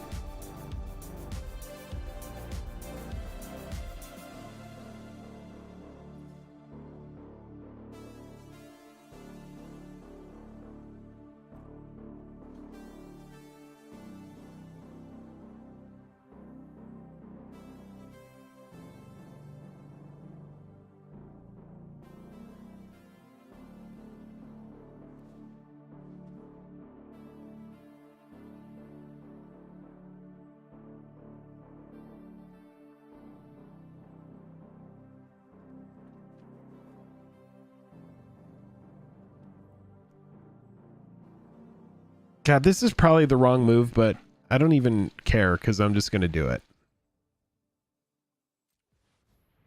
I'm just doing this. This is a rough game.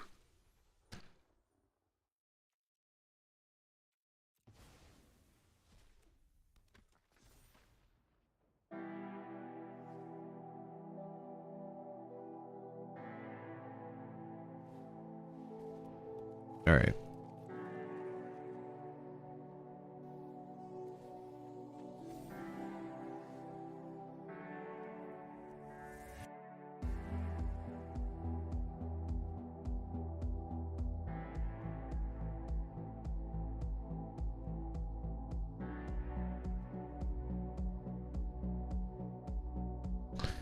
All right, so this isn't awful, but it's not great either.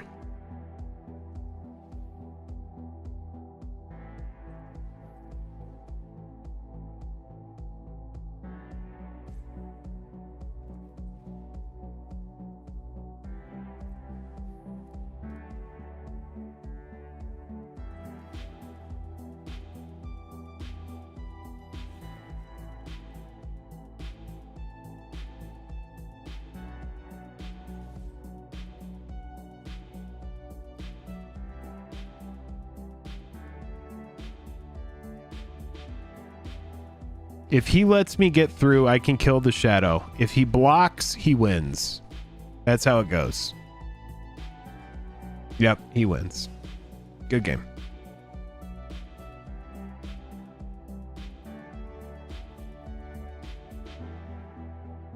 Good game. Now just win. Yep. Good game.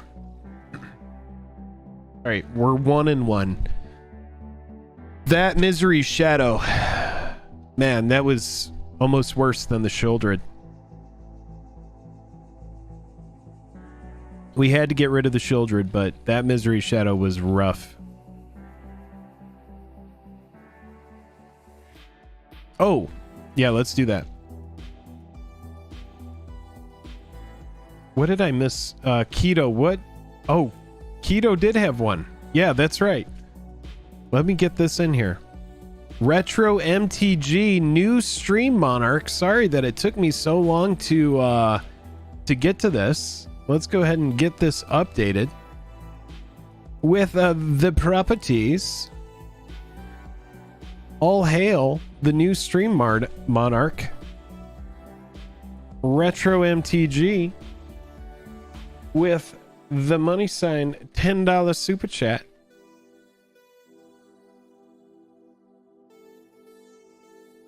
Got it updated. Thank you so much, everybody, for reminding me, Walter. All right, that was tough. I'm only the $10 monarch until it gets taken away. All hail. That's right. All hail Retro MTG. All right, so we're 1-1. That was a tough match. Not gonna lie. I'm gonna queue for this game, and then while we queue, I'm gonna go run and get myself one final beer for the evening.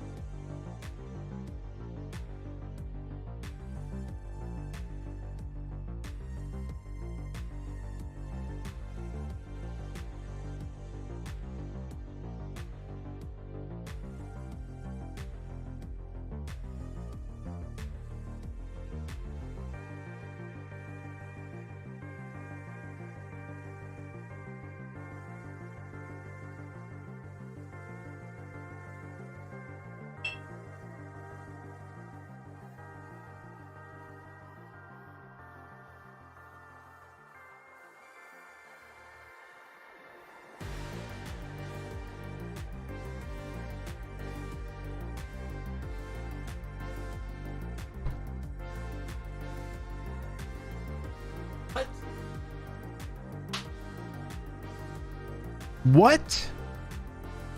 Bro, really? Like, are you fucking kidding me, man? Jesus. Unbelievable.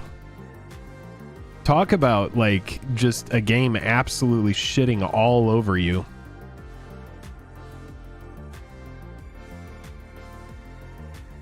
Yeah, the game does hate me. You're absolutely right. Thankfully, we have a very good hand.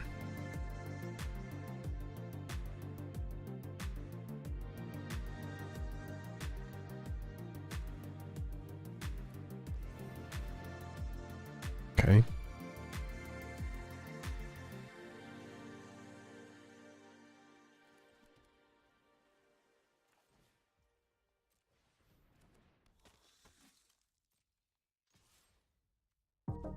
Yeah, get in, giver of runes.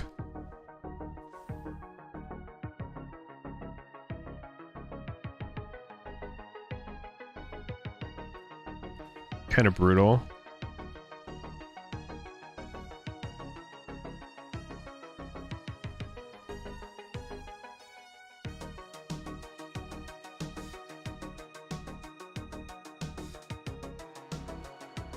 I mean, the game really does hate me.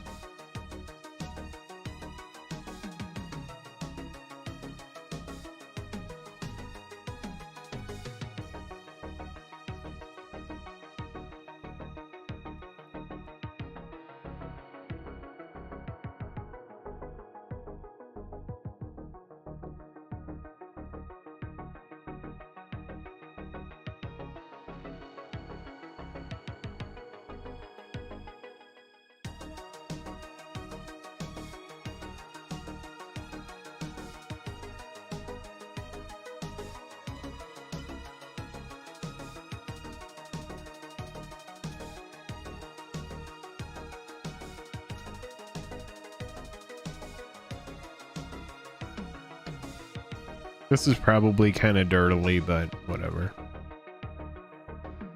No, no. I take it back. No. Ugh.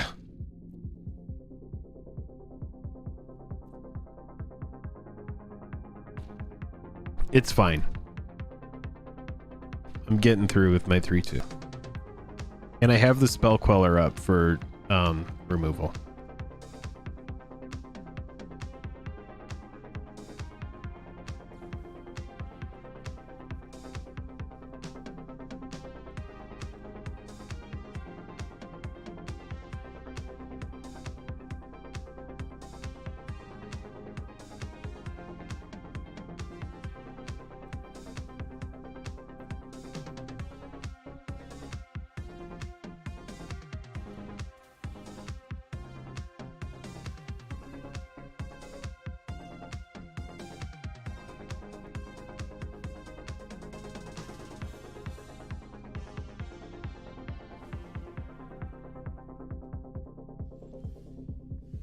Ay, ay, ay.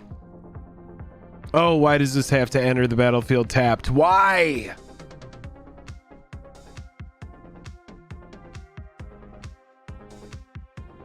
Oh, you're useless. Useless to me. God, I might as well fucking cycle it.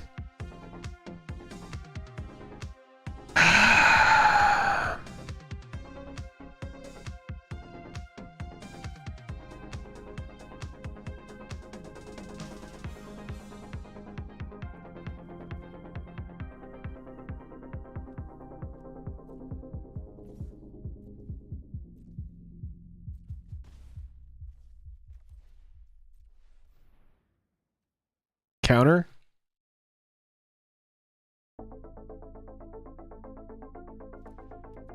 Oh, wow. And you know what? I am going to cycle it.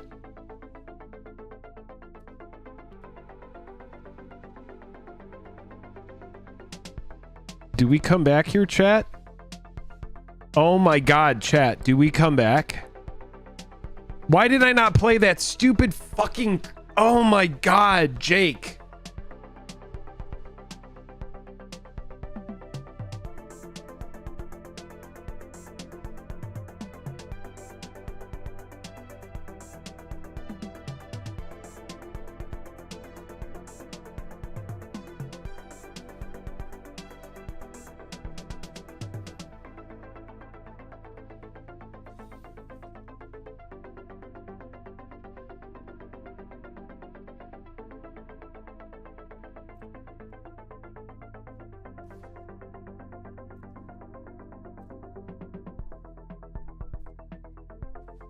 Yowza. Oh man, this is swinging.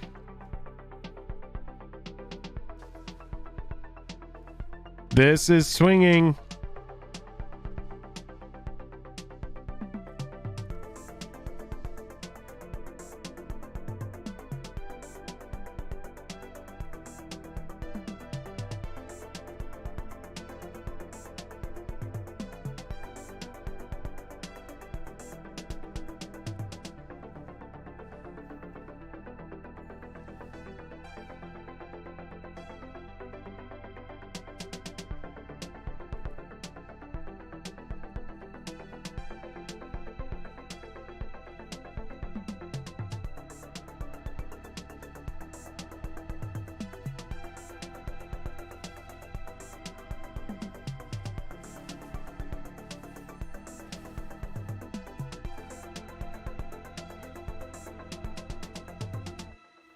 Trying to win with approach, huh? We have to race. This is going to be faster. That'll be faster.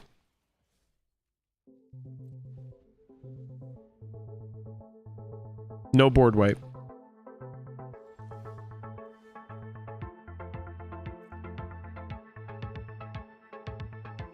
Oh my god, is there a world where they have exiled all attacking creatures? Let's find out.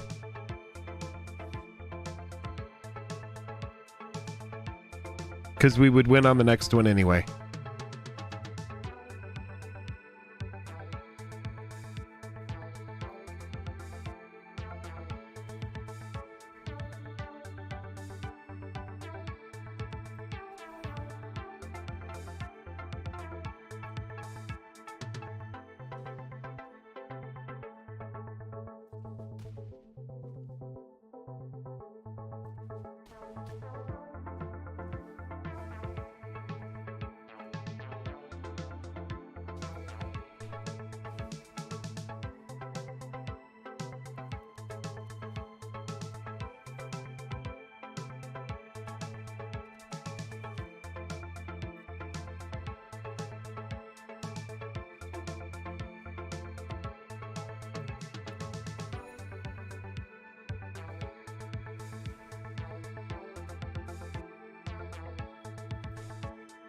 All right, no settle.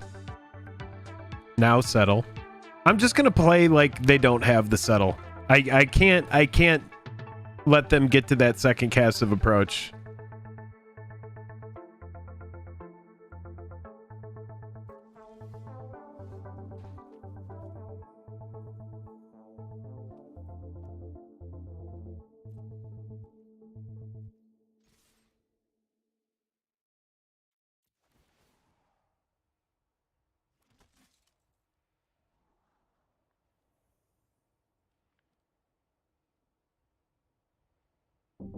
That's a good game ender.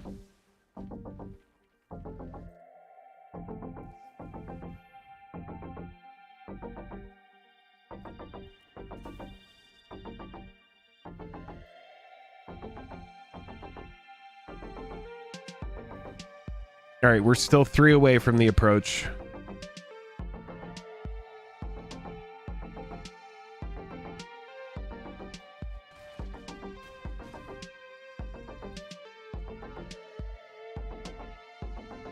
I think we put them at 1, right?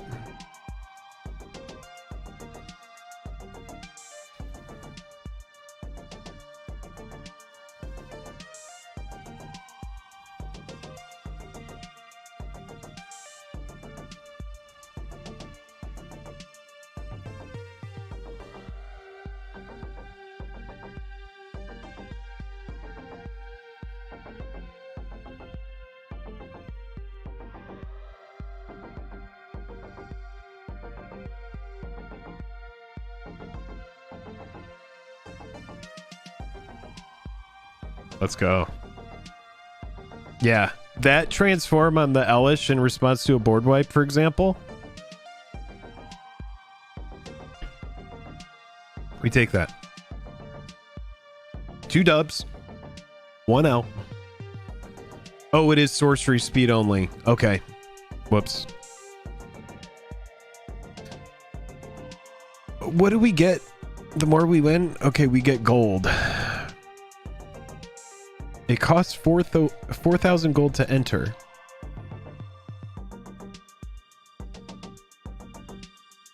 I want to see if Settle's in here.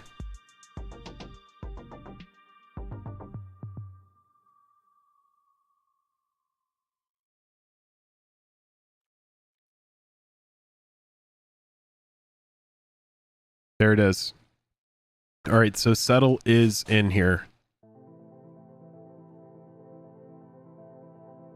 So we were right to try to play around the Settle there. That was a very reasonable card for our opponent to have. We came back from a maul down to 5 on that one. Not bad. That bird is good. That go wide bird, man.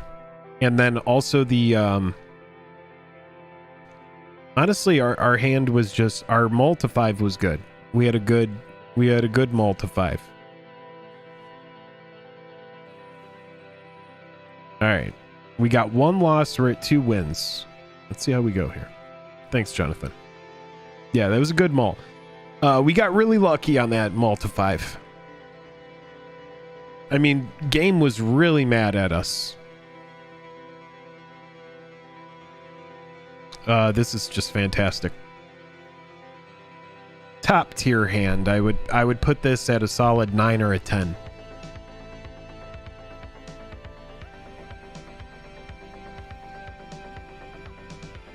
Oh wow, now I'd put it at an 11.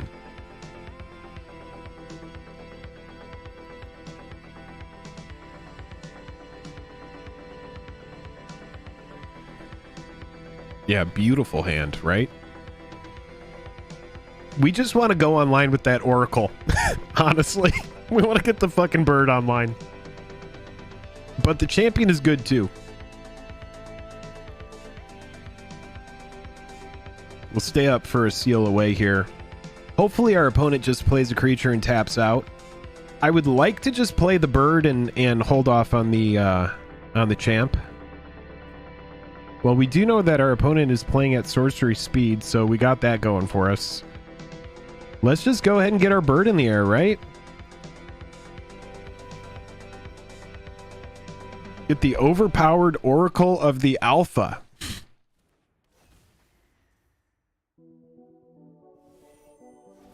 Absolute tomfoolery. This card is the stupidest fucking card that exists. Like, what? All right, I'm sorry. That card is fucking so stupid. Isn't it great? Yeah, the card is ridiculous. It's something. It's something. It's the most ridiculous thing I've ever seen in my life. All right, so Rankle is getting in. Each player discards a card, each player loses a life and draws a card, or each player sacks a creature. Okay, so each player is going to be discarding a card, so I can pitch a land here. This is fine.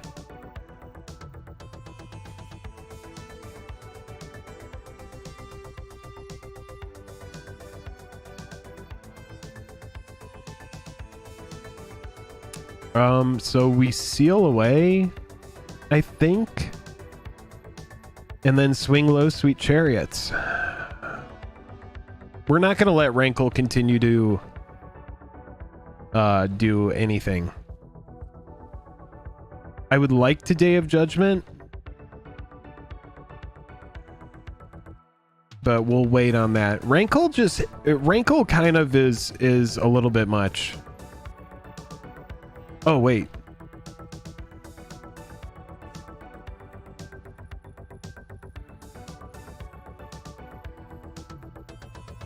Counter target non-creature spell. I'm pretty sure we like this, chat.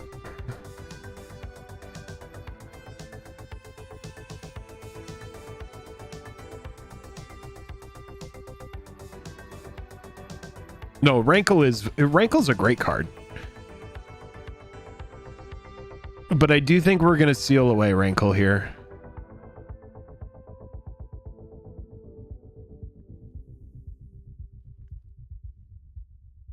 Oh, are they just... Oh, no, they're attacking. Yeah.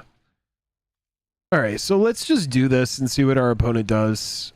I don't want to take a hit from Rankle again. And I would rather make our opponent be kind of annoyed.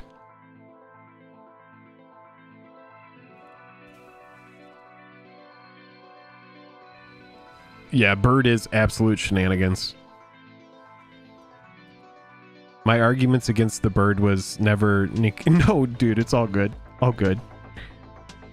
Okay, so we take the Rankle. Wedding Announcements is out, which is a very annoying card. Very annoying card. But I think we're actually okay here. I know I want to get another land out. So let's get out another blue. And then we're going to play the Champion. We're going to stay up with Negate.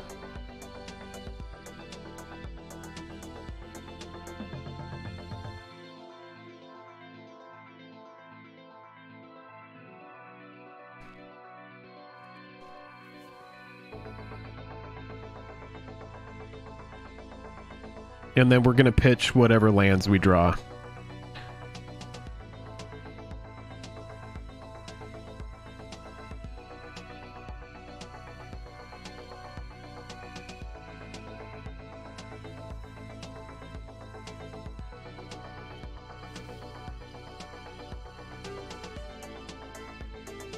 And then we're swinging.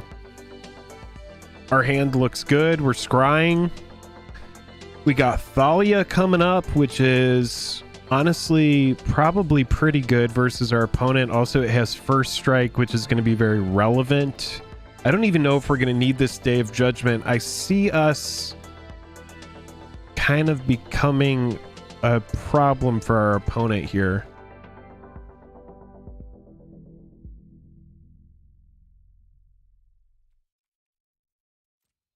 And then we need to just get this Sphinx's Rev online as soon as possible.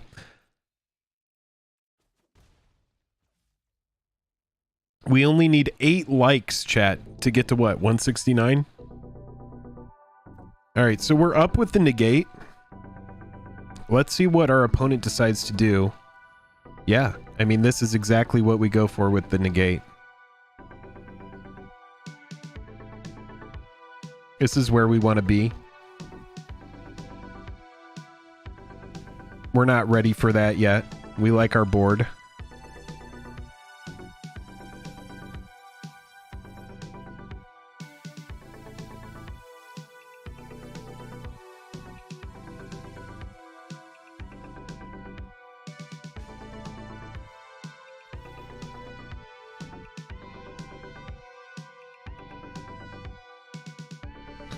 I kind of want to like Sphinx's Rev for 3 at the end of their turn.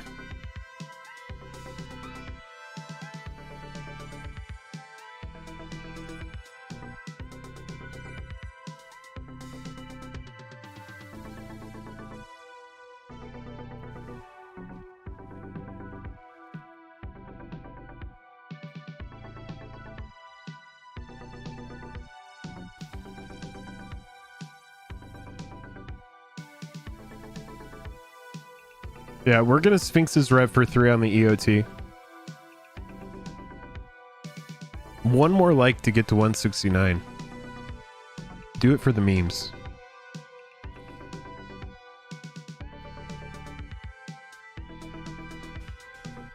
All right, so they're getting in for 2s.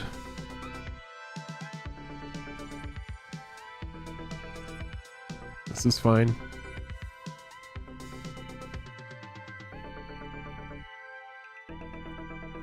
Yeah, they can flip all these tokens, and then I'm going to blow up the board.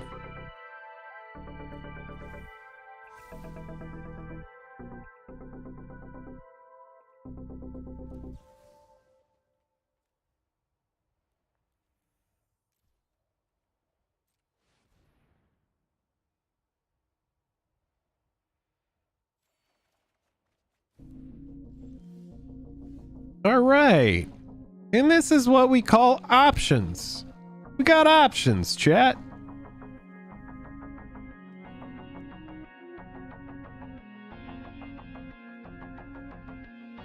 I like destroy all creatures that can't be regenerated more.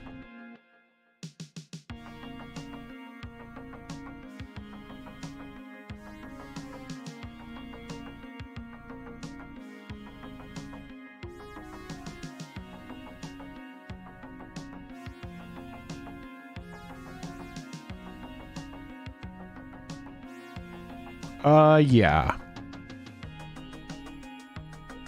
And this game is all but in the bag here. We just need to not fucking punt this shit.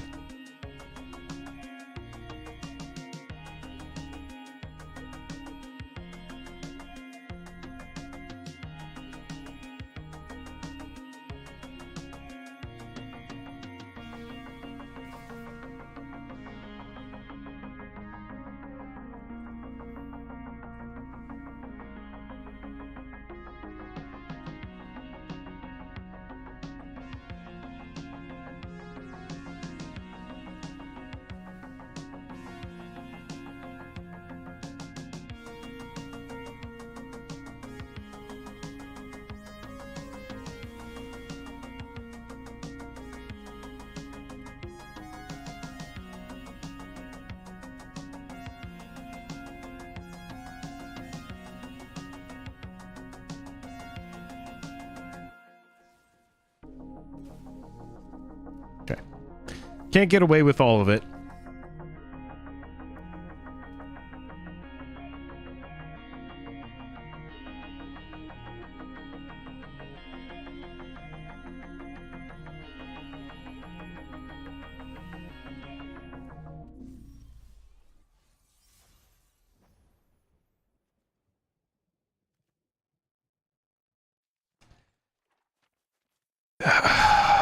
I think we wrath. Did they force the wrath? Bless you.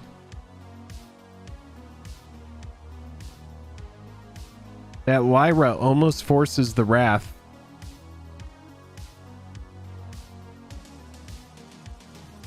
$17. I mean, they would have to do a lot of damage. I think we're going for this.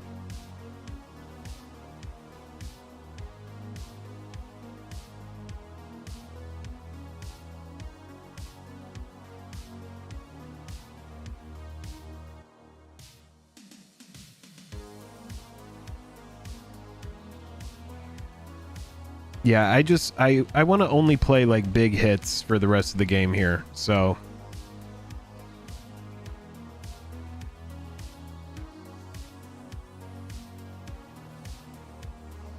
I know she has lifelink. I want them to expend more into the board.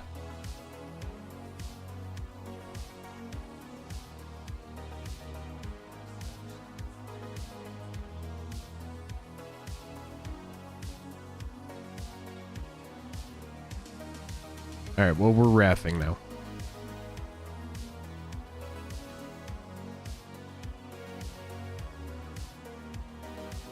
All right, that may have been a punt, but we're going to do our best here.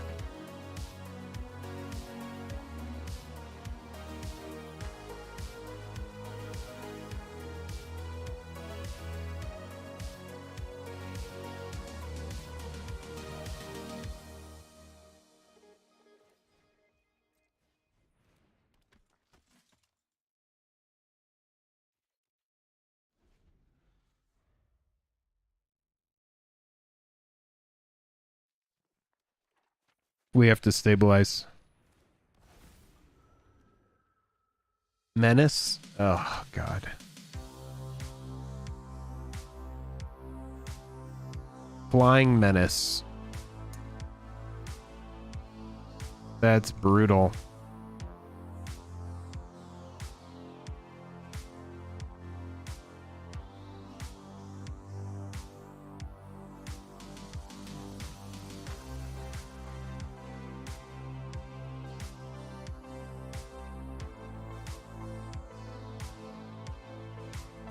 Oh, God. All right, we need to shrink it this turn.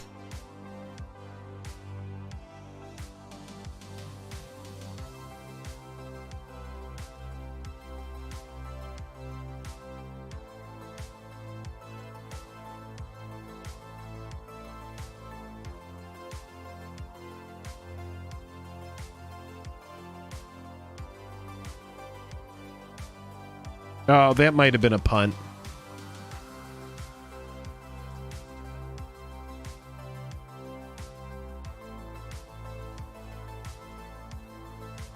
Oh, good game.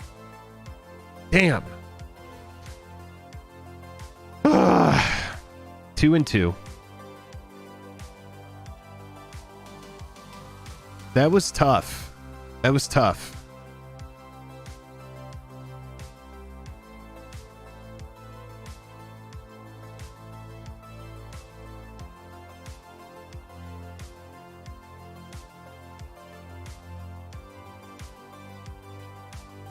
That did make me kind of wish that I had a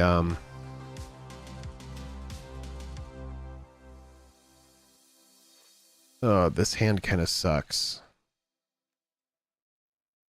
I'm just gonna put it in the heart of the cards.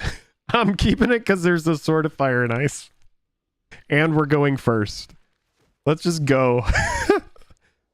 This is fine. We've got a board wipe that we're gonna get to if we draw 2 lands. This is fine. All right, Malevolent Hermit. Okay, I'm into this.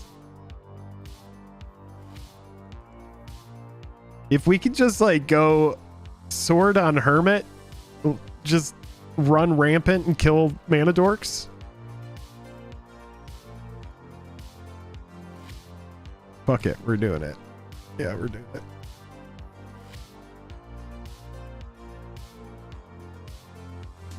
I just need to get to my upkeep. Don't remove the Hermit, and as soon as we get a negate on this thing, this game is over. If I can get this sword attached... Oh, fuck off. Oh, now the game is over. All right, GG's. I just need to get to a board wipe here. Let's just play the Sarah Paragon. I can't just let this board just attack the shit out of me.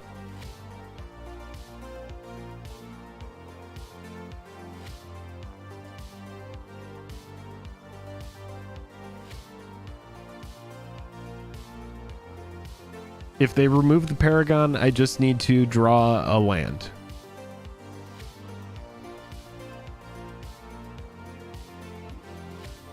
Okay.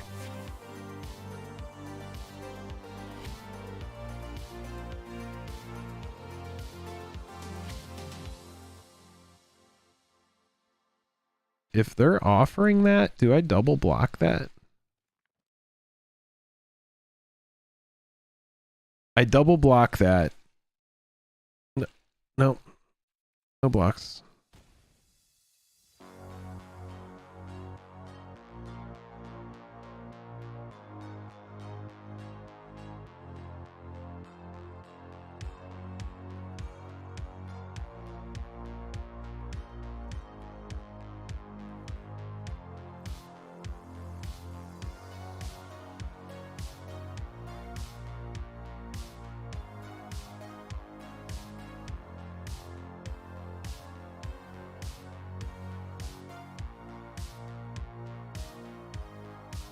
If I'm not blocking, no, yeah, no attacks.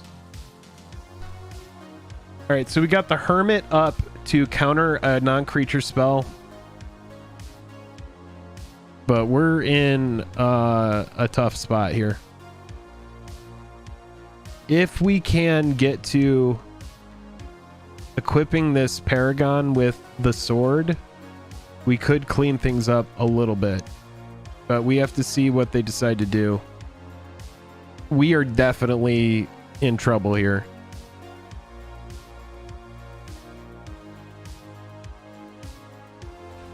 Yeah, good game. Brutal. All right, we need a land or we're dead. We need a land or our stream is over. A land is literally our only out. And it would be a fucking stupid big out. Otherwise, we are absolutely dead. Land or dead. Good game.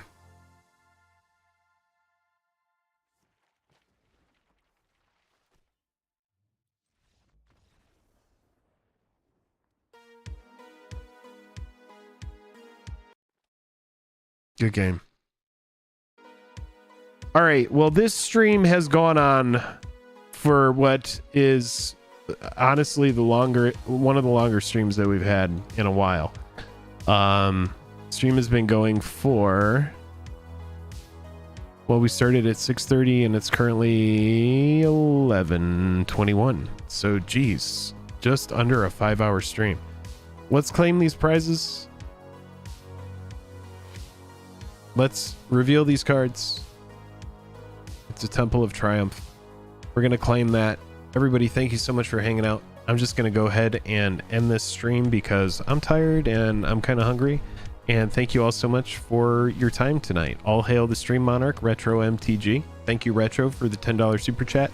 We had $19 in super chats tonight. So thank you so much for everybody. Honestly, YouTube, man, YouTube is at a record level low of where it's paying its creators. It's pretty wild. So the patrons, everybody who did a super chat tonight, we appreciate you.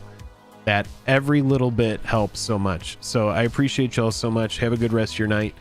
I am Jake. This has been Jake and Joel are Magic. Goodbye. Good night, everybody. I appreciate you. I want to say it again and again and again. I love you. Goodbye.